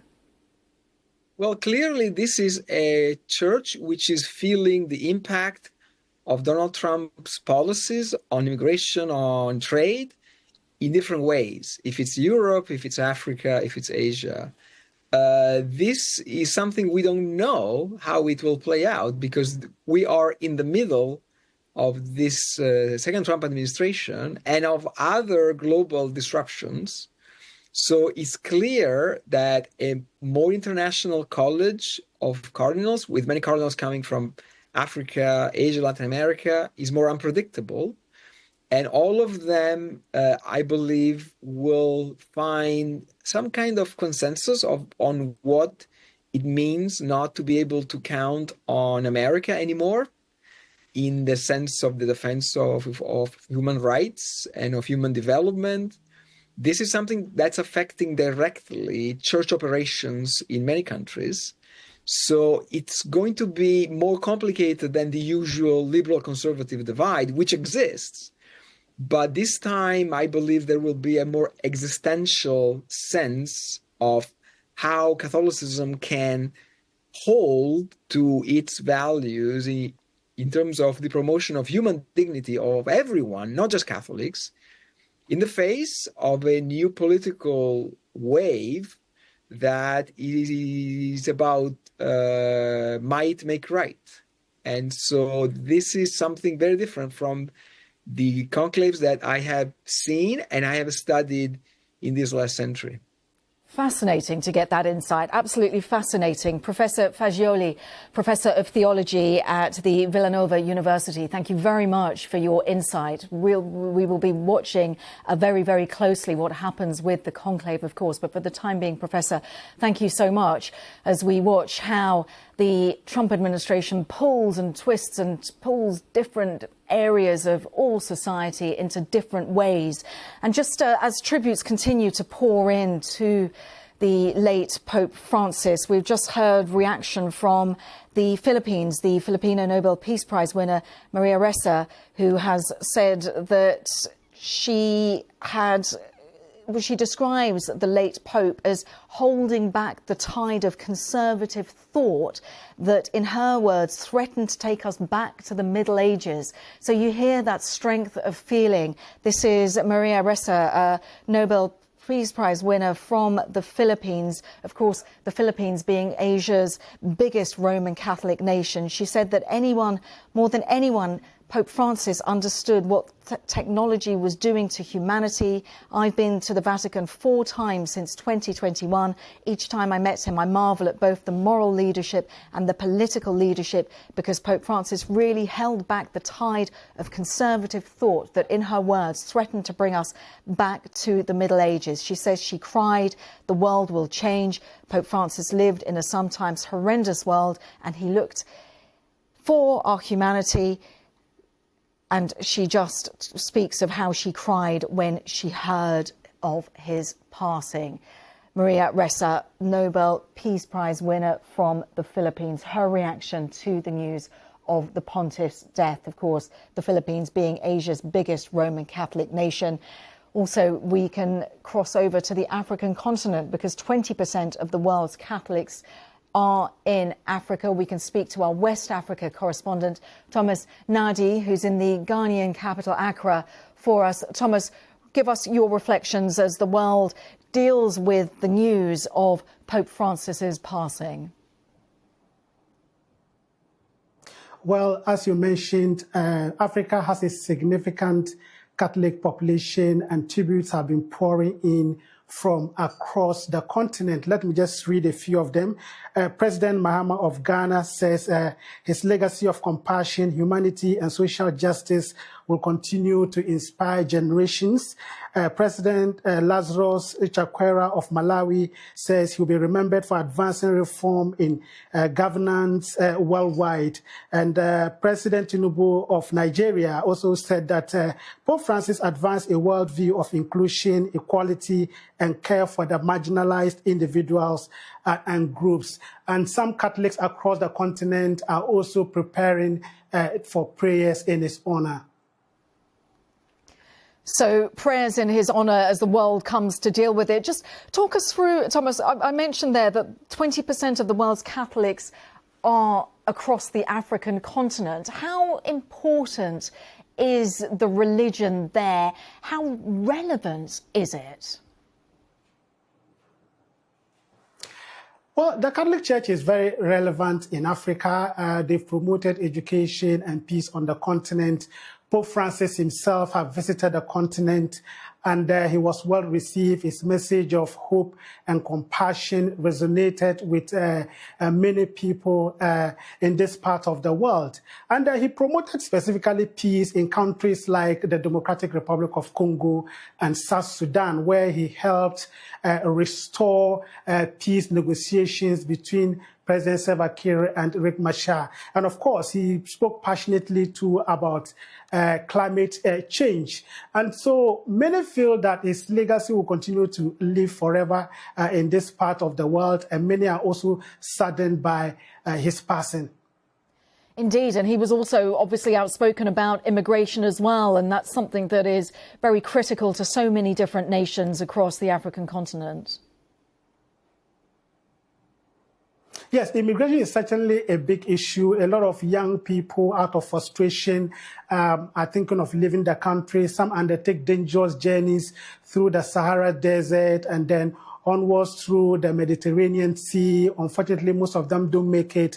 And Pope Francis has been very concerned about this. He's spoken out about it, and also key and critical on social justice, trying to see how the lives of the marginalized people in society and the rise of migrants specifically can be protected in the world. Thomas, indeed, that messaging that was consistent throughout the late pontiff's papacy. Thank you so much for joining us, Thomas Nadi, joining us from Accra, Ghana's capital, joining us live there. And as I mentioned, the African continent is one of those regions where Catholicism is significantly growing. So the pontiff really critical to them. Our thanks to Thomas Nadi. Now, our understanding is that the pontiff will be his remains will be placed in a coffin later on today, and then that our understanding is also that later this week there will be the possibility for mourners to walk past the coffin through St. Peter's Basilica, something that we know happens with the deceased with previous pontiffs. This is still something that the world is coming to terms with, and although the pontiff, Pope Francis, had been very, very ill with double pneumonia, spending 5 weeks in a hospital in Rome, in the Gemelli Hospital, he was released, he was recuperating, and just yesterday on Easter Sunday, he made, we saw him briefly at St. Peter's Square, much to the delight of worshippers there. So now people are dealing with this news that he has deceased at the age of 88. We've been getting reaction from members of the public in St. Peter's Square. I was sort of really shocked because I was here yesterday at Mass and I saw the Pope and he looked just so fragile, you know. Moments of a bit of sadness and at the same time thankfulness and celebration of life. It's a great disappointment, a great loss. A man who has innovated and this absence causes great pain. Great emotion, a great emptiness, yes. We will miss him. Yesterday he talked about all the wars in the world, Ukraine, Burma and even Gaza. I'm so sad. So just some of that reaction there from St. Peter's Square, just outside, of course, St. Peter's Basilica in Vatican City, where earlier on today we heard the news of Pope Francis's death. We can cross over live to Rome because my colleague Rupert Wingfield-Hayes joins us. And Rupert, we talk about this as not being surprising, but still you do get that sense of shock. Yeah, you could hear it in the voices of people there, and we've been out on the square talking to people as well just in the last hour or so. And I think the thing is, Cassia, with Pope Francis is a lot of people felt like he was a very different pope from his predecessors. If you think of Pope Benedict, who was really an academic and a theologian, well, Pope Francis was none of those. Well, he obviously was a theologian, but he was also a real warm human being, a sort of man of the people, someone who touched people when he met them. And you get this people talking about his extraordinary smile and how delighted he was whenever he went around the world and made visits to other countries and met with Catholic faithful. He had this incredible warmth and this bright, shining smile on his face when he took part in events. And I think that's the impression that he has left on people. There's all the stuff about, reforming the Catholic Church. That's very important as well. People worried that the Catholic Church might change direction after his death. But I think more than anything else, it is his personality that defines Pope Francis. And that's what people now say they are going to miss. Exactly that. And it's fascinating that you pick up on that smile because, Rupert, I had the privilege of being at one of the Wednesday audiences and his smile is just so infectious, and especially when he's greeted by children. How many thousands upon thousands of children must he have blessed? And yet he just always continues to smile and always seems to be so happy, genuinely happy to see members of his flock and non-Catholics as well. Yes, and we saw him blessing children just yesterday afternoon in St. Peter's Square. We were standing there as his Pope-mobile went past. He looked extremely sick, very frail, very weak, but people were still handing babies up to him to be blessed. But at the same time, I think what we saw yesterday was perhaps Pope Francis determined to come out for the Easter ceremony, despite the fact that he clearly was very, very unwell. This is what has driven him all his time in the papacy and all of his life, actually, is that this mission to be with the faithful. And his doctors had said to him he needed more time to rest, he needed more time to recover, but he was determined to go back to work as soon as possible as he could after this extremely serious illness. I'm not sure that everybody realised just how serious it was. Double pneumonia, he nearly died on several occasions when he was in hospital, we understand, but he fought through and began recovering. But then he went back to work almost immediately. And, I think a lot of his medical advisors said that was not wise, but that was the sort of person he was. He wanted to be out there doing his job as the leader of the church. Yes, and our understanding is he even met J.D. Vance, the US Vice President, on just hours, arguably, before his then death. He was somebody who really wanted to continue to work. And we know that even His Royal Majesty King Charles and Queen Camilla, they were due to meet him at the beginning of April during the British royal family's state visit to Italy, but that was then postponed. But then a private meeting was held. He'd only just been released from hospital. That's right. And as I just said, I mean, a lot of this was against the wishes of his medical team, but he was determined to do it. You mentioned the meeting with Vice President Vance yesterday, which, Vice President Vance is an important figure in American politics, and so the Pope would meet an important Catholic, even if he didn't necessarily agree with him. But it brings us to another point, which is Pope Francis's moral leadership, and he was prepared to speak out on difficult things that concerned him. He was prepared to criticise foreign governments like the Trump administration on issues like immigration, which he did when President Trump took office again earlier this year. And I think that's another reason why a lot of younger people had such admiration for him, because he was prepared to take a moral stand and criticise things around the world, whether it be war or human rights abuses. On all sorts of issues, he was prepared to take a stand and criticise governments, even though, it caused problems with him in his relations inside, between the Catholic Church and powerful political figures around the world. Yeah, he was pretty forthright, wasn't he? Rupert, thank you as always just for talking us through that. Rupert Wingfield-Hayes there joining us from Rome. Thank you very much.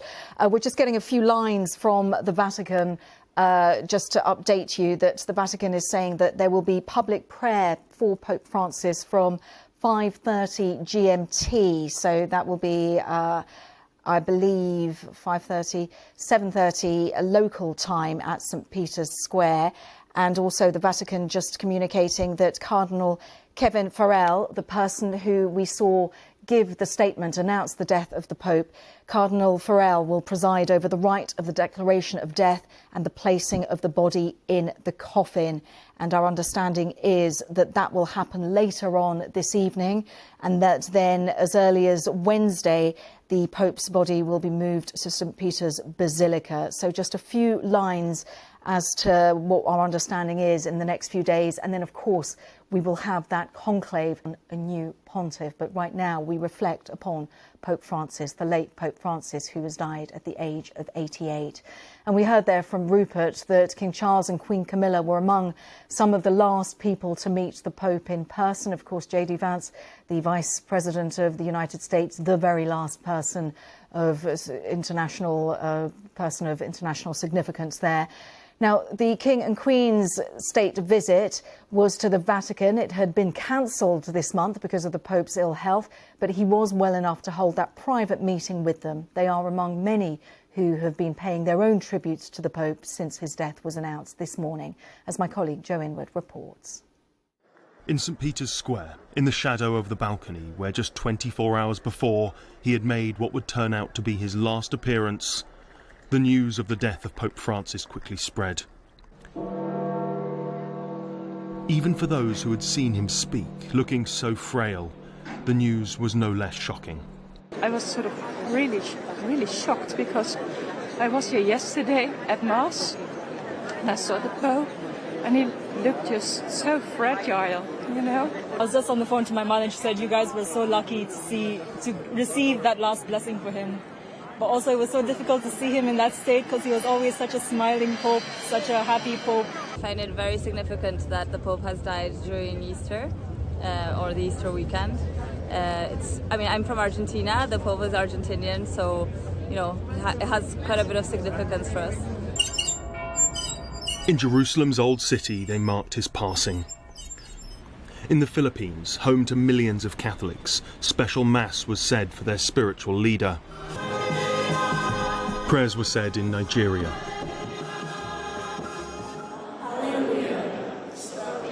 In Jakarta, where there is a small but devout Catholic population.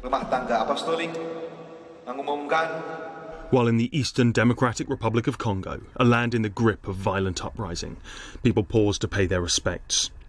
Pope Francis was a leader who reached beyond the world's 1.2 billion Catholics. His death was quickly marked worldwide. His was a papacy of firsts, the first pope to hail from the Americas, the first Jesuit pope, and the first to take the name. of that great champion of the poor, St. Francis of Assisi. Pope Francis' compassion embraced all humanity, and today he will be mourned by Catholics and non-Catholics alike. At France's recently reconstructed Notre Dame Cathedral, the bells rung for his passing as people gathered to pay their respects. Throughout his pontificate, he's been at the side of the most vulnerable and fragile, with a great deal of humility and a very special sense of humanity in these times of war and brutality. And in this, he was faithful to a tradition that was dear to him. While Sir Keir Starmer said Pope Francis was a pope for the poor, the downtrodden and the forgotten, he was close to the realities of human fragility, meeting Christians around the world facing war, famine, persecution and poverty. Yet he never lost hope of a better world. One of the last global leaders to see the Pope in person was King Charles, who said that he was deeply saddened by his death, adding that throughout his work and care for both people and planet, he profoundly touched the lives of so many. And at cathedrals all around the UK, people began to gather. In Westminster, preparations are underway for a special mass. Why will he be remembered for you? As a strong man with determined to change the world. Shocked really, because when we saw him yesterday, I thought he was getting a bit better. So it was really sad this morning when you heard that he's actually died. Yeah, I think the whole Catholic community is going to be devastated, first of all, even though that we knew it, that his health has been quite in a balance for some time. But as a leader of the Catholic Church, it is a devastating news for all of us, definitely. Cardinal Vincent Nichols said a voice for proclaiming the innate dignity of every human being, especially those who are poor or marginalised, is now silent. The legacy he leaves is one we must seek to carry forward and strengthen. Easter Monday Mass is always significant for Catholics, today more so than ever. Special services are being planned across the UK to mark the life and death of Pope Francis.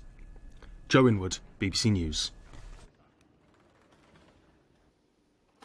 Indeed, Joe Inwood there, just reminding everybody that it is, of course, Easter time, Easter Monday today, just yesterday, Easter Sunday, a really critical time for the Christian community, the time where Christians mark and celebrate the resurrection of Christ at the heart of the religion, so particularly poignant. Just a few details to bring you up to date with. A public prayer has been announced from 5:30 GMT in St. Peter's Square.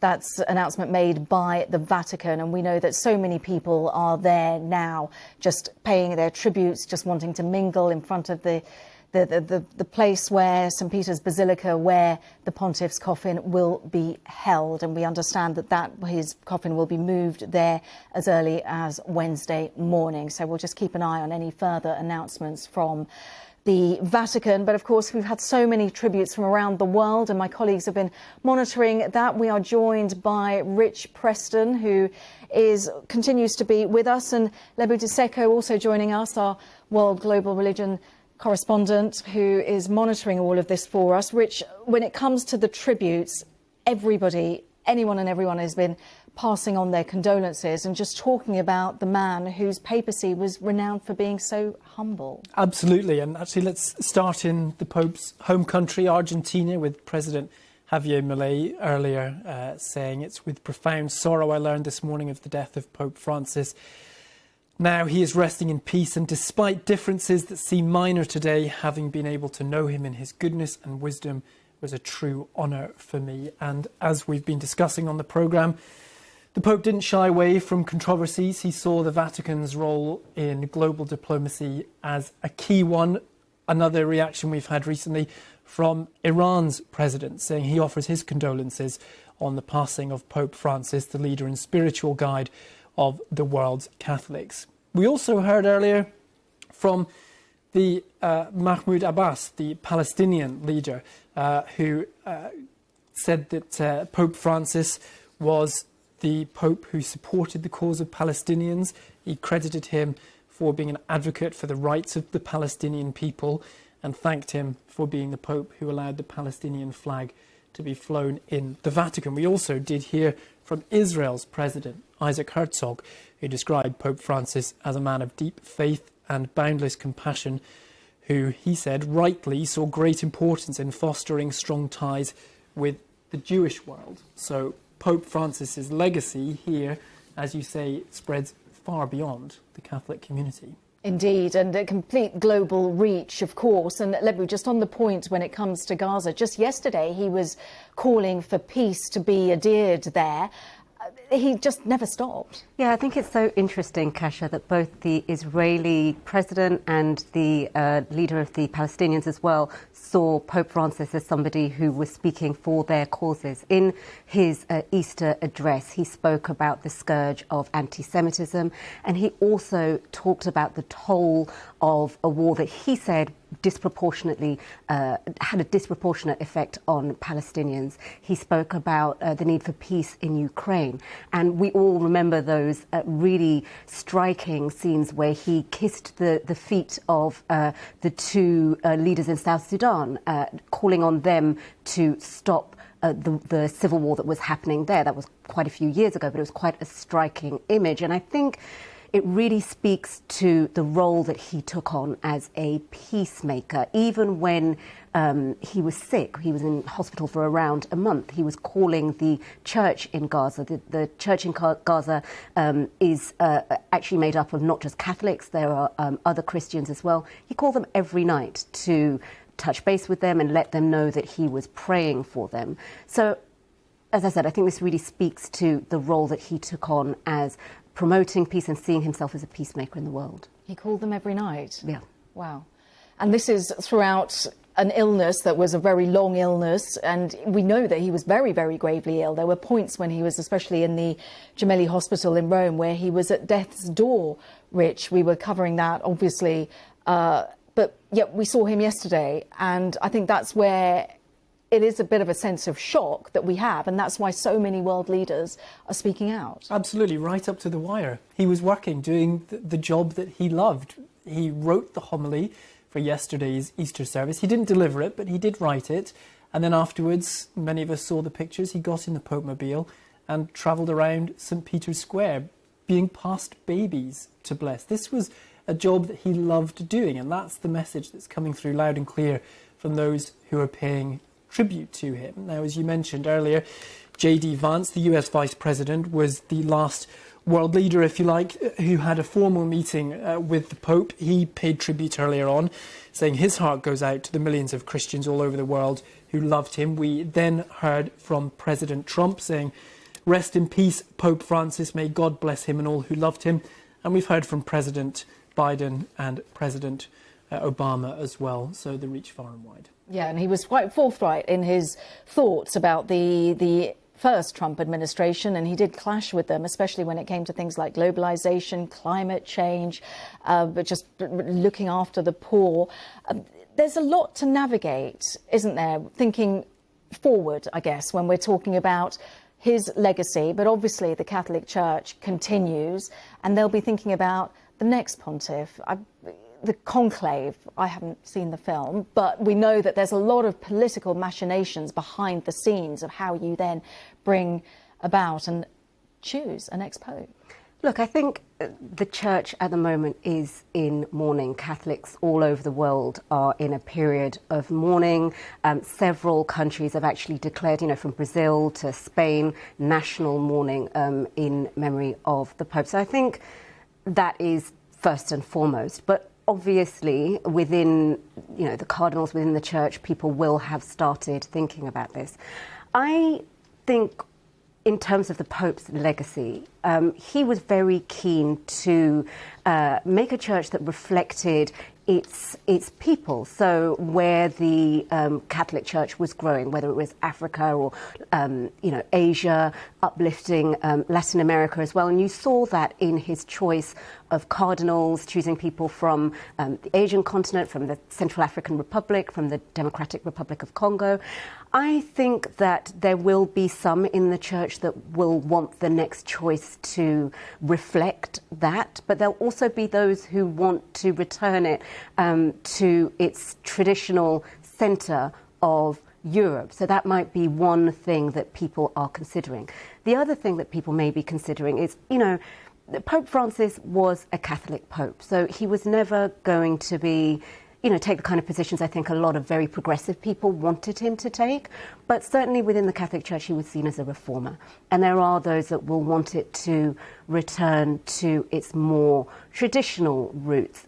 Pope Francis's focus on things like migrants, on poverty, on the environment as well. You spoke about his clashes with the Trump administration just the other day. He essentially rebuked J.D. Vance for his interpretation of what it means to, you know, who you should look after first, and looking after immigrants, essentially, that come to your country. So I think that's the, you know, those are the kind of struggles that we might see in terms of who they might be looking at next in the direction of the church. Well, that absolutely leads us on to the next subject area. Lebu Deseko, our World Service religion correspondent, thank you very much. And Rich Preston, thank you. I know we'll be coming back to you throughout the day just to get more of that reaction as it comes in. But to the point that Lebu was making there, of course, what happens next? How will the conclave, how will they be fashioning themselves? Who are they going to be looking at? Because the following days will see a formal process for Catholics around the world to say farewell to Pope Francis before those cardinals then arrive in the Vatican to decide on his successor. Crucial, because it will decide the direction of the Catholic Church. The pontiff, Pope Francis, had already decided to change some of the many years-old traditions of the Catholic Church. Mark Easton explains. The Pope's office and apartments have been sealed. The papal fisherman's ring has been removed from Pope Francis's finger and smashed with a hammer. His body, dressed in red robes, will lie in state for 3 days at St. Peter's Basilica. Ritual dictates almost every detail of a pope's death.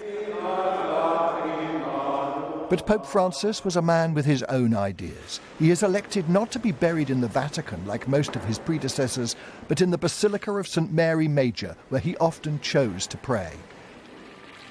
It's in one of Rome's less glamorous neighbourhoods, Esquilino, home to budget hotels and modest B&Bs, close to the main bus and railway stations, the district where many immigrants have put down roots. Unlike the grand and traditional papal funeral afforded to Pope Benedict in 2023, Francis has designed a much humbler service. Rather than the grand 3-layered papal coffin, his will be a simple wooden casket. The funeral will take place within a week, amid 9 days of official mourning. The conclave to elect his successor won't begin for at least 15 days. 138 cardinals under 80 are eligible to vote.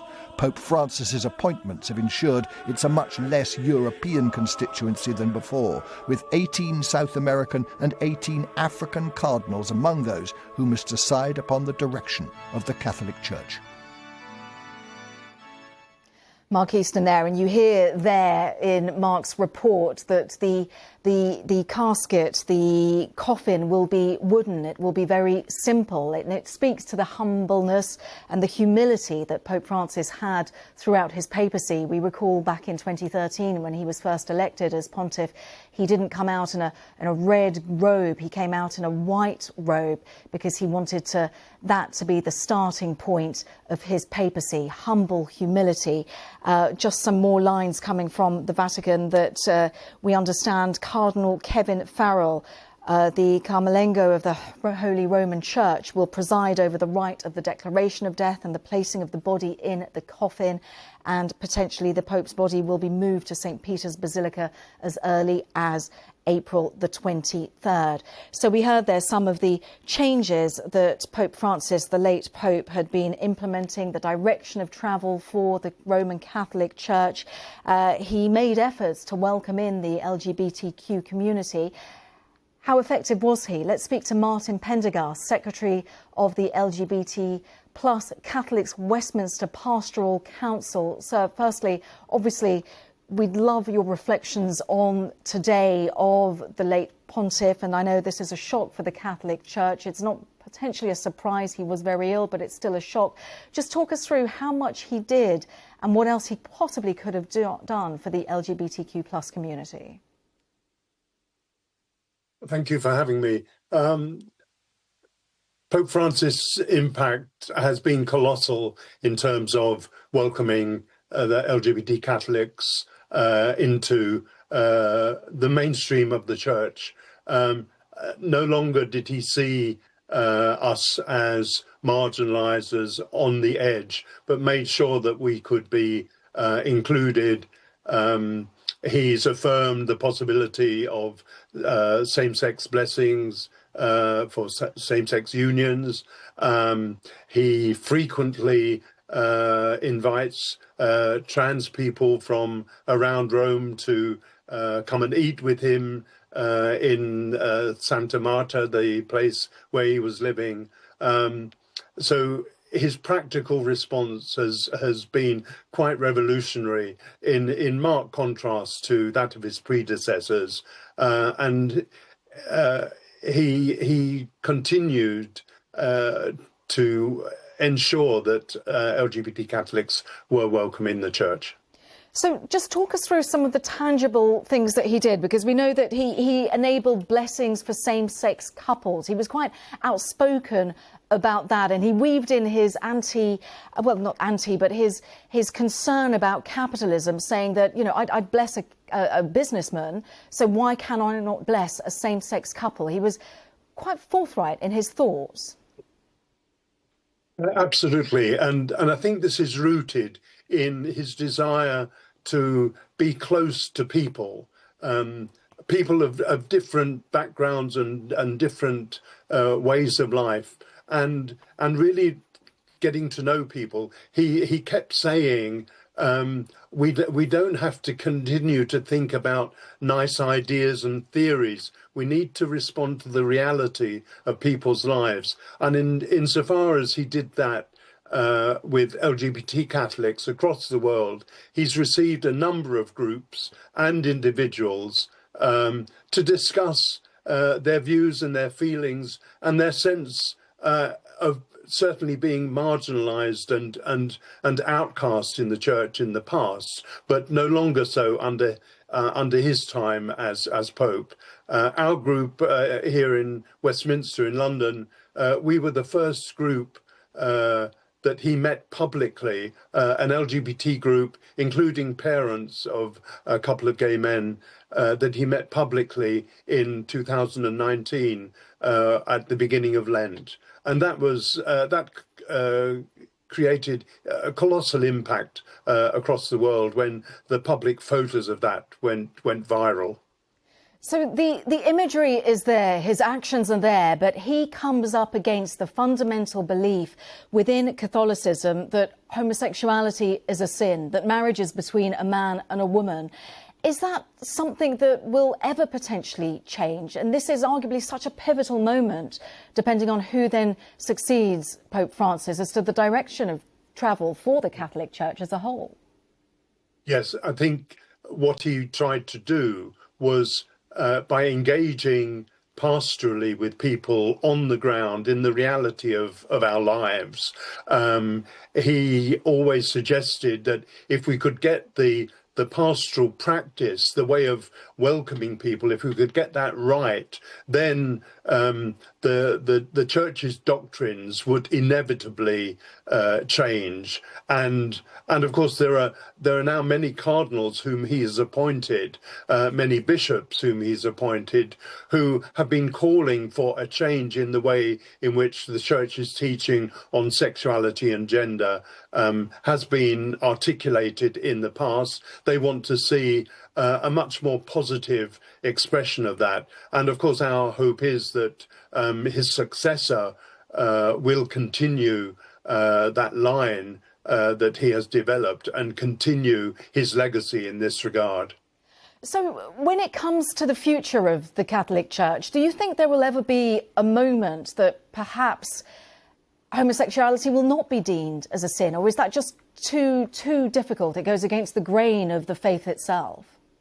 Well, to be accurate, homosexuality as such is not a sin. It's recognised by the official teaching of the Church as a natural condition. It is how people express their sexuality that has been regarded as, to quote, a disorder.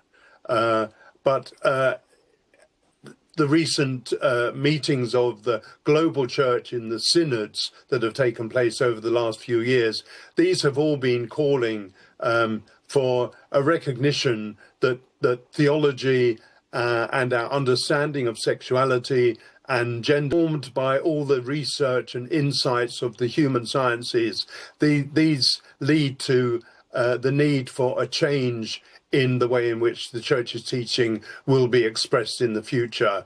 Pope Francis wasn't able to do that from on top, but I think the future, it will be possible for future pontiffs to recognise the need for that continuing change and development of the Church's teaching. How critical is it then upon deciding upon who then takes over? Because we've been hearing about the pressures that the late Pope had with the Trump administration, for example. Is there going to be pressure from the conclave, from the cardinals, to take somebody who's more conservative than the late Pope Francis? Well, as I've said, Pope Francis has named a considerable number of new cardinals and bishops during the past number of years. Many of those are very much in his line, in his way of thinking, and some of them, I think, might even think more radically than Pope Francis did on some of these issues. But yes, there are tensions. Pope Francis was well aware that he had enemies, even amongst his fellow bishops in the Church. But he was quite strategic. He wasn't just a charismatic personality. He was quite strategic in the way he did things. And he's made sure that some of the reforms that he wants to see in the Church have been embedded in the Church's law and regulations. And so they can't easily be changed by someone who succeeds him. OK, well, Martin, really good to get your thoughts and reflections. Martin Pendergast, Secretary of the LGBT plus Catholics Westminster Pastoral Council. Thank you very much for just sharing your reflections, and also the all-important question of what direction the Catholic Church goes in.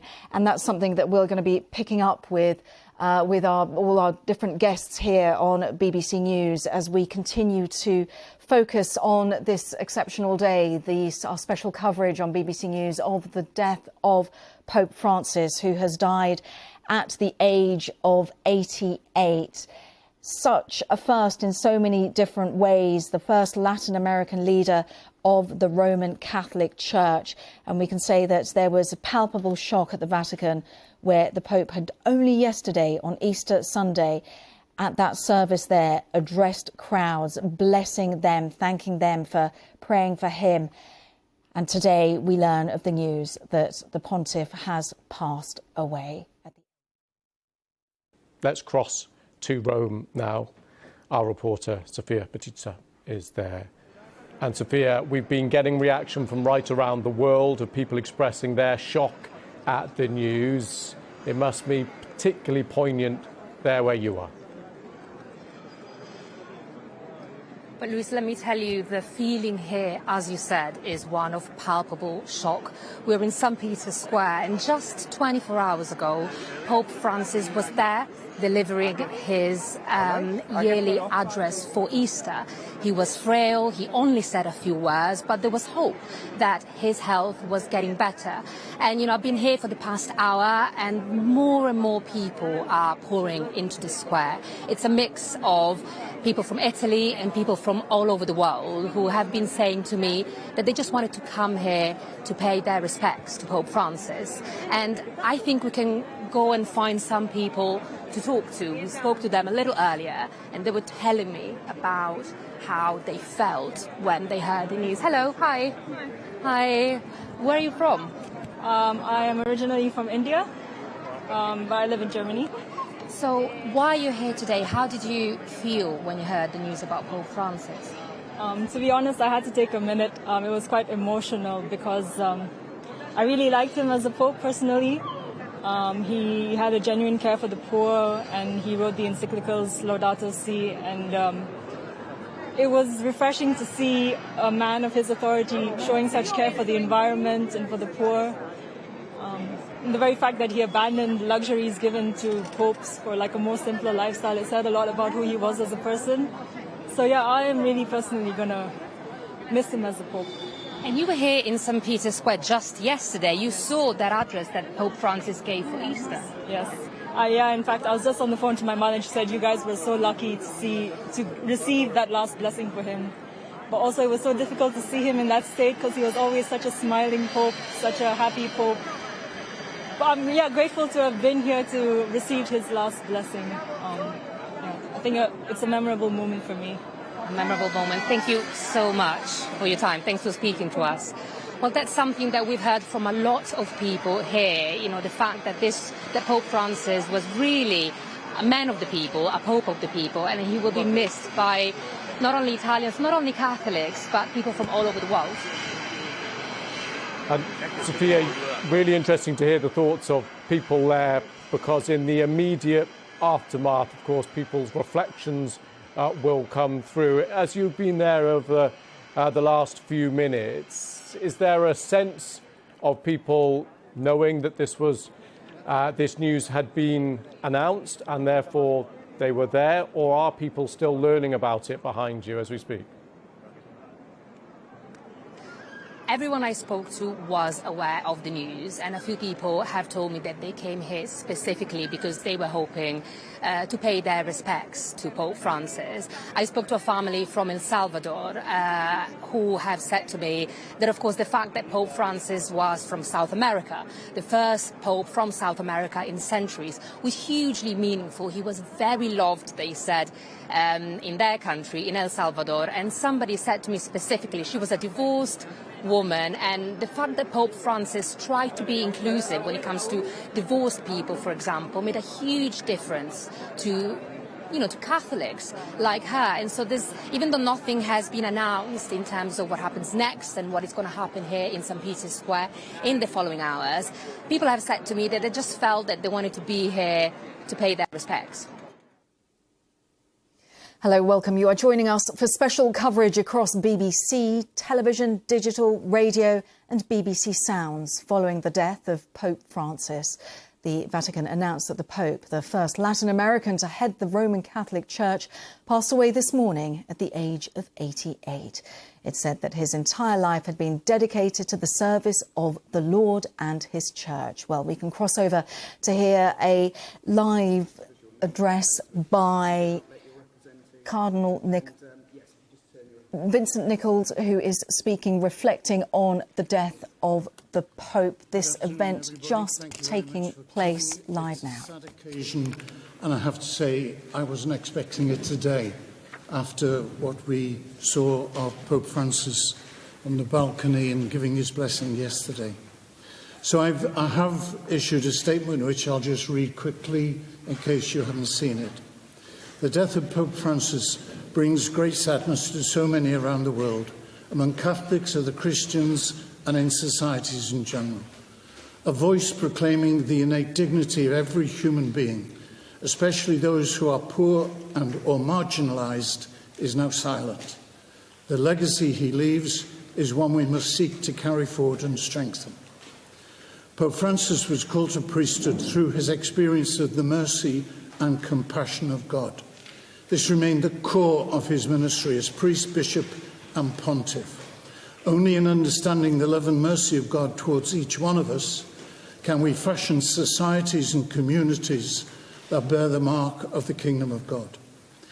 This same focus and emphasis lay at his desire to see membership of the Church as being rooted in missionary discipleship, a dynamic and powerful vision for every Christian and every community. Now we pray for the repose of his soul, that he may know in full measure the merciful and loving embrace of the Father, the one God, to whom he gave his life in unstinting service. May he now rest in peace and rise in glory. Thank you. Tim, a little less formally. Good afternoon. What really struck me about Pope Francis is his profound desire to make everybody seem welcome. This is one of his phrases. He would say, all are welcome. Todos, todos, todos. Because he believed the church should be a universal home, a home in which everybody feels welcome, everybody feels at ease. He was a man who had an enormous capacity to encounter people. If ever you met him personally, you knew that at that moment his whole attention was on you.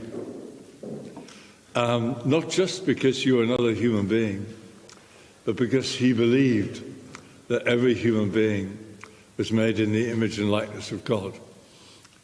And so his renewal of the church, which he sought all his life, always passed through encounter and welcome.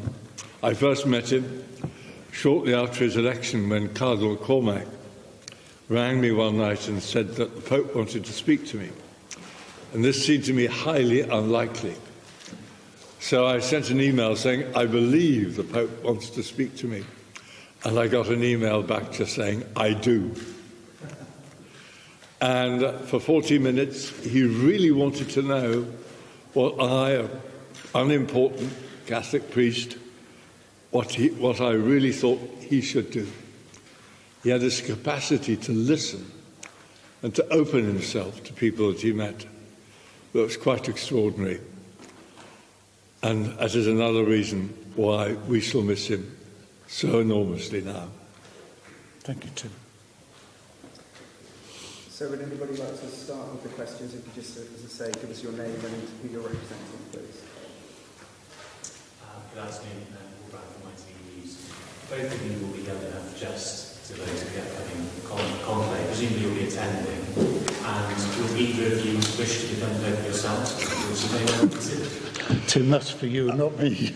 I believe the Holy Spirit is far too wise even to think of me for the shortest moment.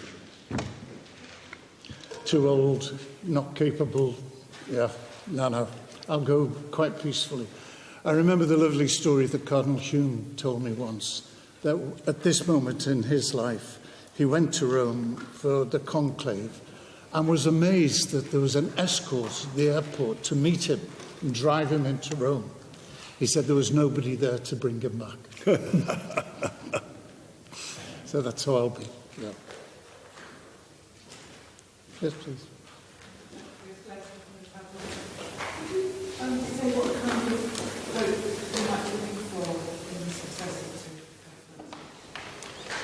Do you know, Ruth, I'll try, but I think we're jumping ahead a bit. You know, the Holy See, I think, is asking for 9 days of mourning. And in a way, that's more important than speculation about the next bit. He has to be a man of great inner strength and, I think, great inner peace. I'm not as privileged as Tim in meeting Pope Francis that often, but one time I did meet him, and he said to me that after his election, he goes along to the chapel of St. Paul before appearing on the balcony. And he said to me, from that moment in the chapel of St. Paul to that day when we were talking, he said, I have never lost my inner peace. So I think those inner capacities of closeness to God and peace are the absolute essentials.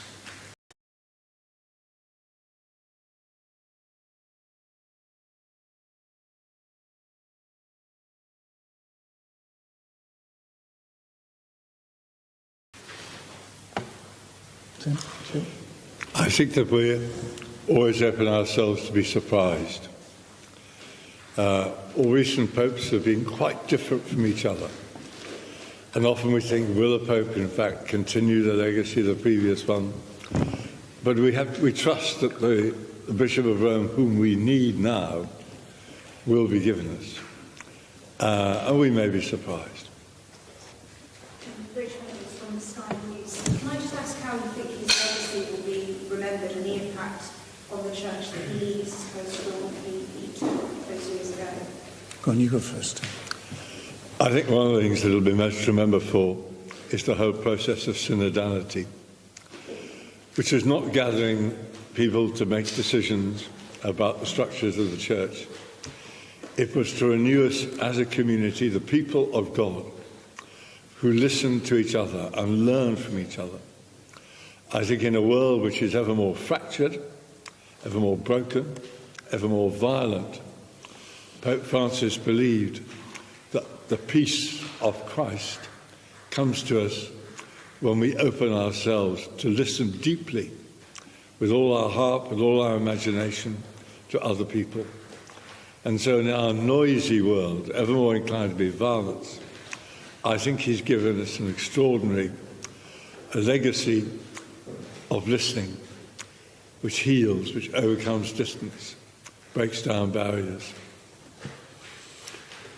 I agree very much with Cardinal Tim.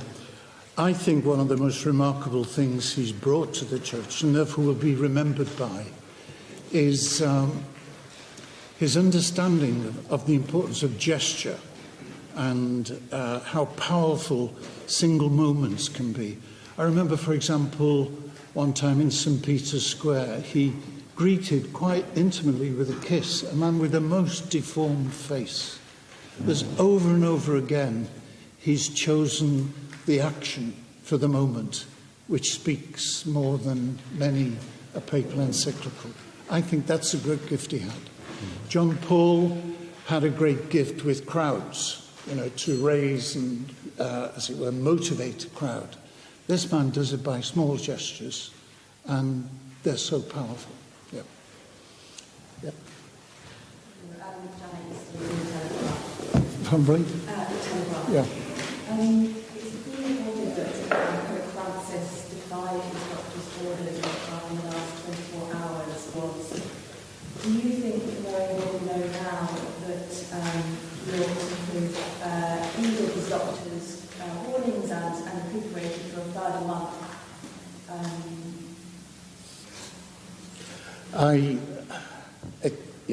I'm not in a position really to comment on those details. I think it's always been very clear that he's a man who knew his own mind, was very determined to do what he wanted to do, and did not easily follow advice. I mean, a tiny example for me, and probably for Tim as well, but there was a routine by which people who were chosen to be cardinals would be contacted and warned.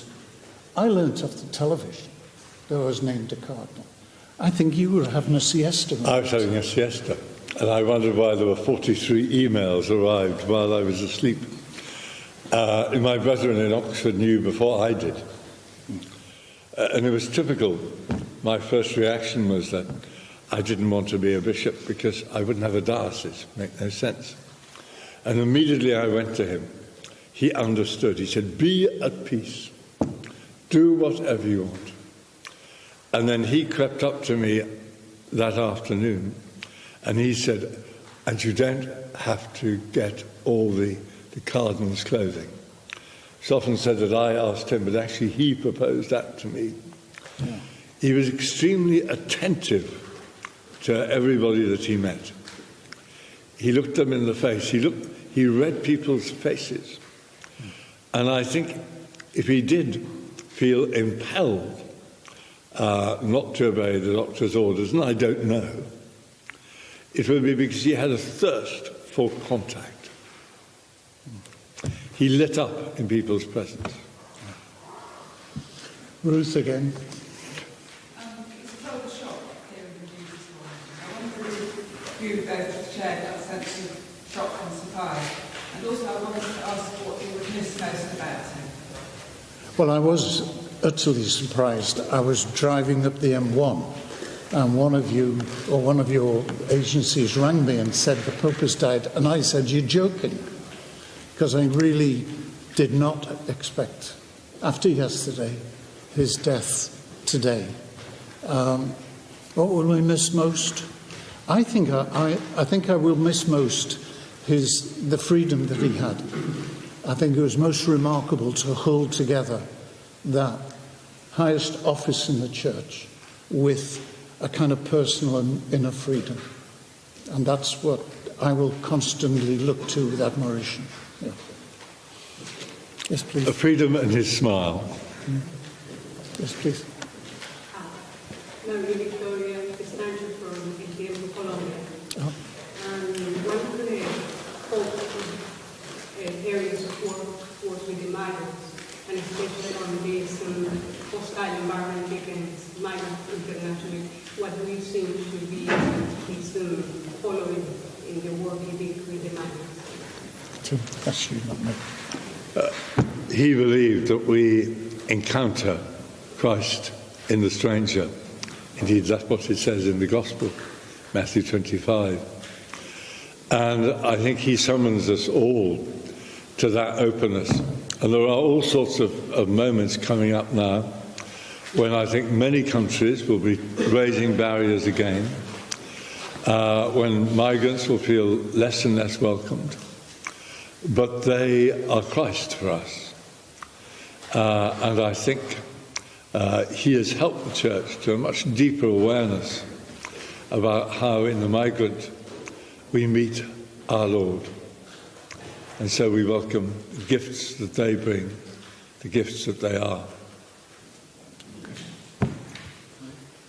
Hi, Alex from the Times. As mentioned, there are now 4 English cardinals, 3 people have voted. What does that say about sort of the relationship between Holy See and the Church, and even in Wales as an historic moment? Are you expecting that to really have a vote will be there in the conclave, and Cardinal Michael Fitzgerald might be present in Rome as well? Do you have a sense of whether you will have a sort of English group of you who will be discussing things as they go on? Do you mean a kind of lobby? No, I don't think so. I don't think so. I don't think so.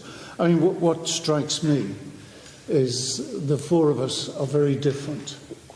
You know, we're from very different sectors of society, with very different experiences. Cardinal Michael Fitzgerald of interfaith relations with Islam, the countries of the Middle East, things about which I know very little. Cardinal Timothy's been the leader of the worldwide Dominicans, so he understands religious life. I'm, a lad from Liverpool who'd been a priest in parishes and a bishop, and now in Westminster. And Arthur Roach, a bit of a similar path to me, but then right in the intricacies, as it were, of the work of the Holy See. So we're very, very different, and I hope together we can make a good contribution. Okay. Yeah. Hello. Will you be voting to continue in the process, or might there be change? If I may, I'll hide behind Tim's answer. It is our trust that the Holy Spirit gives us what we want, and most often it's a surprise. That was a good answer, Tim. Excellent answer. Yes, yeah. Any more? Yes, please. It's not a question about the conflict, it's more a question about what the Church of England and Wales and Westminster are going to do in these 9 days of mourning. Is there going to be any particular celebration? Okay. I can speak for Westminster Diocese. We begin with 5:30 Mass in the Cathedral this evening. I know the Nuncio is coming. He's invited the Diplomatic Corps, and this was something we'd always had planned. There will be leaflets, prayer leaflets going to every parish. They're prepared. And even though, this is a technicality, even though this is Eastertide, parishes are free to celebrate Requiem Masses, even though that's not normal in Eastertide. As these days go by, that will continue. When the conclave comes about, then there'll be a change of mood, and there'll be a prayer in every parish for the guidance of the Holy Spirit, and that again will start here. I think that's the main thing we can do. I think it's also probably a moment when we can think about the life of the Church in England and Wales. And it's been interesting. It's been a bit surprising, some of the recent reporting about the turn-up of numbers, especially of young people. And that, in my experience, corresponds exactly with the experience of parishes. In this last week, there have probably been 50,000 people in and out of Westminster Cathedral. For the 12 o'clock Mass yesterday, people were queuing down Ambrosian Avenue in order to come in as soon as the previous Mass had finished to find a place. There were 200 people outside the door following it on their phones. So there's, as they say, there's something going on. And that too we should ponder and pray about. Tim? I think a time of mourning is a very precious one, because you slowly let go of the person that you've known and loved, but you also welcome them into your life in a new way, because the dead are with us. So I think it is a time of slow adjustment, in which you attend to the Lord in whom they are now. It's not just a time of loss, because if they're taken up into God, they are present to you in a new and in some ways more intimate way. So we just have to live through that process quietly and slowly, with its sorrow but also with its joy. Thank you. Please.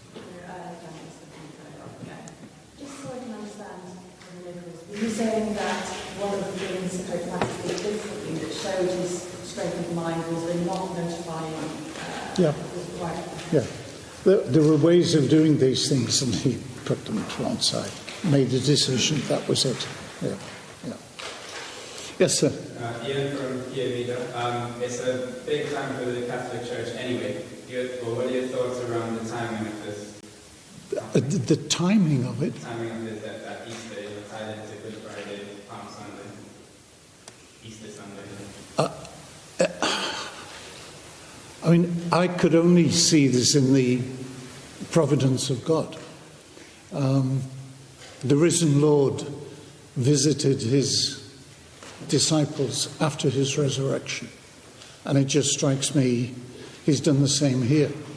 He's come to Pope Francis and said, right, home. Yep.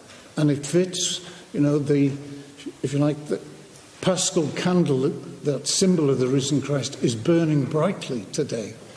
And it's almost as if the Lord wants to say to us, yes, that's true. There is a victory over death. And while our hearts are full of that, he takes this action of calling home a very precious servant. I think many people, when they face death, have their moment of accepting that now is the time. I remember when my mother died, she was a woman of great duty, and I was able to say to her, now you can go. And I think it's the same with Pope Francis. Mission accomplished on this beginning of a new Easter season. We celebrate the victory of life over death and of love over hatred. So what better moment to be taken up into the life of God?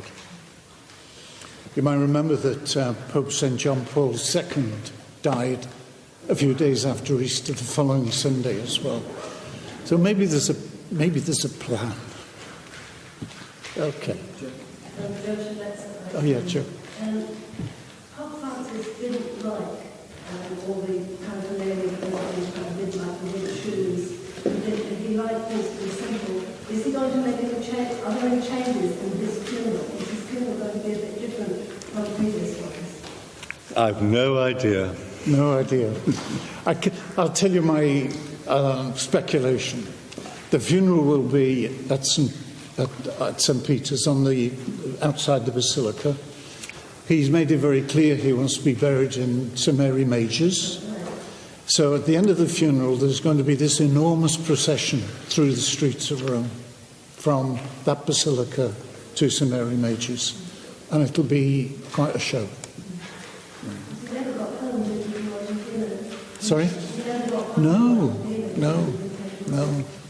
When I was in Rome for the Synod, I had sometimes to take taxis around the place, from one meeting to another. And every taxi driver said, "We love him because he is one of us." And when I asked one of them, "What do you mean?" as he said, "Look at his shoes." Okay. Any last questions, please? And then we'll move on to stage 2. There's some of the guys want individual interviews. Cardinal Timothy is going to leave us. He's hot-footing to Rome, aren't you? Yeah. You're more experienced. Gene, I'm going less quickly.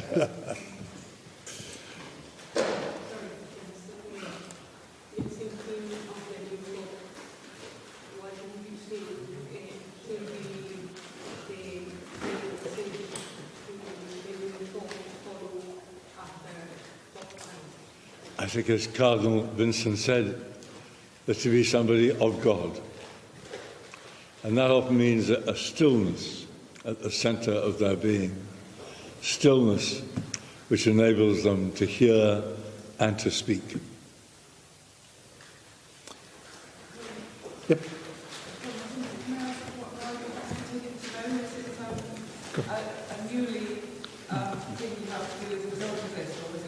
Well, Ruth, it just shows how inexperienced I am.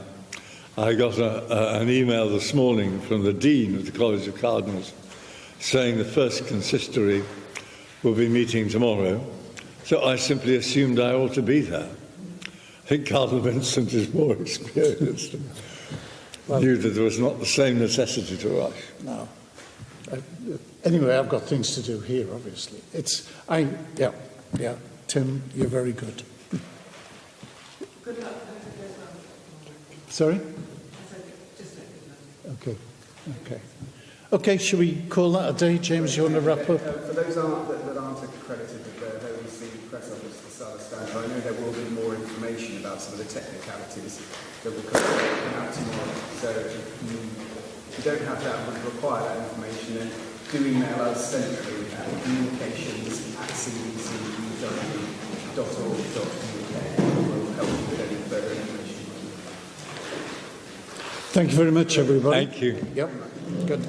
Okay, so that's a very quickly arranged press statement and press conference there with Cardinal Vincent Nichols, the Archbishop of Westminster, and also Cardinal Timothy Radcliffe, who himself was ordained a cardinal by Pope Francis. You sense the shock from them. We keep talking about the fact that Pope Francis was very ill. We know that he was very ill for quite some time. But even there, you heard that sense of shock when Cardinal Nichols was saying he first heard about it when a journalist called him up. And the first thing he said was, "You're joking." And it relates back to us having seen Pope Francis just yesterday addressing the crowds at St. Peter's Square on Easter Sunday.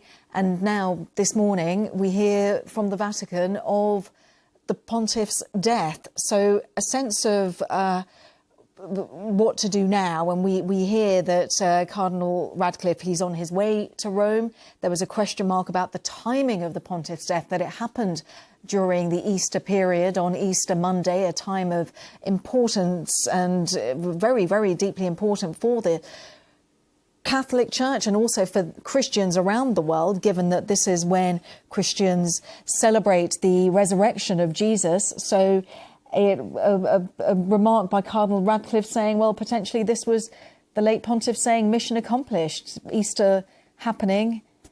He presided over that, and now was the time to go.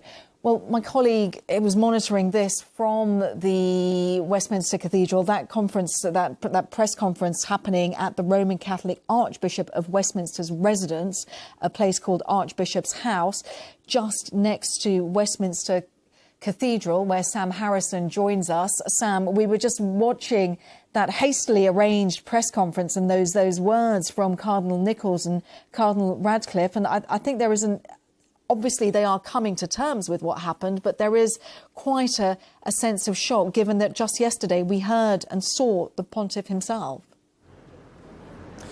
Good afternoon, yes, and it's just as when we hear those words expressing their deep shock, the skies turn very grey here and it just starts to rain, adding to a sombre atmosphere here outside Westminster Cathedral. This is the largest Catholic church in the countries of England and Wales, and we've seen a steady stream of people coming in and out of the church today to pay their respects. That was a conference with Cardinal Vincent Nichols. He is the Archbishop of Westminster. He is the most senior Catholic official in the UK. And there were some common themes there, weren't there? Themes of how Pope Francis spoke to people who felt marginalised, people who were poor in their various societies that they lived in. He was seen as a voice for the poor, and that was something that Cardinal Nichols reflected in that presser. He also spoke, I think, interestingly, about the legacy of Pope Francis continuing. This is something that we've also been hearing a lot on the streets outside Westminster Cathedral here today. This idea that the work that Pope Francis did was highly regarded around the world, and the idea that he really brought Catholicism into an international, globalised era. We also heard from Cardinal Timothy Radcliffe there, and he once again referred to qualities of Pope Francis, qualities of compassion, how he was able to open himself up to new ideas. Again, from standing outside here today, watching people coming in and out of the church, we've heard that reflected in what people are saying here too. When people have gone into the various services that have taken place here this morning and into this afternoon, many people have said this is a Pope who has attempted to modernise the Catholic Church, who has attempted to open himself up to new ideas. And I think that was reflected in both of the Cardinals' joint presser there. And then when asked about the legacy of Pope Francis, Cardinal Timothy Radcliffe, again echoing earlier sentiments, saying that he stressed the importance of choosing a candidate who is able to carry on Pope Francis's legacy in the future. Now, Pope Francis, as we've been hearing from lots of people today, represented something very different to popes that have come before him. He was an international figure, someone who spent lots of time travelling the world. He was the first Latin American pope to take the papacy in the Vatican City. What you're seeing now is people discussing potential other candidates within the Catholic Church, candidates from the likes of the Philippines, the United States of America. I think it's very hard to see that this conversation would have happened without someone like Francis at the helm. He's opened up the Catholic Church to an international level and has really introduced the idea that a pope could come from any part of the world. Yes, and that is obviously something that they will be organising for, and decades-old traditions of how to do it. For the time being, Sam Harrison at Westminster Cathedral, thank you so much for just talking us through what we were hearing there.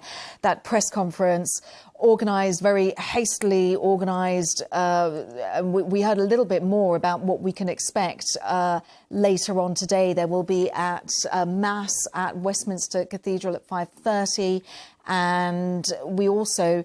Our understanding is from the cardinals that there will be major processions across the streets, through the streets of Rome, and that the late Pope has asked to be and has chosen to be buried at Santa Maria Maggiore, the Basilica of Santa Maria Maggiore. So a lot of little bits of detail there. Also, they were talking about the Holy See, which, just to explain that refers to the central governing body of the Catholic Church, which is, of course, led by the Pope as the Bishop of Rome, but they will be overseeing the next steps? Let's discuss all of this further. We're joined by Bishop John Arnold, who's the 11th Roman Catholic Bishop of Salford.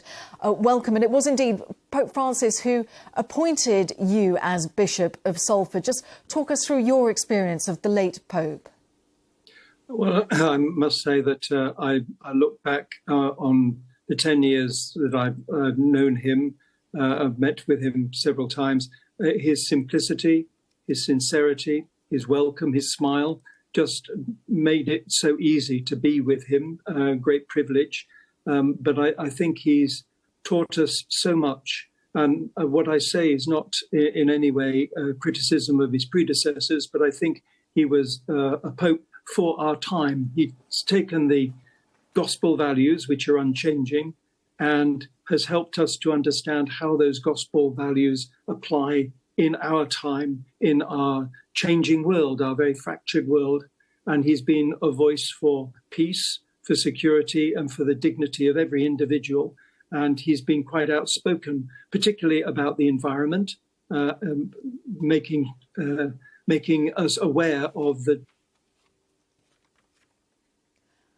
I believe we have just lost the line to Bishop Arnold, who was Bishop of Salford, appointed as Bishop of Salford by Pope Francis himself. But I think it's that sense of his humility that we get from so many of the different guests that we speak to, and also that reference to his smile. I have to say I had the privilege of being at one of the Wednesday audiences with the Pontiff, and his smile, he just was so seemingly genuinely pleased to see the many, many people that waited painstakingly to have an audience with the Pontiff. He just seemed thrilled to meet everybody. That smile was infectious, and it was so regularly there when he was meeting members of the public, and so many thousands and thousands of people that he would meet throughout his time as Pontiff, his 13 years as Pontiff. So we get that sense from so many different people that we've been speaking to, that his humility was very much at the heart of what his papacy was all about. We can talk to Rebecca Rist, who's Professor in Medieval History. Also, Rebecca, you're an expert on the papacy, joining us from Reading University. Welcome, Professor. I just wonder if, when we pick up on what the Bishop was saying there, the next steps, arguably, are going to be so critical to the direction of the Catholic Church. But just what happens next? Because we hear a lot about the way that it's the cardinals. The Pope is chosen from the cardinals, and Pope Francis had anointed so many different cardinals, but arguably there are still those who were previously appointed. Just how does the technicalities of all of this work? Yes, so thank you for having me on. Obviously there'll be a period of mourning now, and then obviously the funeral and the burial. But then, as you rightly say, we'll be thinking next about the conclave and who will be the next Pope. And yes, Francis has made a lot of appointments to the College of Cardinals, just very recently, really, near the end of his pontificate. And it means that we've got cardinals of all flavour who will be coming to the conclave, from the very traditional on the one hand to the much more liberal on the other. But of course, the whole point about the conclave is that it's a series of secret ballots. So all the guessing that we might do about, whether they're going to go for a liberal pope or a traditional pope, we don't know, because it's between each cardinal and his conscience when they get to vote. So obviously we'll be watching out, and if they can't come to a decision, then you'll have the black smoke, and then eventually, once they've got that 2/3 majority for the pope, then we'll see that with the white smoke. But yeah, it's going to be, after the funeral, it's going to be a fascinating few weeks as the College of Cardinals comes together and they're sequestered, and then the balloting process begins. So just, and my understanding is they've even changed the ingredients of the smoke in order to make it very, very noticeable from when it goes from black to white. But just, for those who haven't potentially seen the film Conclave, we understand that there's a lot of politics behind this as well. And arguably these cardinals will now have to weigh up the relationship that the Roman Catholic Church has with the rest of the world, obviously with the Trump administration, and of course with the direction of travel of society in a bigger way. So you say they vote with their conscience, but they're weighing up an awful lot. Yes, I didn't know that about they were going to make the smoke clearer, but that in a sort of media age, digital age, and all the rest of it, that sounds very wise of them. Yes, of course, Catholics and Christians will say that ultimately the idea is that the Holy Spirit decides who will be the next pope, and that I say it's a matter of the conscience of the cardinals. But of course, you know, the papacy is also a political institution, and so there will be, as we saw it so famously in the film Conclave, you know, jostling and political allegiances and all the rest of it. I mean, you know, if you want to look at it religiously, the Holy Spirit can only work with what he's got, as it were. So it all depends who the cardinals are who turn up at the conclave. But yes, of course, there are liberal wings of the church and more traditional wings, and Francis, it's thought, has tended to elect recently cardinals who are on that more sort of progressive side of the church. But as I was saying, because of the secrecy of the ballot, it's actually very difficult to know what people will actually do when it comes to it. Yes, I mean, it's very important. I mean, I'm a papal historian, so I think about the politics of the church and the church as a social institution, as well as a religious institution. Of course, the popes don't have the sort of great political power that they once had with great papal states and so on. Nevertheless, they still have Vatican City, they still have a lot of soft power. And we can see the way that we had J.D. Vance coming to see the Pope, obviously, just very recently. And as you mentioned, the Trump administration and so on. So we're living in a very polarized age at the moment, as we can see what's going on in the States and even here in Britain, left and right and so on. And so arguably, the role of a spiritual leader is even more important in these times. So it's going to be, you know, the cardinals, they always have to think very hard, but it's going to be very important to see for the direction of the church where we go next. Of course, some people might argue that perhaps the cardinals will go for a sort of stopgap pope, you know, someone who won't rock the boat either way, perhaps someone who's relatively elderly and so on. But of course, that doesn't always work out the way they might think. I mean, if you think of John the 23rd, and nobody thought that he would call for Vatican II, and then he did. I think it's unlikely that we'll have another South American pope immediately, because to have two in a row, probably they wouldn't do that. So obviously some people are thinking perhaps it'll be a swing back to a European pope, as we had with Benedict XVI and John Paul II. The largest number of popes we ever had have been from Italy. But also thinking much more about the developing world and so on. And we've never had an African pope. So maybe the cardinals might think that might be a way forward. But it's not least because of the politics, as I say, and the polarization at the moment. This is going to be an extremely interesting election. Yes, it certainly will be. And your point with the African continent, 20% of the world's Catholics are in Africa, growing congregation there. So fascinating to see what happens next. Professor Rebecca Rist, expert on papacy, historian from Reading University. Thank you very much for your time. Thank you. It was a pleasure.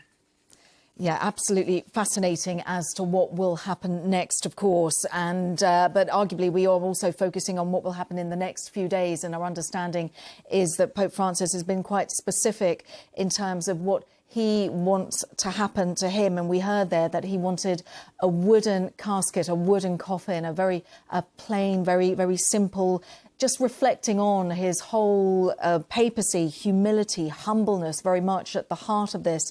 And also we heard from the cardinals giving that press conference here in central London, saying that the pontiff wanted his remains to be laid to rest at the Basilica of Santa Maria Maggiore. Not very few pontiffs there. Predominantly, they go to the papal basilicas in the Vatican. But very interesting to see what happens next with all of that. Let's talk to Camilla Barone, reporter of the National Catholic Reporter organisation, joining us from New York, where I guess a reaction just coming up as to this news. Just when it comes to the papacy, Pope Francis and everything that he has achieved. I talk about this, his desire to be humble and humility. Reflect on us. of his legacy and going forward for the Church, has he achieved that? Has he ingrained that within the Roman Catholic Church? Good afternoon. Thanks for having me. That's a great question that requires a very complicated answer. I would say yes or no under so many points of view. Yes, because he has changed the style of communication with which he wanted to bring forward his own ideas, his own battles, his own personal theological convictions, especially when it comes to the poor, to the service to the poorest of the poor all over the world, and to immigrants. Let's not forget that the very first papal trip, pontifical trip that he wanted to do was in southern Italy, in Lampedusa Island, right between Sicily and Libya and Northern Africa. He opened his very latest autobiography that was released back in January 2025, just mentioning the life of his parents and grandparents, very poor and humble immigrants from northern Italy, from Piedmont. Under many other points of view, no, because the Catechism of the Catholic Church has not changed at all. Under so many points of view, inclusion of women in the hierarchy of the Catholic Church, nothing has changed. LGBTQ+ inclusion. A lot has changed under that point of view in terms of, again, the style of the communication, an openness. Let's call it a fatherhood openness, like a father, a grandfather opening his arms to many Catholics who have been excluded for years and years, if not decades. But under a doctrinal, theological point of view, he's not been able to bring forward some of the reforms that he really wanted to. A great success, instead, we can say it's been a huge reform that he's done inside the Roman Curia, which is the Vatican office, the Holy See. According to the new rules, no cardinal, no archbishop in the Vatican can stay for more than 5 years. He can be renewed. Cardinals can now see renewed their terms just once, so for a total of 10 years. So he's been trying to transform the concept of power inside the Vatican, and many cardinals and archbishops followed him on that level. But now it all goes to the future, to his successor, and see if he is going to able to succeed in following up with these reforms. Is there appetite then? Obviously, it's really impossible to gauge, and we know that the conclave is absolutely secret. But just is there appetite for the Roman Catholic Church to continue in that direction, to continue with the path that Pope Francis has pushed it into that particular direction of being a little bit more open, more transparent? Or is there are you fearful that perhaps it could go back, given the pressures, the external pressures that society has on everyone, because we are arguably going in a more conservative direction as a society, as a global society? True. So based on what we have on the record, on all the like the most recent statements and declarations and books and letters that we've been getting from all over the world, from many cardinals, on the record, yes, there's a 2/3 majority in this group of cardinals, in this conclave, that is ready to follow Pope Francis' path. On the other hand, there are many cardinals, especially older cardinals, the ones that are well above 80 years old, who are not going to vote in the conclave, but they will go to Rome to take part in the journey for the conclave, in which they're going to talk to each other and pray and meditate and exchange views and opinions. Those cardinals have not been speaking a lot to the press, not been speaking in public conferences, but they've been speaking with many conservative groups all over the world in private sessions, private conferences, private meetings and gatherings all over the world. So it is true, we can say that there's a clash, especially in some parts of the world, but Pope Francis has managed to nominate and appoint a decent amount of cardinals that can follow his legacy. One of them, for example, is a cardinal from Malta who lives in Rome. His name is Mario Grech. And I'm mentioning him because he's been the General Secretary of the Synod, both in 2023 and 2024. The Synod is this huge gathering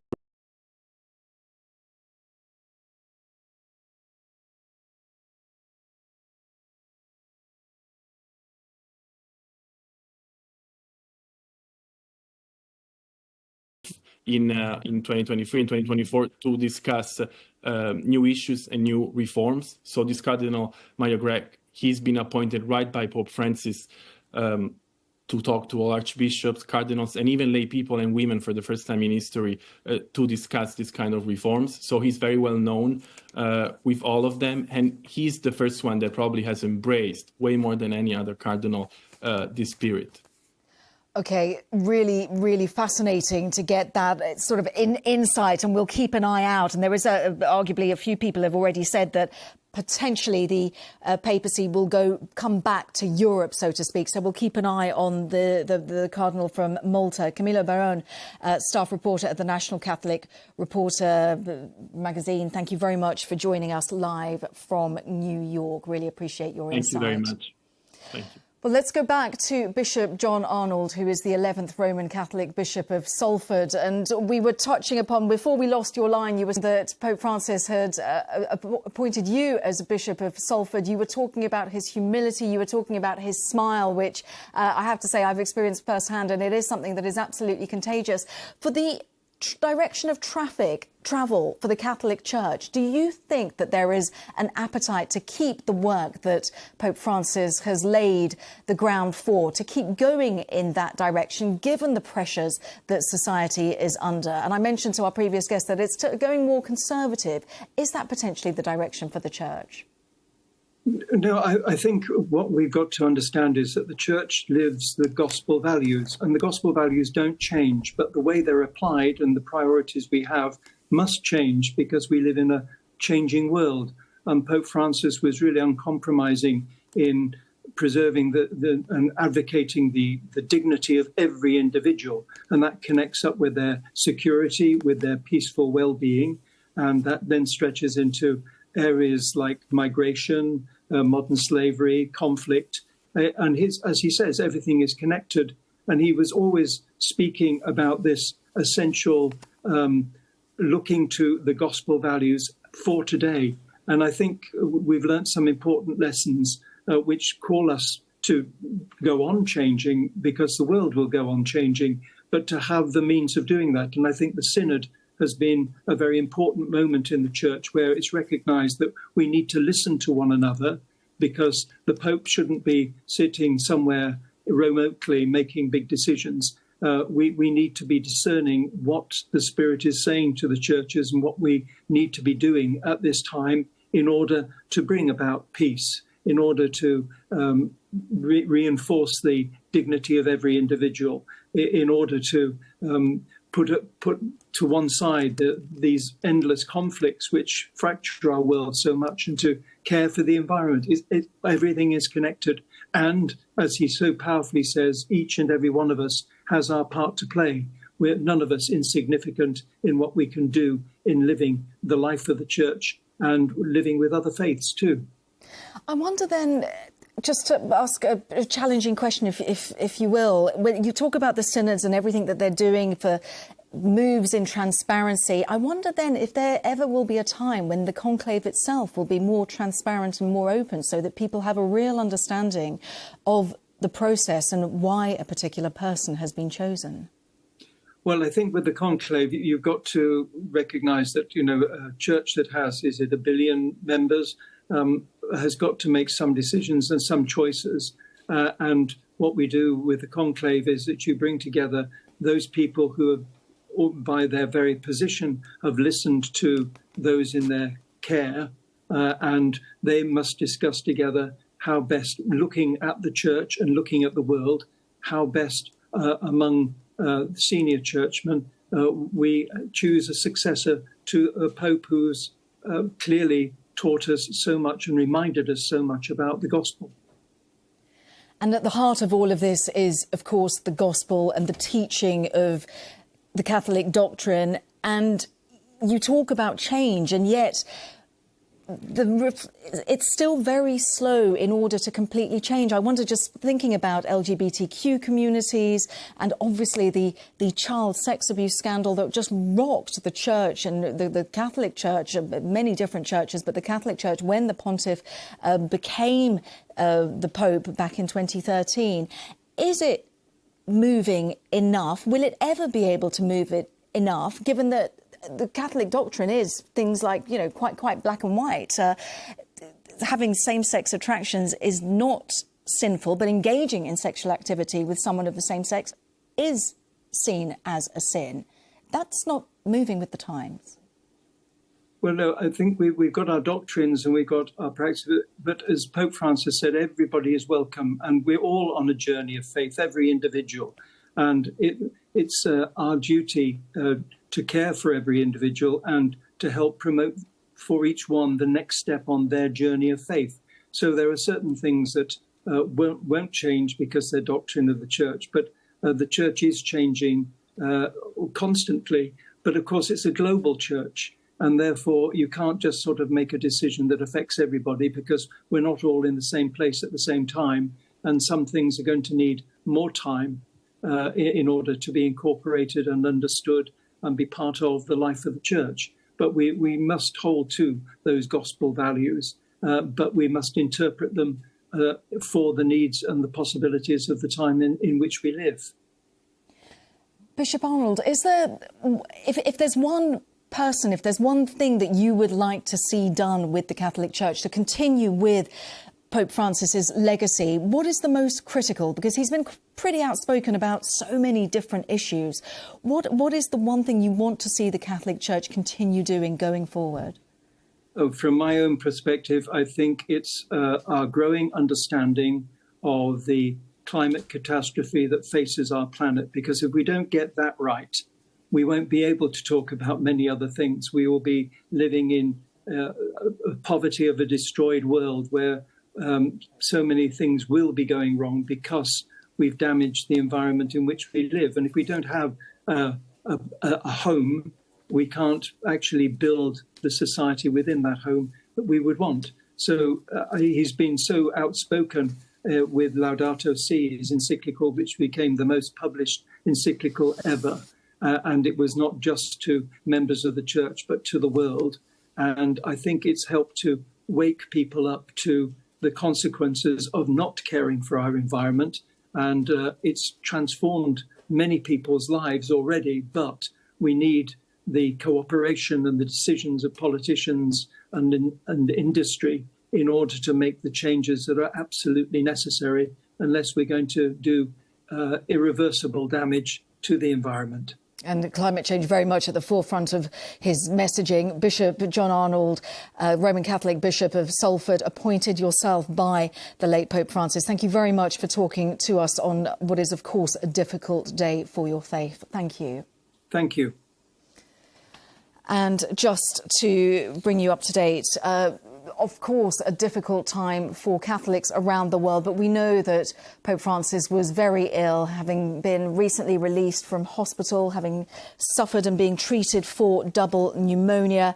But just yesterday, on Easter Sunday, the Pope greeted crowds at St. Peter's Square and asked them to continue to pray. So the Catholic community, the Catholic world, Christians also shocked by the death of Pope Francis at the age of 88. You are with BBC News. You are with BBC News, where we continue our special coverage of the death of Pope Francis, who has died at the age of 88. And to bring you up to date with me in the studio here is Rich Preston, who is keeping across all the latest reaction and developments for us, and Jorge Perez from BBC Mundo from The View from Latin America in just a moment. Rich, we just saw the flag being lowered there to half-mast. What are some of the other reaction around the world now? Well, Lewis, the same is happening in Austria. Church bells ringing across the country there at 4 o'clock UK time later today in memory of Pope Francis, and black flags being hung on churches and clerical buildings in Austria. A requiem mass will be held for the Pope in Vienna later on today. That coming to us from our correspondent there. In France today, the Eiffel Tower will go dark this evening in memory of Pope Francis.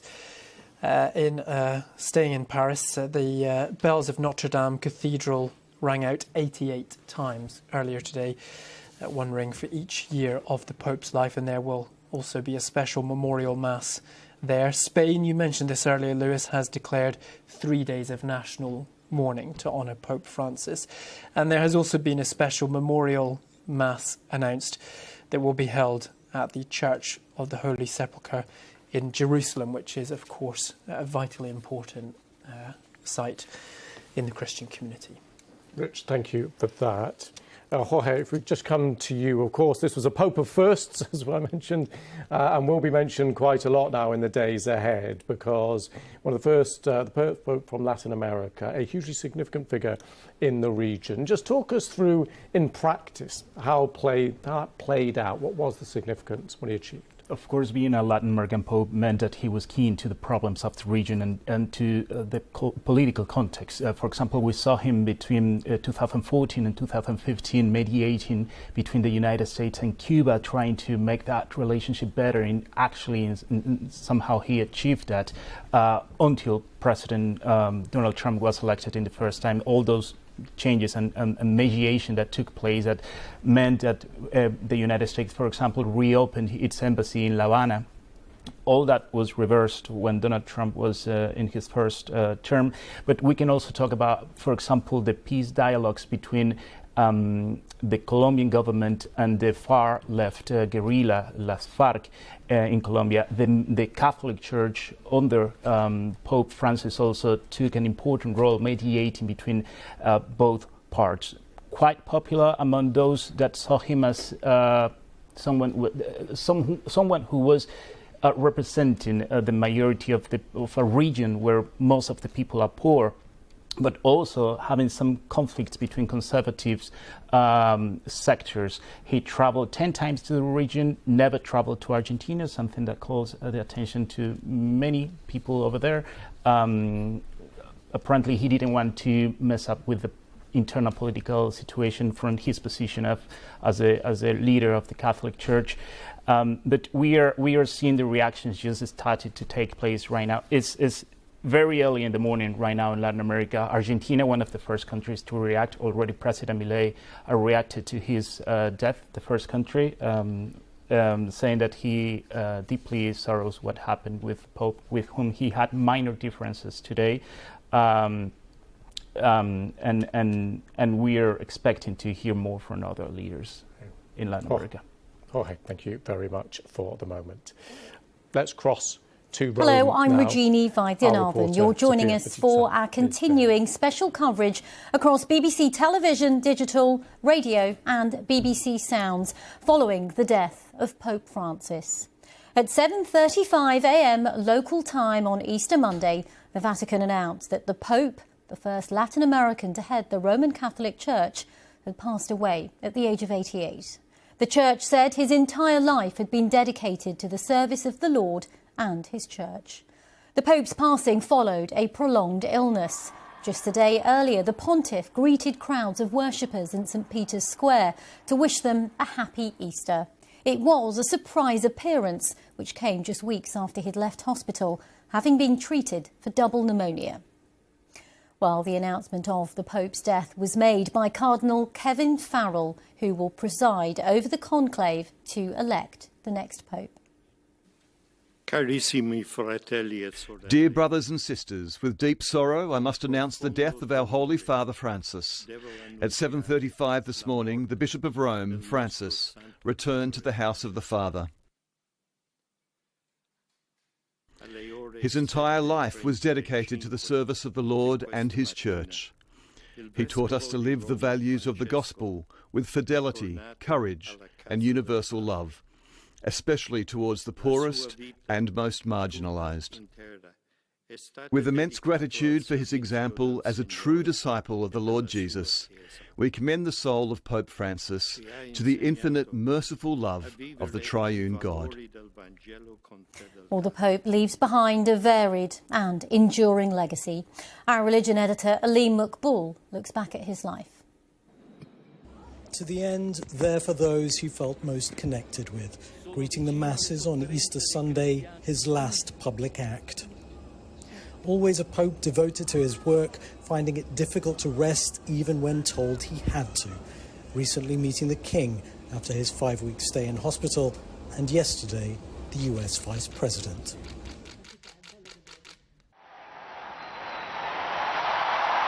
His surprise election in 2013 would mark a more radical break with the past than many expected. Jorge Bergoglio did have Italian roots, but was born in Argentina. While studying for priesthood, he worked briefly as a nightclub bouncer. While many fellow Jesuits were jailed and tortured during Argentina's military dictatorship, he rose to become Archbishop of Buenos Aires, some accusing him of forging too close a relationship with the regime. As Pope, he greeted his flock, having taken the name of a saint who championed the cause of the poor.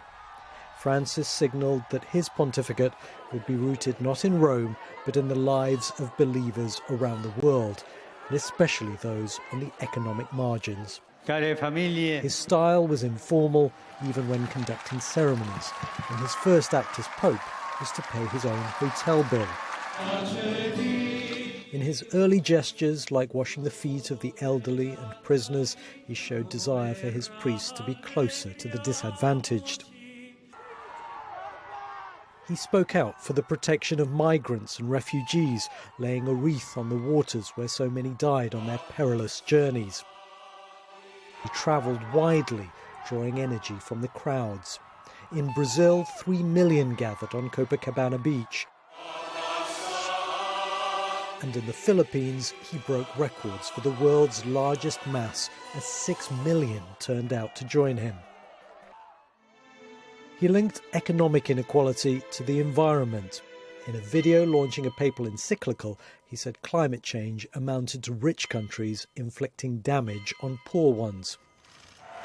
The Pope of the Holy See! In 2015, he became the first pope to address the US Congress. I am most grateful for your invitation. Telling the world's richest nation to take care of Mother Earth. God bless America. He apologised for the scandal of sexual abuse of children by priests. His words here spoken by a translator. God weeps for the sexual abuse of children. On a visit to Ireland, the first by a pope in almost 40 years, he apologised to victims at almost every event, but scandals continued to emerge. His papacy marked something of a change of tone on the subject of homosexuality, early on remarking, "Who am I to judge?" when talking about a gay bishop.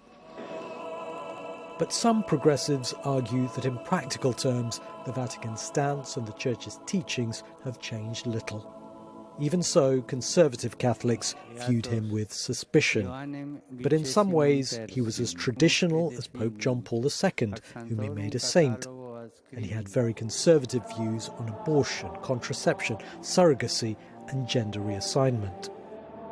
His style of papacy, though, couldn't have been more different to his immediate predecessor, Benedict XVI, whose funeral he presided over. Through the scores of cardinals from the developing world he appointed, he changed the complexion of the church hierarchy, consolidating a shift in the centre of gravity of Catholicism away from Europe, where it was in decline, toward Latin America, Asia and sub-Saharan Africa. In recent years, Pope Francis was beset by health issues, most noticeably affecting his mobility. In February, he was admitted to hospital with pneumonia in both lungs, but was focused on being able to return to participate in Easter celebrations, a goal he managed to fulfill, greeting the crowds in Rome. Cari fratelli e sorelle, buona Pasqua. He was, above all, a pastoral pope, a man of humility who preferred the fellowship of ordinary believers to the trappings of ecclesiastical status and power.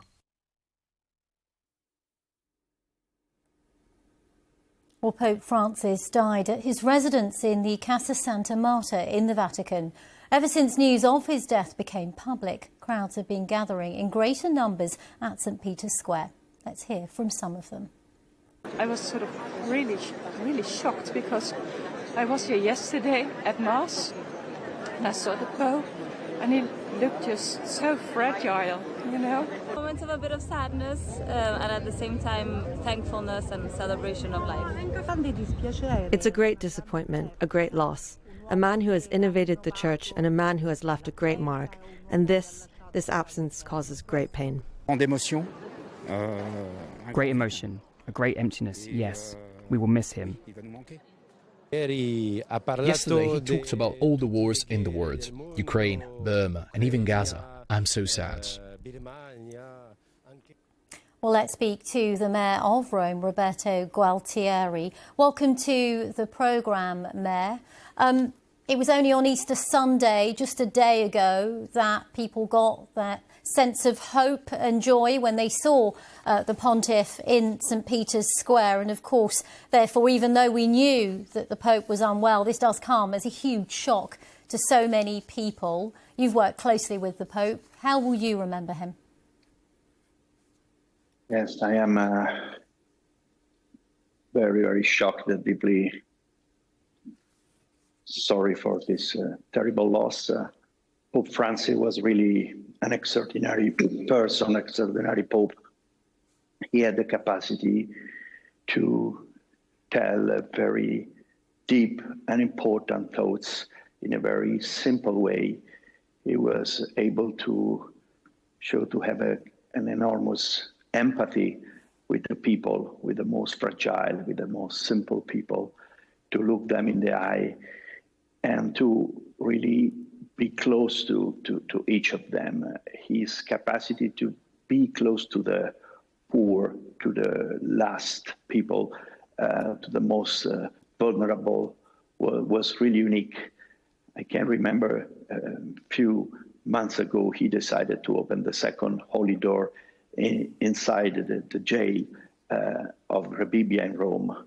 And he was spending time with each of the people that were held in jail, talking to them, giving them words of hope.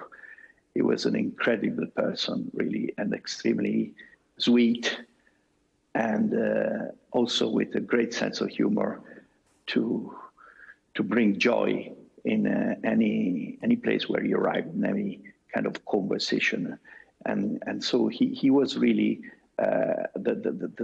hope will never disappoint. He made this sentence true with his own way of being the Pope, his own way of talking to the people, and he made incredibly important. He gave to us incredibly important element about the environment, the integral ecology, the need to protect the environment at the same time. We cannot be without being closer to the most fragile, to have a more equal society. What he said and what he's done for the peace is really an incredible person and Pope. And Mayor Gualtieri, you were talking about how he had the Holy Door in one of Rome's prisons, allowing people to have access to the Pope in what is a Jubilee year, of course, a year of reconciliation where people from around the world have been coming to Rome. Just tell us about how you were working with Pope Francis on the Jubilee year, because I know we've been showing some pictures there on the screen of how you were working together on that. Yes, of course, the Pope is also the Bishop of Rome, and he really loved Rome a lot, and he wanted that the Jubilee. He told me that the Jubilee, the things we did for the preparation of Jubilee should be done not only for welcoming the pilgrims, but also for remaining the city, for making Rome better, more beautiful. He was extremely on this, very, very clear. He told me, you have to make work for the city. We want that the Jubilee will be remembered as something that contributed to make Rome even more beautiful. And the love for the city and the love for the Romans of Pope Francis was incredible. Mm-hmm. He was really bishop among the people. He decided, I want to be among the people, and also the way he was always against anything too much formal, mm-hmm. too much, very, very simple. Is his own personal life, and in a way in which he communicated and lived his papacy among the people. And Mayor, just on that, how you say he was a pope for the people. Just tell us more about the initiatives that he brought in at the Vatican to ensure that homeless pilgrims were able to have a shower or get their hair cut before they went to the Vatican. He did quite a lot of work in terms of bringing dignity to some of society's poorest, didn't he? Yes, it's charity, direct charity, because the Pope has a direct, let's say, way of doing charity, was always directed to the most fragile people.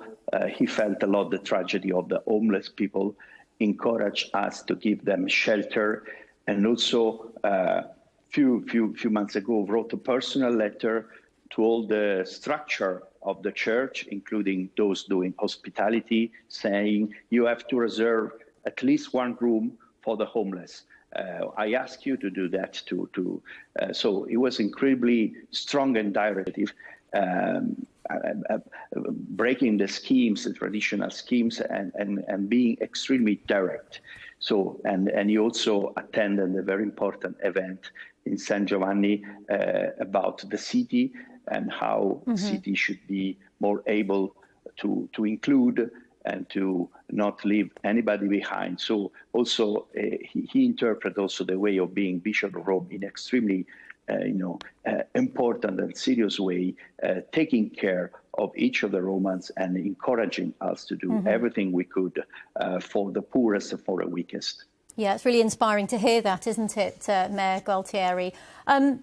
Just tell us what the mood is like in Rome at the moment. And another question, if people are planning to travel to Rome right now, should they still go ahead with their travel plans? How does, of course, this period of mourning impact the entire city? Of course, in the city there is a sense of shock, of loss. People is extremely sad, and a lot of people is gathering also spontaneously in St. Peter, and we expect people coming, of course, for the funerals. The event of the Jubilee that was already planned has been decided, the church has decided that will remain, because in the next weekend there will be the Jubilee for the teenagers, and this event will remain. And so we expect, especially for this weekend, a huge amount of person. The city is not new in the sense of the task of welcoming a huge amount of crowds of people. So we are prepared for that. We are doing all our best to make work all these important events that will succeed one after the other. But we expect, of course, an extraordinary number of people for the next weekend. For this weekend, the coming weekend, because we will have the Jubilee of the teenagers and the funeral of the Pope. Mm-hmm. And Mayor, just briefly, do you have any more details about the funeral arrangements at this stage? But Pope Francis changed the procedure of the funeral of the Pope 1 year ago, asking to making more, let's say, sober. But of course, it will be an extremely ceremony with hundreds of thousands of people. We expect and attending, including, of course, head of states and of government and normal people. Will be probably for days people crowding to give homage to him before the funeral, and then on Saturday there will be the funeral. So of course there will be very intense days. and the city is doing all its best to be ready with this, together with the government and all the authorities. OK, Mayor Gualtieri, it's always great to have you on BBC News. And of course, this is a difficult time for you and the people of Rome. Thank you very much for sparing the time to talk to us. Thank you. Thank you. Now, born to Italian immigrants in Argentina, Pope Francis spent his life advocating for the rights of refugees and migrants. Well, I'm pleased to say I'm joined now by the United Nations High Commissioner for Refugees, Filippo Grandi. Welcome to BBC News. Unfortunately, under these circumstances, you worked closely with Pope Francis. You've met him, of course, on a number of occasions. How do you want the world to remember him? As a man who cared deeply and sincerely for humankind, and that's why he was so engaged in the global challenges that we all face: refugees and migrants, environment, social justice, the elimination of poverty. And he was able to talk about these things with a courage, with a clarity, with a commitment that most politicians don't dare to have anymore. People talk about how he pushed boundaries. He certainly was very vocal about the plight of refugees and migrants. And he travelled to some of the places impacted. We were just showing pictures of some of the places. He'd been to DRC, he'd been to South Sudan. And you once spoke about how you had just got back from a trip to Ukraine and how the Pope soothed you with his words on the return of that trip. Just tell us about that personal experience. The Pope was always very human. He had this extremely strong commitment, founded in faith, obviously, but also in human courage. But then he was down to earth, simple, with great sense of humor. So in the few times when I met him and I told him about my trips to Africa, to Latin America, to Ukraine, to war zones, he always had a first moment of empathy, compassion, and understanding. And then he would zoom in on the politics, on the need to find a solution, to pursue peace through diplomacy. He was a man profoundly rooted in our times, but with this strong ideal motivation. And you felt it all the time in this very fluid, very simple, very pleasant, but conversation sometimes on very tough issues. How important were the Pope's words on these issues for you and the cause that you work so hard on? Many people have asked me this question today. Has he really had an impact? I think we should ask the opposite question. What if he hadn't existed? What if he hadn't spoken out for refugees, for migrants, for nature, for the poor? I think the world would have been very different. And in a world in which being aggressive to each other, being hostile, being negative, being nasty, if I can use that word, is being legitimized by politicians. I think somebody who spoke in exactly the opposite way was very important for billions of people. I'm glad that all leaders today are paying homage to him. Many of them, for a long time, have said exactly the opposite of what he has been saying, but perhaps he is showing the way and he has shed a light on many, many leaders as well. Indeed. I mean, Filippo Grandi, sometimes things he said were at odds with some of the world's leading politicians, indeed. Definitely. And of course, he spoke from a moral position, a religious position, and profoundly so. We must not forget that. But like I said, he was always very practical. I remember when he went to Lesbos, that Greek island in the Mediterranean, where back then people were arriving from the Turkish Middle Eastern route. He not only went there, like he went to Lampedusa and other places, to highlight the plight of refugees, he also made it sure that some of them could thanks to his visit, find safety, find safe pathways to better places because of his trip. So he was always trying to be practical, to find solutions as well. And of course, in the days to come, there'll be the search for the next pope. What is your hope in terms of that next post holder furthering the causes that you say Pope Francis was dedicated to? Every pope is different. I've lived with many popes in my life, but I think what the seeds he has planted, including in the church and the Catholic Church, and this hasn't always been easy, are very strong seeds. And I have faith. Catholics, and I am a Catholic, say that the Holy Spirit inspires the cardinals in their choice. And there's always some, sometimes not immediately understandable reason why a choice is made. So I have faith that those seeds are powerful. They will remain, and the next pope will have to build on that. OK, thank you so much for taking the time to speak to us about the legacy that you feel Pope Francis has left behind, in particular for refugees and migrants. That's the United Nations High Commissioner for Refugees, Filippo Grandi. Well, the Pope's health deteriorated sharply at the beginning of the year. So let's take a look back at the timeline of recent events. Well, it was on February the 14th that Pope Francis was admitted to Rome's Gemelli Hospital for medical treatment. 4 days later, an X-ray revealed that he was suffering from pneumonia in both lungs. On February the 22nd, the Pope experienced what's been described as a respiratory crisis and needed the use of oxygen. His situation was then described as critical. Well, Pope Francis spent 5 weeks in hospital. He was then deemed well enough to be released to continue his recovery at home at the Vatican.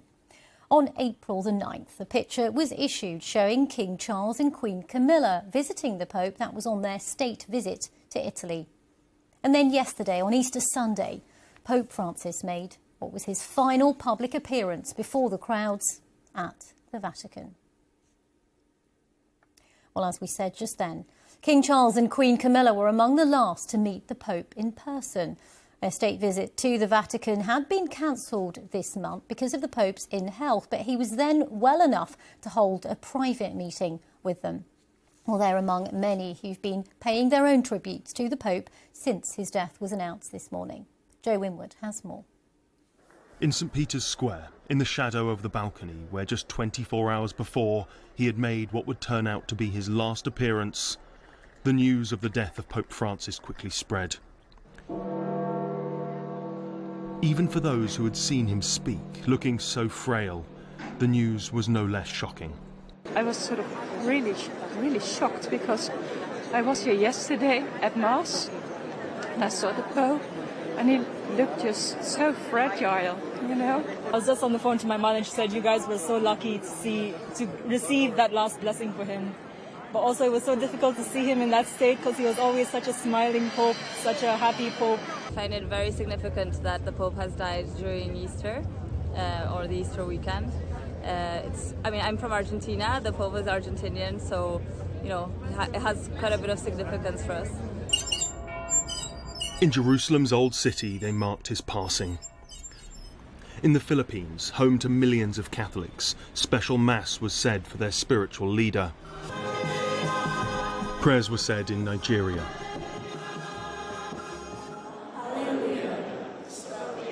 In Jakarta, where there is a small but devout Catholic population. While in the Eastern Democratic Republic of Congo, a land in the grip of violent uprising, people paused to pay their respects. Pope Francis was a leader who reached beyond the world's 1.2 billion Catholics. His death was quickly marked worldwide. His was a papacy of firsts, the first pope to hail from the Americas, the first Jesuit pope, and the first to take the name of that great champion of the poor, St. Francis of Assisi. Pope Francis' compassion embraced all humanity, and today he will be mourned by Catholics and non-Catholics alike. At France's recently reconstructed Notre Dame Cathedral, the bells rung for his passing as people gathered to pay their respects. Throughout his pontificate, he's been at the side of the most vulnerable and fragile, with a great deal of humility and a very special sense of humanity in these times of war and brutality. And in this, he was faithful to a tradition that was dear to him. While Sir Keir Starmer said Pope Francis was a pope for the poor, the downtrodden and the forgotten, he was close to the realities of human fragility, meeting Christians around the world facing war, famine, persecution and poverty. Yet he never lost hope of a better world. One of the last global leaders to see the Pope in person was King Charles, who said that he was deeply saddened by his death, adding that throughout his work and care for both people and planet, he profoundly touched the lives of so many. And at cathedrals all around the UK, people began to gather. In Westminster, preparations are underway for a special mass. Why will he be remembered for you? As a strong man with determined to change the world. Shocked really, because when we saw him yesterday I thought he was getting a bit better. So it was really sad this morning when you heard that he's actually died. Yeah, I think the whole Catholic community is going to be devastated, first of all, even though that we knew it, that his health has been quite in a balance for some time. But as a leader of the Catholic Church, it is a devastating news for all of us, definitely. Cardinal Vincent Nichols said a voice for proclaiming the innate dignity of every human being, especially those who are poor or marginalised, is now silent. The legacy he leaves is one we must seek to carry forward and strengthen. Easter Monday Mass is always significant for Catholics, today more so than ever. Special services are being planned across the UK to mark the life and death of Pope Francis. Joe Inwood, BBC News. Well, let's take you to Washington, D.C. and the White House, where President Trump has ordered that flags be lowered to half-staff to mark the passing of Pope Francis. Now, the following days will see a formal process for Catholics around the world to say farewell to the Pope before cardinals arrive in the Vatican to decide on his successor. But Pope Francis has already chosen to change some of those traditions, as Mark Easton reports. The Pope's office and apartments have been sealed. The papal fisherman's ring has been removed from Pope Francis's finger and smashed with a hammer. His body, dressed in red robes, will lie in state for 3 days at St. Peter's Basilica. Ritual dictates almost every detail of a pope's death. But Pope Francis was a man with his own ideas. He is elected not to be buried in the Vatican like most of his predecessors, but in the Basilica of St. Mary Major, where he often chose to pray. It's in one of Rome's less glamorous neighbourhoods, Esquilino, home to budget hotels and modest B&Bs, close to the main bus and railway stations, the district where many immigrants have put down roots. Unlike the grand and traditional papal funeral afforded to Pope Benedict in 2023, Francis has designed a much humbler service.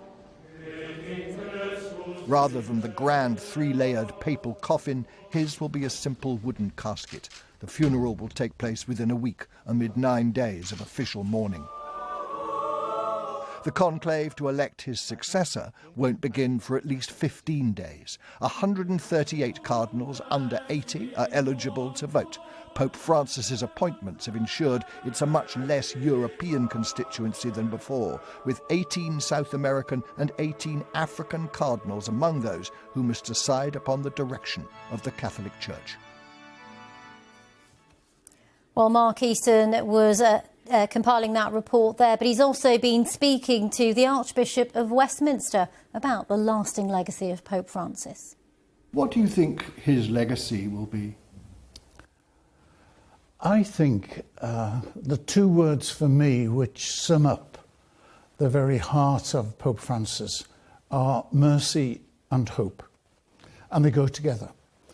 His experience as an adolescent, going to confession in a church, his choice of motto, which was miserando atque eligendo. So, receiving mercy, he was chosen. And actually, they're words from St. Bede. So they're actually of an English source. But he had this conviction that because God is merciful and wants us to keep on trying and going, that he could follow that calling. When asked, who is Pope Francis, he would always answer, a sinner. And I'm fascinated by the last pastoral action he took was to visit a prison and to say to the prisoners, except for the grace of God, it could have been me. So his deep sense of God's mercy, and therefore we are never without hope. The Archbishop of Westminster there, speaking to my colleague Mark Easton. Well, when it comes to reflecting on the legacy of Pope Francis, one key theme that's emerged is how his papacy heralded many firsts. Well, Father Roberto Rigoli joins me now to tell us more about that. He's a professor of history and cultural heritage at the Church at the Pontifical Gregorian University in Rome. He joins me from there now. As we said in that introduction, a Pope of first on many levels. Just remind our viewers why people say that. The Pope, the pontificate of Francis is very important in our contemporary time for specific, distinctive features. More superficial, we can think he was religious, he was Jesuit. You can imagine the last religious pope in Catholic Church was 180 years ago. So for more or less 2 centuries, we have not a religious a monk as a pope in the Catholic Church. But another more important level, the Bergoglio was from Latin America. And in his pontificate, we can see a lot of goals of Latin American bishops. We can remember the importance of poor, the people of the margins. We can say in a few words, for him, pastoral approach was more important than doctrinal approach. OK, thank you so much, Father Roberto Rigoli, for sharing your thoughts on why many people say Pope Francis was a pope of first. And I think what's been striking through the interviews that we've done just in the last 30 minutes is just how many people we've spoken to have talked about how Pope Francis was a humanitarian, how he really looked out for those who were less privileged than him and actually carried through with his words, but also his actions. Well, we were telling you a short moment ago that the flags at the White House are at half-staff at the moment. We'll just take you to Washington, D.C., and the flag there is at half-staff on the top of the White House. Now, we're just hearing that President Trump is saying that he doesn't know whether he will attend Pope Francis's funeral. That's just coming into us from the Reuters news agency there. And as you can see there, flags at the White House are at half-staff to remember Pope Francis. Well, joining me live is Serenhead James, the editor of the Catholic Herald, also a historian of the modern papacy. Let's just pick up on that point we were talking about a few minutes ago, which is just how Pope Francis has been described by so many as a pope of first. Many people and commentators have been saying today he was a pontiff who really went above and beyond to try and further and raise awareness of those who were less privileged than him. Yes, I mean, it's very interesting. There seems to be a constant narrative that he was the first pope to do any of these things. In fact, he stands in a very long tradition of popes wanting to reach out to people who are marginalised and people who are oppressed and people who are at the margins of society. So in many ways, that wasn't necessarily a new development. We have many examples of his predecessors who've done just that through their writings and through their actions. What was remarkable, I think, about Pope Francis was the way in which he did it. He was very much a media-savvy pope who, something of a showman, really, like John Paul II, which was markedly different, really, from his very quiet, scholarly predecessor, Benedict XVI. So I think the fact that the world had slightly forgotten what JP2 had been like with his great globe-trotting and a wonderful sort of advocacy of causes of the marginalised and the oppressed. The way he did it was very much revitalised by Pope Francis.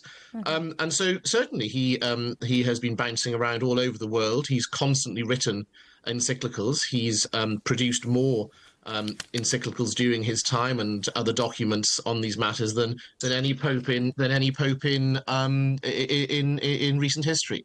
So he's been very present on the world scene in that way, and I think possibly that's what people really mean. He's someone who's really gone beyond to make sure that his message has been heard, and we've seen that very recently in the way that he's also taken on even people like President Trump. He's not been afraid to tell world leaders how he sees it. And he's done it in ways that I think people have found rather startling, which I think was entirely the point. So he's certainly been a first in that really sort of go-getting sort of way. And he's certainly also been the first to express himself in very informal ways, in very off-the-cuff ways, in very sort of here and now ways, which hasn't always gone terribly well for him. Sometimes he's had to clarify statements he's made where they've led to confusion.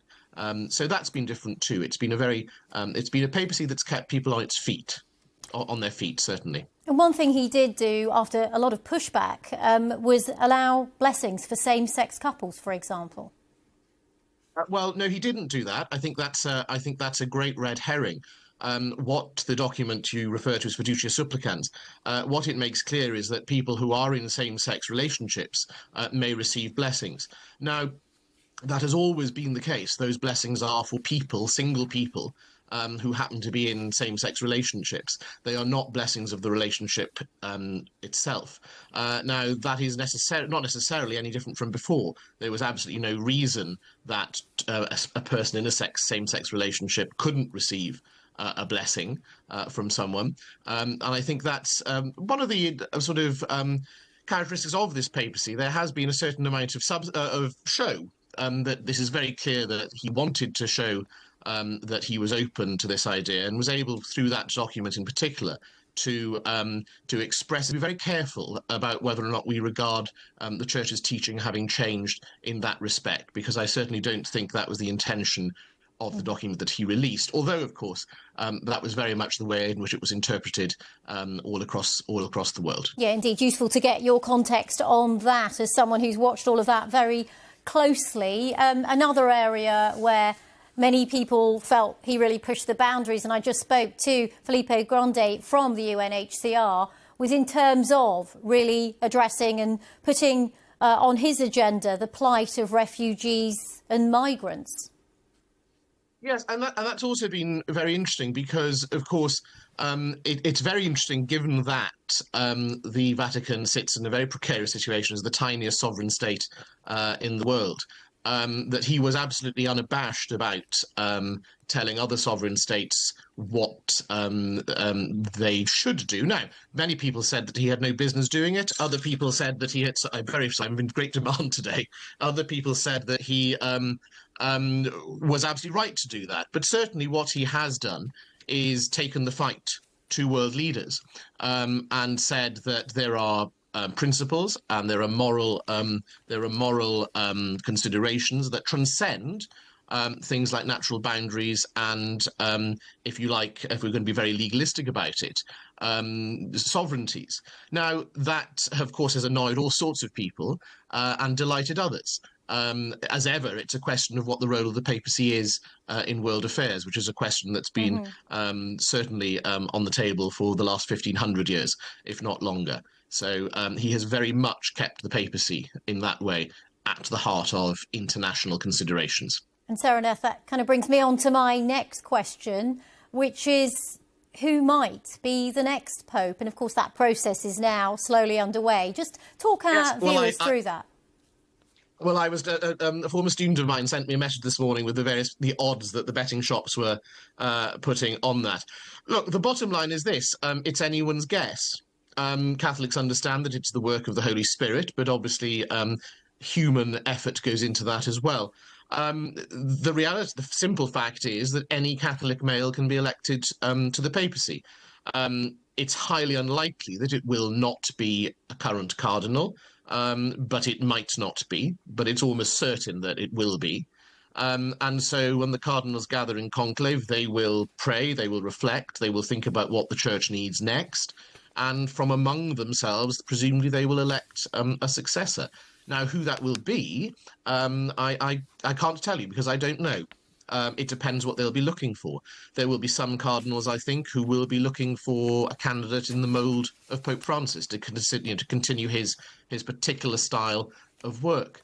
There'll be others who might think that a change of direction is needed, and so they may well seek to elect a candidate rather different, perhaps more in the mould of Pope Benedict, for example. So we don't really know who's going to emerge on that balcony in due course.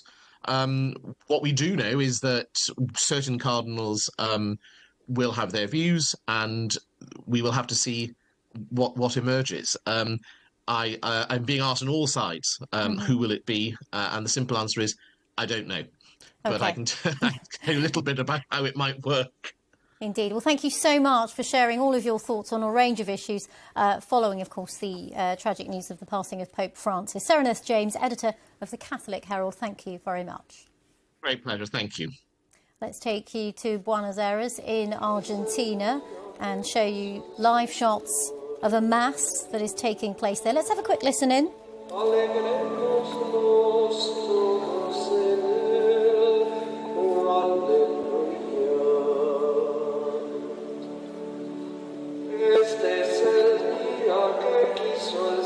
And of course, it was in Argentina that the Pope was born to Italian immigrants. And of course, his home nation there, as many, of course, masses around the world are in honour of the Pope today. But this one in Buenos Aires,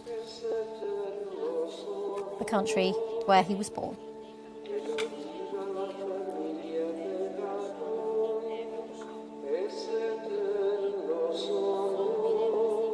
Let's move away from that mass and return to events in Italy now in Rome. Let's speak to our correspondent in Rome, Davide Giglioni.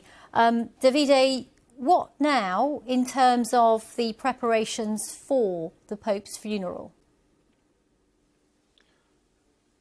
Yes, Regina, now there will be a few steps. Obviously, we do know that the death of a pope sets in motion a few rites and rituals which will be carefully orchestrated by the Vatican. Now, the first step will be the official recognition by the Vatican that the Pope has died. So it's a rite after the doctors, the head of the Vatican's health service will certify the death of the Pope. And then the Camerlengos, the cardinal, who's now in charge, and he's the one who announced the death of Pope Francis this morning, he will validate that. After this happens, tonight around 8 p.m. Italian time, the body of Pope Francis will be put in a coffin at Casa Santa Marta, which is the official residence of Pope Francis. That's where he decided to live. It's not the normal papal apartment, but it's almost like a hostel for people who come to the Vatican, including priests and cardinals. But it's way more simple than the normal Vatican apartment. So his body will be there for at least 2 days until Wednesday, when the body is expected to be transferred and moved to St. Peter's Basilica, where members of the Catholic Church, so the people, ordinary people, will be able to go and see the body and pay their respects. So we have a period of mourning of 9 days, and during this period there will also be the funeral, either at the end or during these 9 days. The Vatican is disclosing all of these details as we speak. The cardinals, the ones who will elect the next pope, will be making their way to Rome. So that's also functional in a way for cardinals to go to Rome from all over the world. And then after these 9 days, we have a period of 10 days during which the cardinals will meet and will basically decide what the priorities of the Catholic Church are before the conclave, which is the election of a new pope, starts. And Davide, you said just then that Pope Francis's body is going to be placed in a coffin in a few hours from now. And we're also hearing that there will be a prayer service, a public prayer service, in a few hours as well in the Vatican. Just tell us more about what might happen on that front. Exactly. So there will be a rosary in St. Peter's Square. We've already seen that when the Pope was in hospital for 5 weeks, so people were gathering. So obviously we have the Vatican officials working relentlessly to organise all is needed after a papal death. But we also have Catholics and people were in Rome. Some of them were tourists, some of them are Catholics, coming spontaneously to St. Peter's Square. So at 7:30 Italian time, there will be a rosary in St. Peter's Square. But we've already seen some people running. Some people were crying this morning when the announcement was made. But obviously, everyone will be watching what happens over the next few days. And I was just listening to the previous interview. It's really interesting, the fact that people will be coming from all over the world, including cardinals. But I also wanted to add that for the first time, we have a very, very diverse conclave. We do know that Pope Francis appointed the vast majority of the cardinals who will elect the next pope. But what's also interesting is that he picked them from very remote parts of the world. There's more cardinals from Asia, there's more cardinals from Latin America. The Vatican has always been very much Western countries focused, but this time all of these cardinals coming from different parts of the world will have to get to know each other as well and have different priorities. So it will be very interesting from a political and spiritual point of view. Okay, Davide Giglioni, thank you very much for the very latest from Rome. So Davide there talking us through what might happen in the coming days. We know, of course, there will be a period of mourning, 9 days, he said there, and a funeral will take place within a week. The Mayor of Rome telling us that he understands that will be on Saturday, but we are, of course, waiting for an official announcement from the Vatican, and Davide there saying that they're still trying to work out the finer details of that. Now, talking about global reaction to the death of Pope Francis, well, there are more than 1 billion Catholics around the world. We, of course, at the BBC have correspondents in every corner of the globe who've been sharing what the reaction has been where they are. Let's start with our Middle East correspondent, Yolan Nell, who's in Bethlehem. Well, Palestinian Christians have been expressing their great sorrow about Pope Francis's death and remembering, too, his calls for peace in the Holy Land. Going back to his visit here back in 2014, he was on a stage right in the spot in Manger Square where I am at the moment, in front of the Nativity Church built on the spot where it's believed that Jesus was born. There was a big open-air mass here. More recently, too, the Pope had been increasingly vocal vocal in criticism of Israel's military offensive in Gaza, calling the situation there dramatic and deplorable. The mayor of Bethlehem, Anton Salman, spoke to me a short time ago. He said that the death of Pope Francis was a great loss for the Palestinian people. He said that he was one of the few leaders in the world who were supporting Palestinian rights, and he hoped that the next Pope would be taking up strong positions too. Like a lot of people I've spoken to around the square, he remembered as well how the Pope would call regularly to a priest in Gaza City and speak to some of the hundreds of the Gazan Christians who have been sheltering in the Holy Family Catholic Church there, really seeing that as a gesture of great personal support and solidarity. That's Yolande Nell there in Bethlehem for us. Now let's hear from our West Africa correspondent, Thomas Nardi, who's in the Ghanaian capital, Accra. Well, as you mentioned, Africa has a significant Catholic population and tributes have been pouring in from across the continent. Let me just read a few of them. President Mahama of Ghana says his legacy of compassion, humanity and social justice will continue to inspire generations. President Lazarus Chakwera of Malawi says he'll be remembered for advancing reform in governance worldwide. And President Tinubu of Nigeria also said that Pope Francis advanced a worldview of inclusion, equality, and care for the marginalized individuals and groups. And some Catholics across the continent are also preparing for prayers in his honor. That's Thomas Nardi there. Well, joining me in the studio is our global religion reporter, Lebu Deseko. We heard about the importance that Pope Francis had in the African continent, given that there are so many Catholics in Africa. Just tell us more about the significance and the impact that his death's going to have in Africa. Yeah, well, I mean, if you understand the role of the Pope in the Catholic Church, Catholics believe that he has a direct, you can draw a direct lineage to Jesus' family and the Pope. And if you think about how important that role is and the fact that Africa has the fastest growing Catholic population in the world, you can imagine just how devastating it is for people. I think many people had begun to hope that he was going to get better, so this will be quite a blow. And we've seen tributes coming in from Nigeria, from Kenya, from South Africa, all echoing the same thing, the loss that people feel there. And Pope Francis, as some of our guests have already highlighted, was seen as a real champion for the Global South.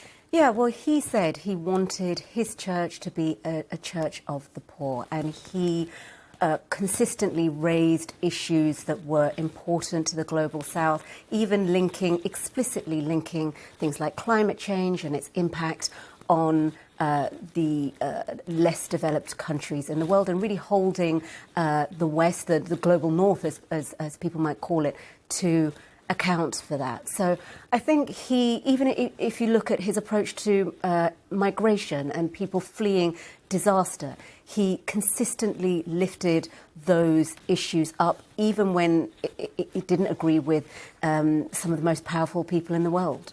OK, Lebu Deseko, thank you very much. And of course, I think we'll be hearing more from different African nations throughout the course of the day.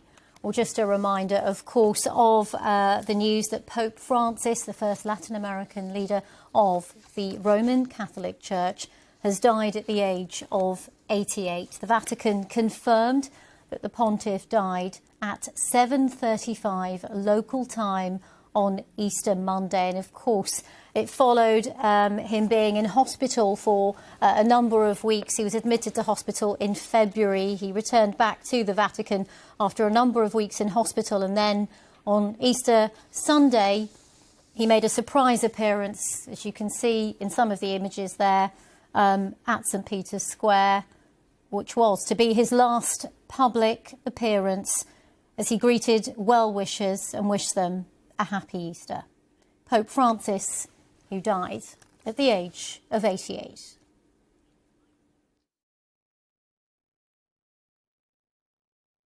Let's cross to Rome now. Our reporter, Sofia Batista, is there. And Sophia, we've been getting reaction from right around the world of people expressing their shock at the news. It must be particularly poignant there where you are. But Luis, let me tell you, the feeling here, as you said, is one of palpable shock.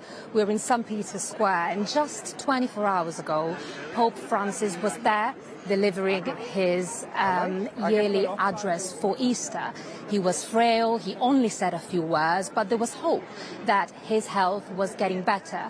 And, you know, I've been here for the past hour, and more people are pouring into the square. It's a mix of people from Italy and people from all over the world who have been saying to me that they just wanted to come here to pay their respects to Pope Francis. And I think we can go and find some people to talk to. We spoke to them a little earlier, and they were telling me about how they felt when they heard the news. Hello, hi.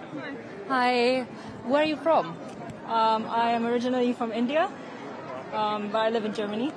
So why are you here today? How did you feel when you heard the news about Pope Francis? To be honest, I had to take a minute. It was quite emotional because I really liked him as a pope personally. He had a genuine care for the poor, and he wrote the encyclicals Laudato Si, and it was refreshing to see a man of his authority showing such care for the environment and for the poor. The very fact that he abandoned luxuries given to popes for like a more simpler lifestyle, it said a lot about who he was as a person. So yeah, I am really personally gonna miss him as a pope. And you were here in St. Peter's Square just yesterday. You saw that address that Pope Francis gave for Easter. Yes. Yeah, in fact, I was just on the phone to my mother, and she said you guys were so lucky to receive that last blessing for him. But also it was so difficult to see him in that state because he was always such a smiling pope, such a happy pope. But I'm grateful to have been here to receive his last blessing. I think it's a memorable moment for me. A memorable moment. Thank you so much for your time. Thanks for speaking to us. Well, that's something that we've heard from a lot of people here. You know, the fact that Pope Francis was really a man of the people, a pope of the people, and he will be missed by not only Italians, not only Catholics, but people from all over the world. And Sophia, really interesting to hear the thoughts of people there, because in the immediate aftermath, of course, people's reflections will come through. As you've been there over the last few minutes, is there a sense of people knowing that this news had been announced and therefore they were there, or are people still learning about it behind you as we speak? Everyone I spoke to was aware of the news, and a few people have told me that they came here specifically because they were hoping to pay their respects to Pope Francis. I spoke to a family from El Salvador who have said to me that, of course, the fact that Pope Francis was from South America, the first pope from South America in centuries, was hugely meaningful. He was very loved, they said, in their country, in El Salvador. And somebody said to me specifically, she was a divorced woman, and the fact that Pope Francis tried to be inclusive when it comes to divorced people, for example, made a huge difference to Catholics like her. And so even though nothing has been announced in terms of what happens next and what is going to happen here in St. Peter's Square in the following hours, people have said to me that they just felt that they wanted to be here to pay their respects. Live from London, this is BBC News. Catholics around the world are mourning the death of Pope Francis, who died at the age of 88. Dear brothers and sisters, with deep sorrow I must announce the death of our Holy Father Francis. At 7:35 this morning, the Bishop of Rome, Francis, returned to the house of the Father. Just a day earlier, on Easter Sunday, the Pope blessed worshippers from the balcony in St. Peter's Square. He'd been recovering from pneumonia. Vatican officials say the Pope's body will be placed in a coffin in a few hours from now, and that the funeral will take place within the week.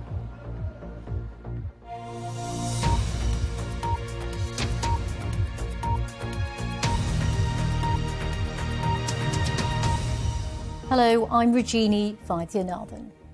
Pope Francis, the head of the Catholic Church, has died at the age of 88.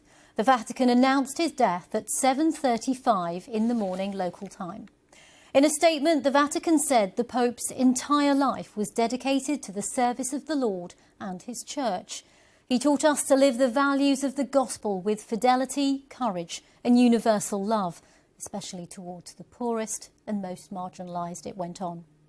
In Vatican City, thousands of mourners have gathered on St. Peter's Square to pay their respects. The Pope was 88 years old and had been admitted to hospital in February for pneumonia on both of his lungs. He'd been discharged from hospital last month. That was after 5 weeks of treatment for an infection.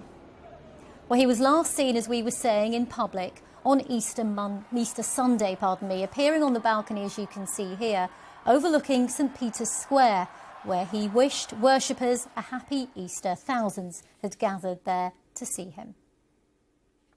Well, all around the globe on this Easter Monday, around 1.4 billion Catholics are mourning the death of Pope Francis, and tributes have been pouring in from world leaders. Our religion editor, Aline Mukbul, looks back on his legacy. To the end, there for those he felt most connected with, greeting the masses on Easter Sunday, his last public act. Always a pope devoted to his work, finding it difficult to rest even when told he had to. Recently meeting the king after his 5-week stay in hospital, and yesterday, the US Vice President.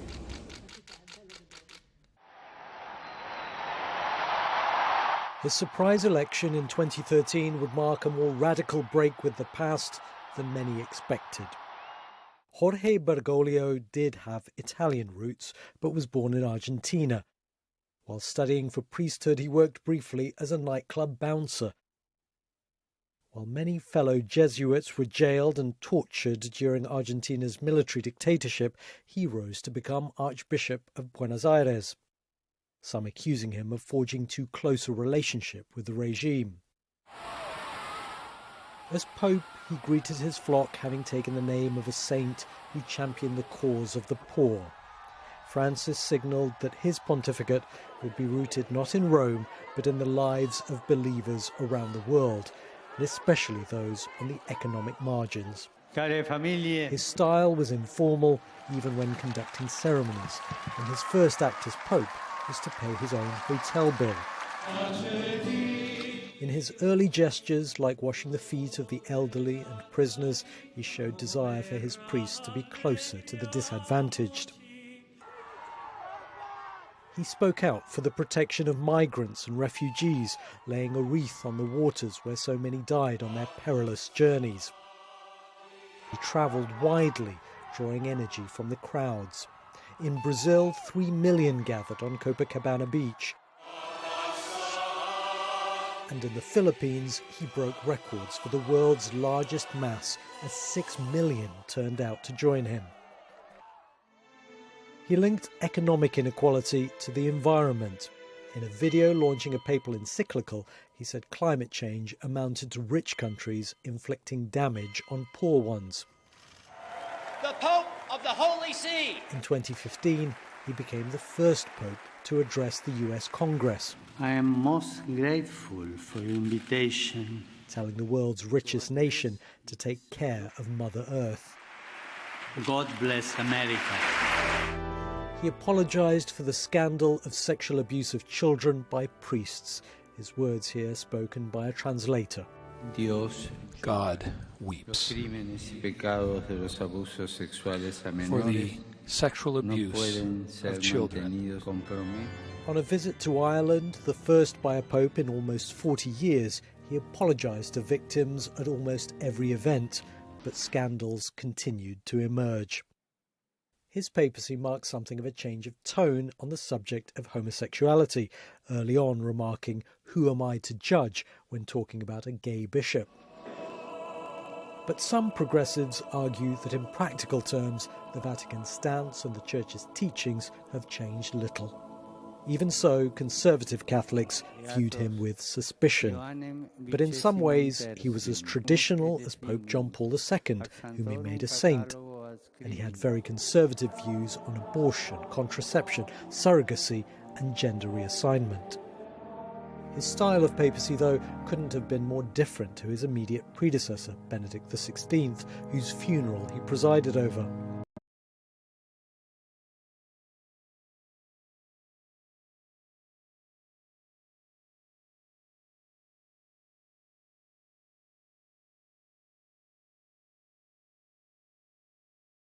Cardinals from the developing world he appointed, he changed the complexion of the church hierarchy, consolidating a shift in the centre of gravity of Catholicism away from Europe, where it was in decline, toward Latin America, Asia and sub-Saharan Africa. In recent years, Pope Francis was beset by health issues, most noticeably affecting his... He was admitted to hospital with pneumonia in both lungs, but was focused on being Easter celebrations, a goal he managed to fulfill, greeting the crowds in Rome. Cari fratelli e sorelle, buona Pasqua. He was, above all, a pastoral pope, a man of humility who preferred the fellowship of ordinary believers to the trappings of ecclesiastical status and power.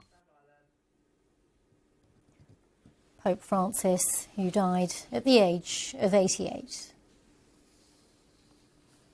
Well, our correspondent Rupert Wingfield-Hayes has been getting the latest reaction from Rome.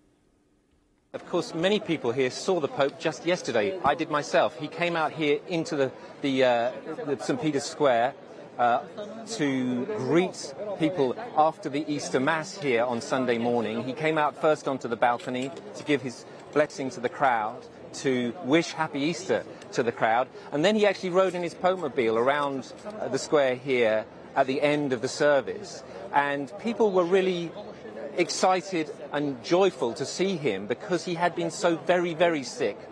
Just a month ago he had been in hospital, and people really worried. He was reportedly close to death at that stage. He had double pneumonia, very, very seriously ill, but then he came out of hospital. He seemed to be making a recovery, and then he made this appearance here yesterday for the Easter service, and many of the people we spoke to here yesterday expressed real joy at seeing him on the mend. They said they had been praying for him. But, having seen him yesterday, especially when he rode around on his Pope-mobile, he looked incredibly frail. His voice was very, very weak. It's clear he had not recovered, but he insisted on coming out and taking part in the Easter service. I think a lot of people were worried when they saw how ill he was yesterday, and then we got this news this morning. So, yes, it was a big shock coming after that appearance yesterday, but also I think a lot of people, when they saw him yesterday, thought he really needed more rest. He needed more time to recover. But we know from Pope Francis, from the whole of his papacy, he was a man who refused to rest. He wanted to work. He wanted to be close to the Catholic faithful. And even throughout his illness, he was still doing regular work every day. Last week, he started going out and meeting people. He even went to meet prisoners last week at a jail outside Rome. So this is the person that he was, and he chose to do it this way. But of course there's tremendous sadness here because he was much loved, not just here in Italy, but really around the world. I remember when he came to the Philippines and 5 million people turned out for a mass in Manila. It was an incredible sight, and he was absolutely loved in the Philippines, but also by Catholic people all over the world. Rupert Wingfield-Hayes at the Vatican there, talking about the reach and the appeal of Pope Francis globally. And of course, there are more than 1 billion Catholics across the globe. Well, let's get reaction from some of our correspondents around the world. I'm joined now by Marnie Jones in Johannesburg, Will Vernon in Warsaw, Sebastian Usher in Jerusalem, and Will Grant in Mexico City. Marnie, we'll start with you, of course, because Africa has seen a huge growth in Catholicism, so this will have a huge impact to people across the vast continent. Absolutely. Africa was the region with the fastest growing number of Catholics anywhere in the world. The number of Catholics here grew by 9 million alone between 2022 and 2023. And for the millions of Catholics that follow the teachings of the Church, today is an incredibly sad day, an incredibly mournful day.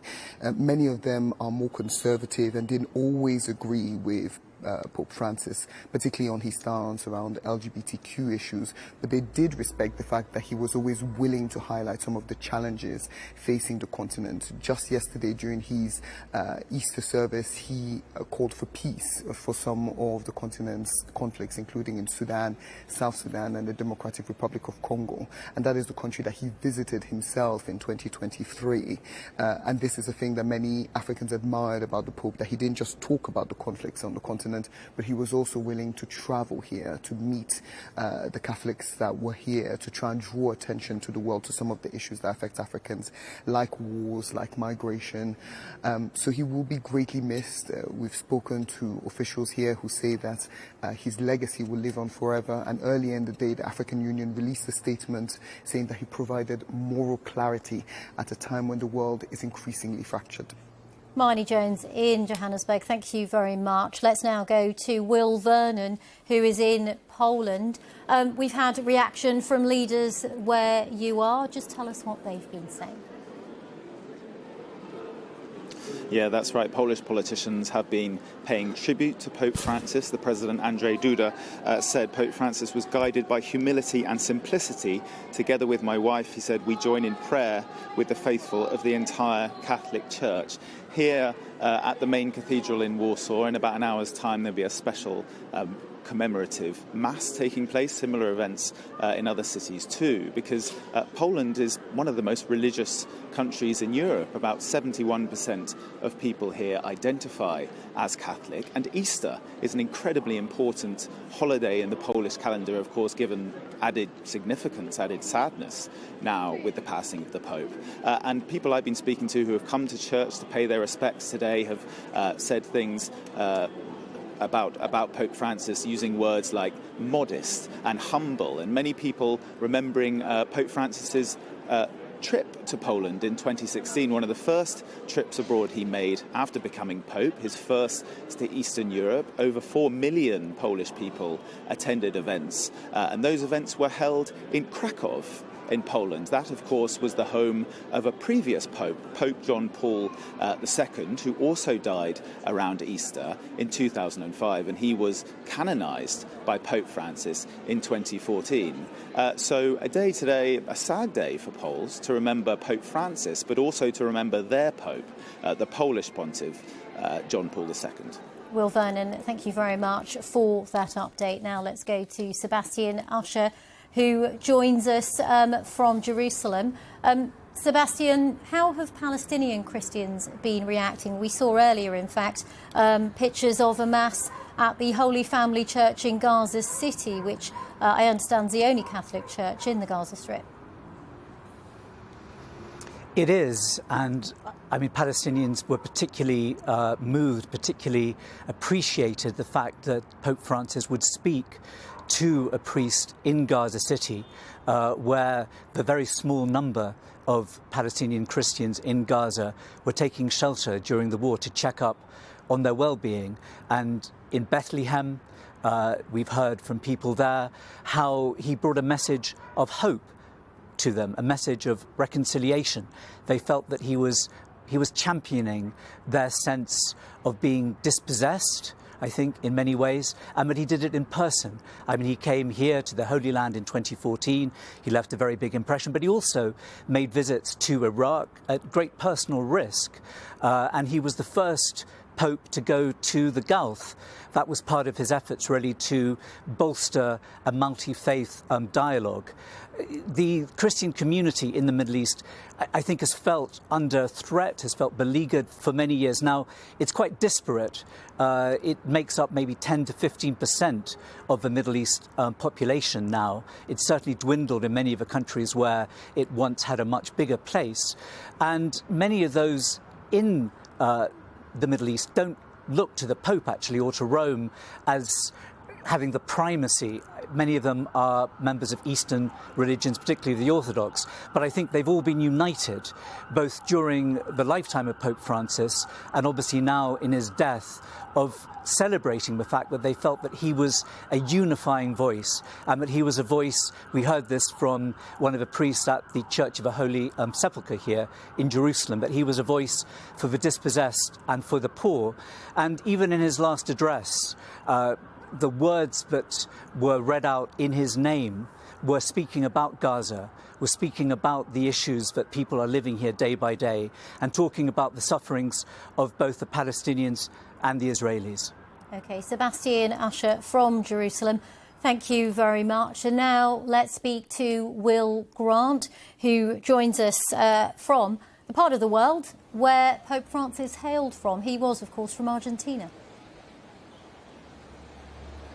That's right. Of course, when it comes to being the first Latin American pontiff, he was held in not just great regard, he was a source of real pride for Latin Americans. Latin America is home to around 40% of the world's Catholics. And I think there are three nations which stand out when I think about Pope Francis in the region. The first, of course, as you've mentioned, is his native home of Argentina, where he was much beloved. There have been 7 days of national mourning called there by the President Javier Milei, a man who he did not see eye to eye with ideologically at all. And of course, Argentines long wanted him to visit the country, to come home, as it were, during his papacy, something he didn't do. And it's been suggested perhaps he didn't want to return to what is a very polarised political environment, to see that sort of co-opted by either side. The other place I would think of is Cuba, where he helped negotiate a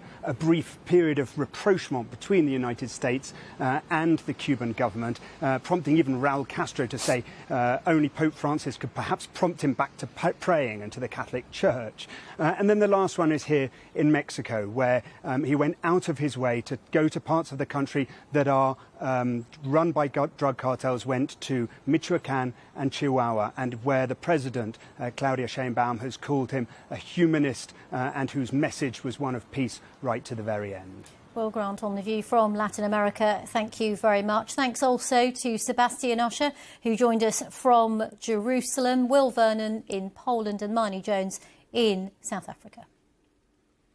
Well, in the last few minutes, the US president's been speaking about Pope Francis at the White House annual Easter egg roll. Let's have a listen to what the president had to say. I just signed an executive order putting the flags of our country, all of them, all federal flags and state flags, at half-mast in honor of Pope Francis. So he was a good man, worked hard. He loved the world, and it's an honor to do that. That's President Trump speaking at the White House a few moments ago. And it was, of course, his Vice President J.D. Vance, who was the last US official to meet Pope Francis. That happened just at the weekend. Now, the following days will see a formal process for Catholics around the world to say farewell to the Pope. That's before cardinals arrive in the Vatican to decide on a successor. But the pontiff had already chosen to change some of those traditions. Mark Easton has more. The Pope's office and apartments have been sealed. The papal fisherman's ring has been removed from Pope Francis's finger and smashed with a hammer. His body, dressed in red robes, will lie in state for 3 days at St. Peter's Basilica. Ritual dictates almost every detail of a pope's death. But Pope Francis was a man with his own ideas. He is elected not to be buried in the Vatican like most of his predecessors, but in the Basilica of St. Mary Major, where he often chose to pray. It's in one of Rome's less glamorous neighbourhoods, Esquilino, home to budget hotels and modest B&Bs, close to the main bus and railway stations, the district where many immigrants have put down roots. Unlike the grand and traditional papal funeral afforded to Pope Benedict in 2023, Francis has designed a much humbler service. Rather than the grand 3-layered papal coffin, his will be a simple wooden casket. The funeral will take place within a week, amid 9 days of official mourning. The conclave to elect his successor won't begin for at least 15 days. 138 cardinals under 80 are eligible to vote. Pope Francis's appointments have ensured it's a much less European constituency than before, with 18 South American and 18 African cardinals among those who must decide upon the direction of the Catholic Church. Mark Easton reporting there, looking at what happens in the coming days and weeks. Well, let's continue to hear more tributes to Pope Francis. And I'm joined now by someone who worked very closely with him for a couple of years. Paloma Garcia Ovallero was the international media manager for the Pope. She's now with Mary's Meals, but she used to be a spokesperson for Pope Francis and was, in fact, the first woman to ever hold such a position. As someone who worked very closely with Pope Francis, first of all, our condolences to you on a very personal level. How would you like to remember him, or how would you like the world to remember him? Thank you, Rajini. Thank you for your condolence. Let me say, this is a resurrection day. We Christian people celebrate Easter for the whole week, and I bet Pope Francis is delighted to arrive to heaven today with Benedict XVI, with his parents, with his famous Rosa, the grandma. I just can tell you that Pope Francis lived every single day willing to do God's will. And that's what he did. Even in the very last hours, he was yesterday in St. Peter's Square. He was greeting the people. He was trying to send his message. God loves you. It doesn't matter what you do, what you feel. He's always waiting for you. And that's his mission. And this is what he did, to tell every one of us every single day that it doesn't matter who we are, what do we do. God loves us. And that's free. That's for free. And let me tell you, if there is something that Pope Francis has left every one of us, is the smile. He was happy. He wanted to be a happy man, a happy Christian. And he wanted every one of us, the world, to be happy and grateful. And let me tell you, this is all about hope and love.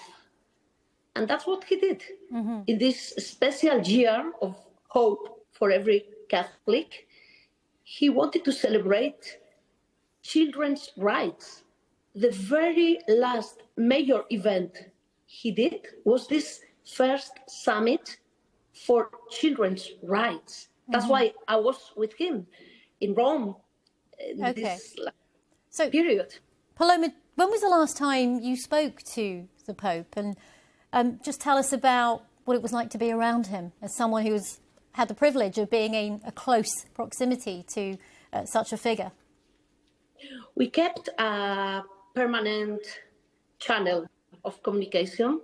Last thing, as I told you, it was because of this Children's Rights Summit. I went to Rome as international media manager for this global Mary's Meals. That's why we were there, speaking out about how to feed children in the poorest countries of the world. And Pope Francis was delighted to hear this story because he really believes, he used to believe that every one of us can change the world, that every one of us can put a smile or a reason for hope in every other lives, especially the poorest, his favorites. So that's what I experienced working for him. It's not about kings or homeless. This is for everyone. Same message, same sense of humor, same happiness, same hope for every single person. You may believe or not, but God loves you and it's for free. That's his message. And working to him, I can tell you, Rajini, it's an honor of my life. I can only say thank you, Pope Francis, for being my friend. Thank you for all you did for every single person in the world, especially the weak ones. OK. Paloma Garcia Ovejero, who worked for Pope Francis as a communications manager and therefore knew him very closely. Thank you so much for sharing your thoughts on the pontiff. My pleasure, Rajini. We will, of course, continue to bring you tributes from those who knew and loved Pope Francis on this, the day that the Catholic Church announced the death of Pope Francis at the age of 88. And well-wishers are gathering. They continue to gather at St. Peter's Square. And the Vatican confirmed the death of the pontiff at 7:35 local time on Monday. It did, of course, follow a long illness. Do stay with us here on BBC News. And to bring you up to date with me in the studio here is Rich Preston, who is keeping across all the latest reaction and developments for us, and Jorge Perez from BBC Mundo from The View from Latin America in just a moment. Rich, we just saw the flag being lowered there to half-mast. What are some of the other reaction around the world now? Well, Lewis, the same is happening in Austria. Church bells ringing across the country there at 4 o'clock UK time later today in memory of Pope Francis, and black flags being hung on churches and clerical buildings in Austria. A requiem mass will be held for the Pope in Vienna later on today. That coming to us from our correspondent there. In France today, the Eiffel Tower will go dark this evening in memory of Pope Francis. Staying in Paris, the bells of Notre Dame Cathedral rang out 88 times earlier today, one ring for each year of the Pope's life, and there will also be a special memorial mass there. Spain, you mentioned this earlier, Lewis, has declared 3 days of national mourning to honour Pope Francis. And there has also been a special memorial mass announced that will be held at the Church of the Holy Sepulchre in Jerusalem, which is, of course, a vitally important site in the Christian community. Rich, thank you for that. Jorge, if we just come to you, of course, this was a Pope of firsts, as I mentioned, and will be mentioned quite a lot now in the days ahead, because one of the first, the Pope from Latin America, a hugely significant figure in the region. Just talk us through, in practice, how it played out. What was the significance, what he achieved? Of course, being a Latin American Pope meant that he was keen to the problems of the region and to the political context. For example, we saw him between 2014 and 2015 mediating between the United States and Cuba, trying to make that relationship better, and actually somehow he achieved that until President Donald Trump was elected in the first time. All those changes and mediation that took place that meant that the United States, for example, reopened its embassy in La Habana. All that was reversed when Donald Trump was in his first term.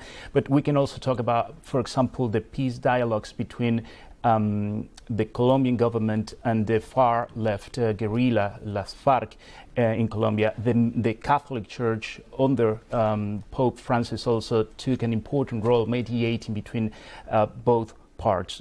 Quite popular among those that saw him as someone who was representing the majority of a region where most of the people are poor, but also having some conflicts between conservative sectors. He traveled 10 times to the region, never traveled to Argentina, something that calls the attention to many people over there. Apparently, he didn't want to mess up with the internal political situation from his position as a leader of the Catholic Church. But we are seeing the reactions just started to take place right now. It's very early in the morning right now in Latin America. Argentina, one of the first countries to react. Already President Milei reacted to his death, the first country, saying that he deeply sorrows what happened with Pope, with whom he had minor differences today. And we are expecting to hear more from other leaders in Latin America. Jorge, thank you very much for the moment.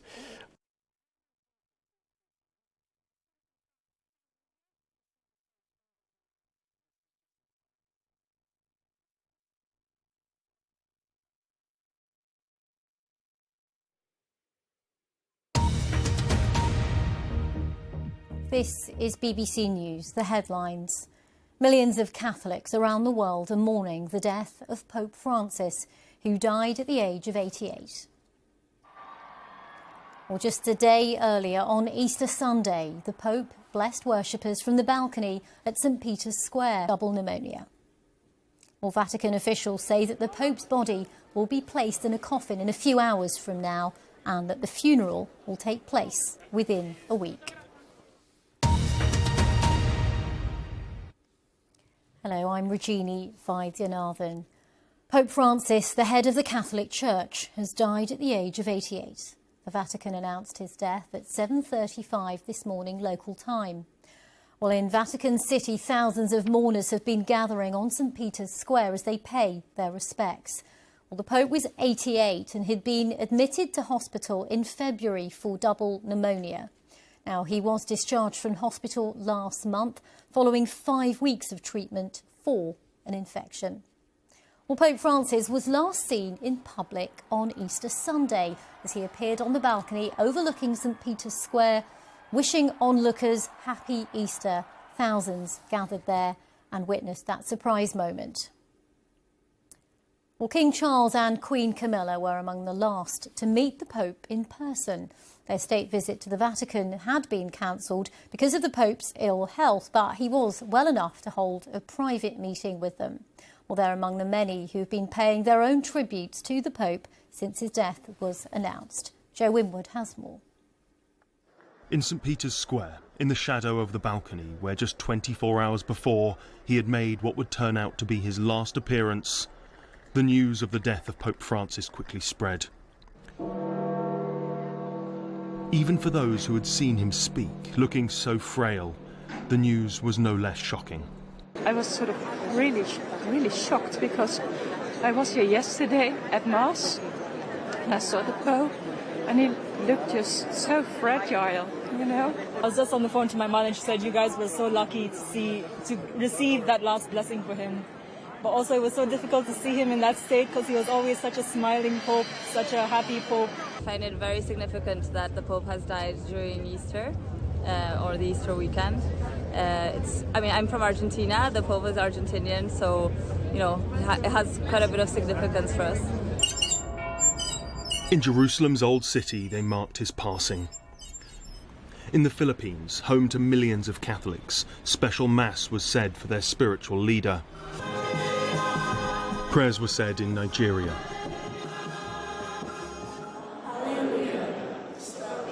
In Jakarta, where there is a small but devout Catholic population. While in the Eastern Democratic Republic of Congo, a land in the grip of violent uprising, people paused to pay their respects. Pope Francis was a leader who reached beyond the world's 1.2 billion Catholics. His death was quickly marked worldwide.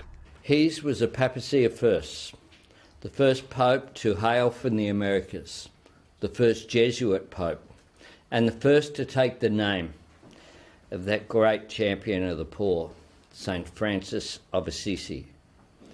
Pope Francis' compassion embraced all humanity, and today he will be mourned by Catholics and non-Catholics alike.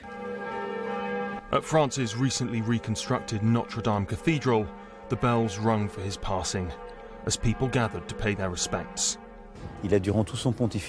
Throughout his pontificate, he's been at the side of the most vulnerable and fragile, with a great deal of humility and a very special sense of humanity in these times of war and brutality. And in this, he was faithful to a tradition that was dear to him. While Sir Keir Starmer said Pope Francis was a pope for the poor, the downtrodden and the forgotten, he was close to the realities of human fragility, meeting Christians around the world facing war, famine, persecution and poverty. Yet he never lost hope of a better world. One of the last global leaders to see the Pope in person was King Charles, who said that he was deeply saddened by his death, adding that throughout his work and care for both people and planet, he profoundly touched the lives of so many. And at cathedrals all around the UK, people began to gather. In Westminster, preparations are underway for a special mass. Why will he be remembered for you? As a strong man with determined to change the world. Shocked really, because when we saw him yesterday I thought he was getting a bit better. So it was really sad this morning when you heard that he's actually died. Yeah, I think the whole Catholic community is going to be devastated, first of all, even though that we knew it, that his health has been quite in a balance for some time. But as a leader of the Catholic Church, it is a devastating news for all of us, definitely. Cardinal Vincent Nichols said a voice for proclaiming the innate dignity of every human being, especially those who are poor or marginalised, is now silent. The legacy he leaves is one we must seek to carry forward and strengthen. Easter Monday Mass is always significant for Catholics, today more so than ever. Special services are being planned across the UK to mark the life and death of Pope Francis. Joe Inwood, BBC News. Well, Joe, there just talking about special services which are taking place across the UK. Let's take you inside Westminster Cathedral, where one such Requiem Mass is underway. And that is, of course, in honour and tribute to Pope Francis, celebrated by Cardinal Vincent Nichols. Let's have a listen in.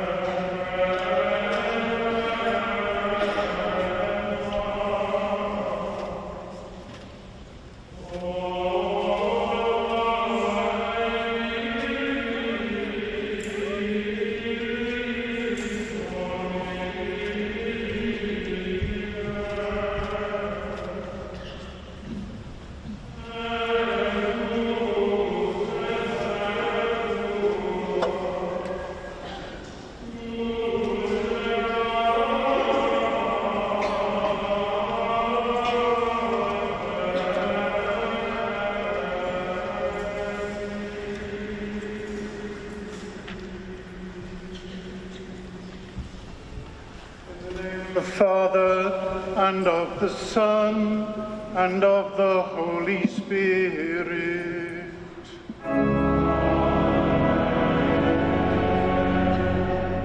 Peace be with you.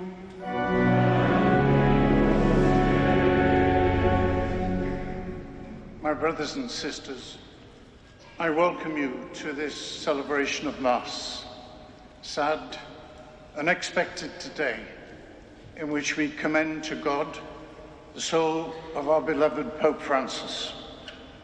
I welcome the Apostolic Nuncio, and I welcome priests and every one of you present this evening. I welcome in particular members of the diplomatic service, and among us some representatives of other faiths, particularly from the faith of Islam. So let us now pause for a moment and call to mind our sins as we prepare ourselves to celebrate together these sacred mysteries.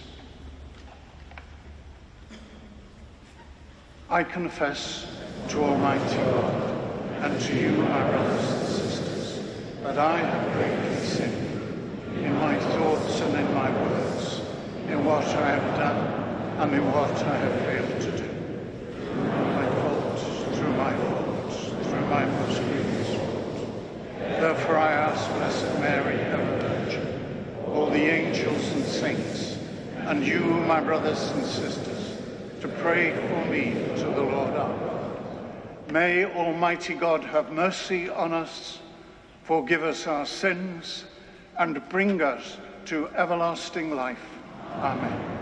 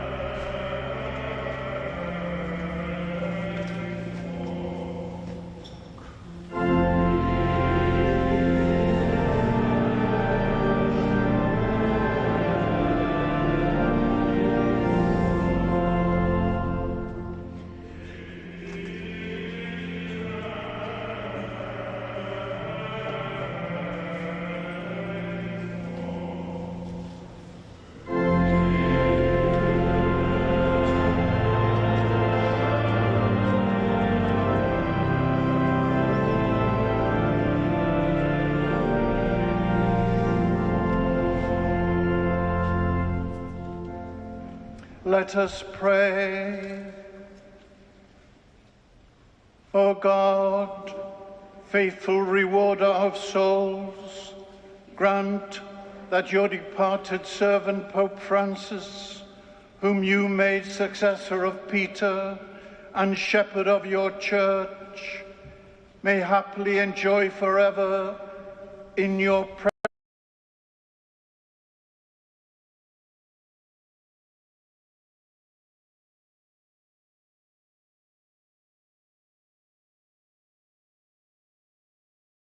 of your grace and compassion, which he faithfully ministered here on earth. Through our Lord Jesus Christ, your Son, who lives and reigns with you in the unity of the Holy Spirit, forever and ever.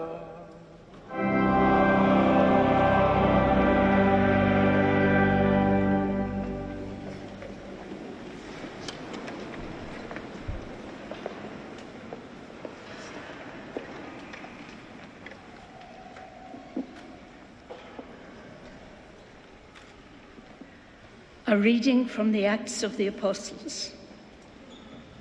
On the day of Pentecost, Peter, standing with the 11. We are going to continue to monitor that Requiem Mass at Westminster Cathedral for Pope Francis, but I'm going to bring in BBC radio presenter and Vatican expert Ed Stilton as we continue to monitor those pictures. Ed, this is a significant moment in terms of Catholics paying tribute to Pope Francis, isn't it? Not least because this is being led by the highest-ranking Catholic in the UK, Vincent Nichols. Yeah, of course, it's an enormously emotional day for Catholics. I suspect in a curious way, many will be, if it's possible to say this, delighted by the manner of his death, because, you know, he went through those weeks in hospital in terrible agony, clearly very close to death, got through them, and he made it to Easter, the great feast of the resurrection, and was able to appear at the window in St. Peter's Square and greet the crowds and say Happy Easter to them. And I think that there's a certain fitness, if you like, about that and the way that happened. But yes, huge sadness and I think obviously a degree of shock, because I think everyone did rather think that after he came out of hospital and showed himself so determined to keep going, cheating death a couple of times, it looks as if he was getting better. And then this morning we awoke to this news. Indeed. I was moved by someone I spoke to about half an hour ago, Ed, who worked as a communications director for Pope Francis for a couple of years, who said one of the most enduring memories she has was the fact he was almost always smiling. A real positive force for people, not just in the Catholic Church, but I think across faiths. And the service that we're watching now is an interfaith service. There are members of other faiths who are attending that Mass as well. There's no question at all that he was a figure of world significance, not just a big figure in the Catholic Church. If you cast your mind back to his encyclical Laudate Si, on the climate change and on our duty to protect the planet, that had an enormous impact that went well beyond the Catholic Church. That smile has been a force of optimism, and people did feel that he was an immensely optimistic figure, and that his attempts to reform aspects of the Roman Catholic Church were driven by a belief that it had a healthy future. I don't think one should forget, though, that the smile concealed a very, very sharp mind, a very skillful politician, and somebody who's pretty tough on occasions, but somebody who always managed to leave those he met feeling better than they had been. Indeed, Ed, and I'm just reading another tribute that's just come into us from the Archbishop of the Abuja Diocese in Nigeria, who described Pope Francis as a global leader who was a friend to both Muslims, Buddhists and people of other faiths aside from Christianity. We are, of course, watching a service at Westminster Cathedral. Ed, just take us through what we're seeing on the screen right now and what we might expect in this Mass. I'm sorry, since I'm not in the studio, I can't see the Mass, but I imagine we are getting close to the consecration of the host. But just picking up on that reaction from Nigeria, it's really important to remember that Francis was the first Pope from Latin America. And that was a recognition that the character of the Catholic Church has changed radically. Its heart has always been in Europe, its history has been European, but the numbers have grown hugely in Africa, in Asia, and particularly in Latin America. And his election marked a moment when the rest of the world, Catholics across the world, suddenly found that their voice was being heard in Rome in a way that had never happened before. And I think you're going to see reactions like the one you quoted from all over the world, reflecting that sense that he gave a new voice and a new weight to the presence of Catholics outside of their traditional European homeland. Indeed, Ed. We are continuing to monitor a service at Westminster Cathedral. Ed, we've been sent quite a few questions from viewers, as well as tributes, of course. And one question that keeps coming up is people asking, who are the cardinals that we speak about? I wonder if, as we wait and in anticipation for Vincent Nichols to speak, whether you could tell us a little bit more about who the cardinals are and what decisions they'll be making in the coming weeks. Well, the group are known as the Sacred College of Cardinals. They're sometimes called Princes of the Church. They were an invention of the Church during the Middle Ages, and they are the most senior office holders in the Church next to the Pope. And of course, the duty on the death of a Pope is to choose a successor. And they'll do that at the conclave, as it's known. It literally means with a key, and it's an occasion in which they are effectively locked up inside the Sistine Chapel as they vote and not allowed out until they've made a decision. There are around 100 or 250 of them generally, but can vote. And there are somewhere between 130 and 140 voting cardinals. So they are the crucial people. They are the people that will decide the next Pope and therefore the direction of the Church in the future, whether indeed it continues to follow Pope Francis's agenda. It's worth noting that Francis has chosen 80% of the voting age cardinals. So you might expect that they will choose somebody who reflects many of his priorities, but of course we don't know. And conclaves almost always produce surprises. Indeed, Ed. Another question that people have been asking us is, when is it likely that we are going to get the appointment of the next Pope? What's the time scale, more broadly? It'll be quite quick. There's a sort of formula, really, when popes die. The funeral will probably be early or mid next week. And then there has to be, from the time of death, there has to be a period of 15 to 20 days elapsed before the conclave begins. And that traditionally was to allow cardinals from all over the world to gather in Rome. These days, of course, that's much easier to do. You can climb on a plane. And it's possible they'll bring it forward a little. In the conclave that elected Pope Francis, they actually brought it forward by a day, and it started 14 days after the resignation of Pope Benedict. So in a couple of weeks, it will begin. And there are, on the first afternoon, there's one vote. And then there are 2 votes in the morning and 2 in the afternoon until they finally reach a 2/3 majority for a cardinal or a candidate to be the next Pope. And that, I mean, last time I think it took a couple of days.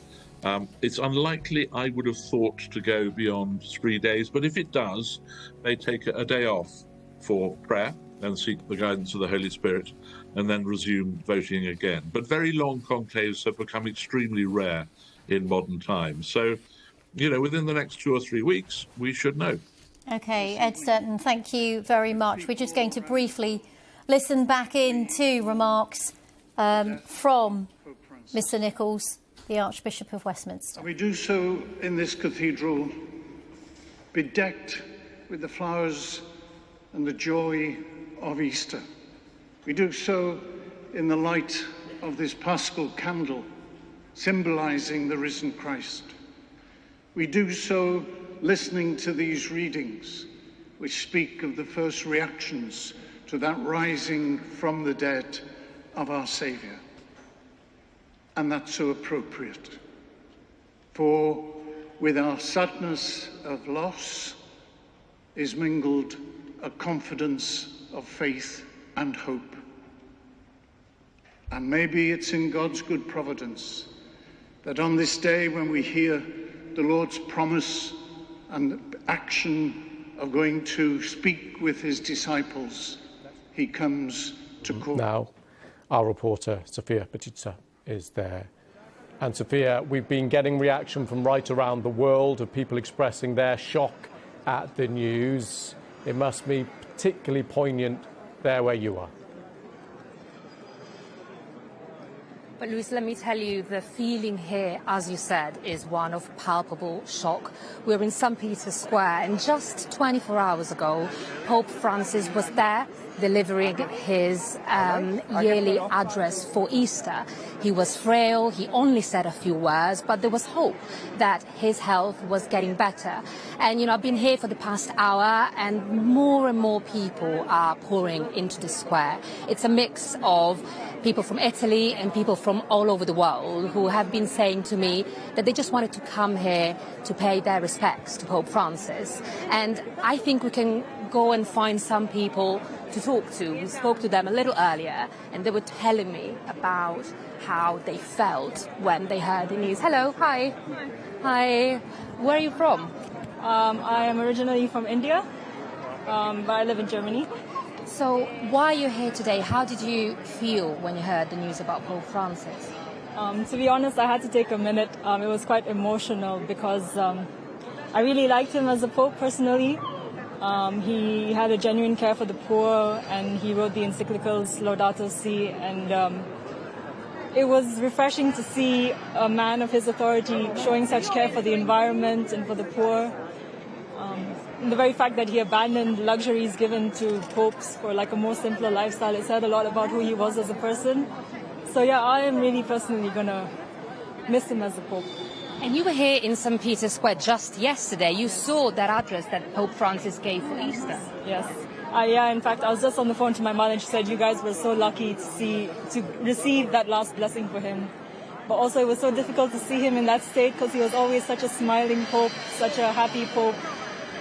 But I'm grateful to have been here to receive his last blessing. I think it's a memorable moment for me. A memorable moment. Thank you so much for your time. Thanks for speaking to us. Well, that's something that we've heard from a lot of people here. You know, the fact that Pope Francis was really a man of the people, a pope of the people, and he will be missed by not only Italians, not only Catholics, but people from all over the world. And Sophia, really interesting to hear the thoughts of people there, because in the immediate aftermath, of course, people's reflections will come through. As you've been there over the last few minutes, is there a sense of people knowing that this news had been announced and therefore they were there, or are people still learning about it behind you as we speak? Everyone I spoke to was aware of the news, and a few people have told me that they came here specifically because they were hoping to pay their respects to Pope Francis. I spoke to a family from El Salvador who have said to me that, of course, the fact that Pope Francis was from South America, the first pope from South America in centuries, was hugely meaningful. He was very loved, they said, in their country, in El Salvador. And somebody said to me specifically, she was a divorced woman, and the fact that Pope Francis tried to be inclusive when it comes to divorced people, for example, made a huge difference to Catholics like her. And so this, even though nothing has been announced in terms of what happens next and what is going to happen here in St. Peter's Square in the following hours, people have said to me that they just felt that they wanted to be here to pay their respects. At 6, Pope Francis has died at the age of 88 after months of ill health. He passed away early this morning, just hours after he was last seen in public blessing the crowds in St. Peter's Square on Easter Sunday. Cardinal Kevin Farrell said the Bishop of Rome had returned to the house of the Father. A prayer service will take place at the Vatican shortly before the Pope's body is laid in a coffin this evening. And this is the scene at Westminster Cathedral this evening, one of many masses being held around the world. The Pope was the leader of more than 1 billion Catholics.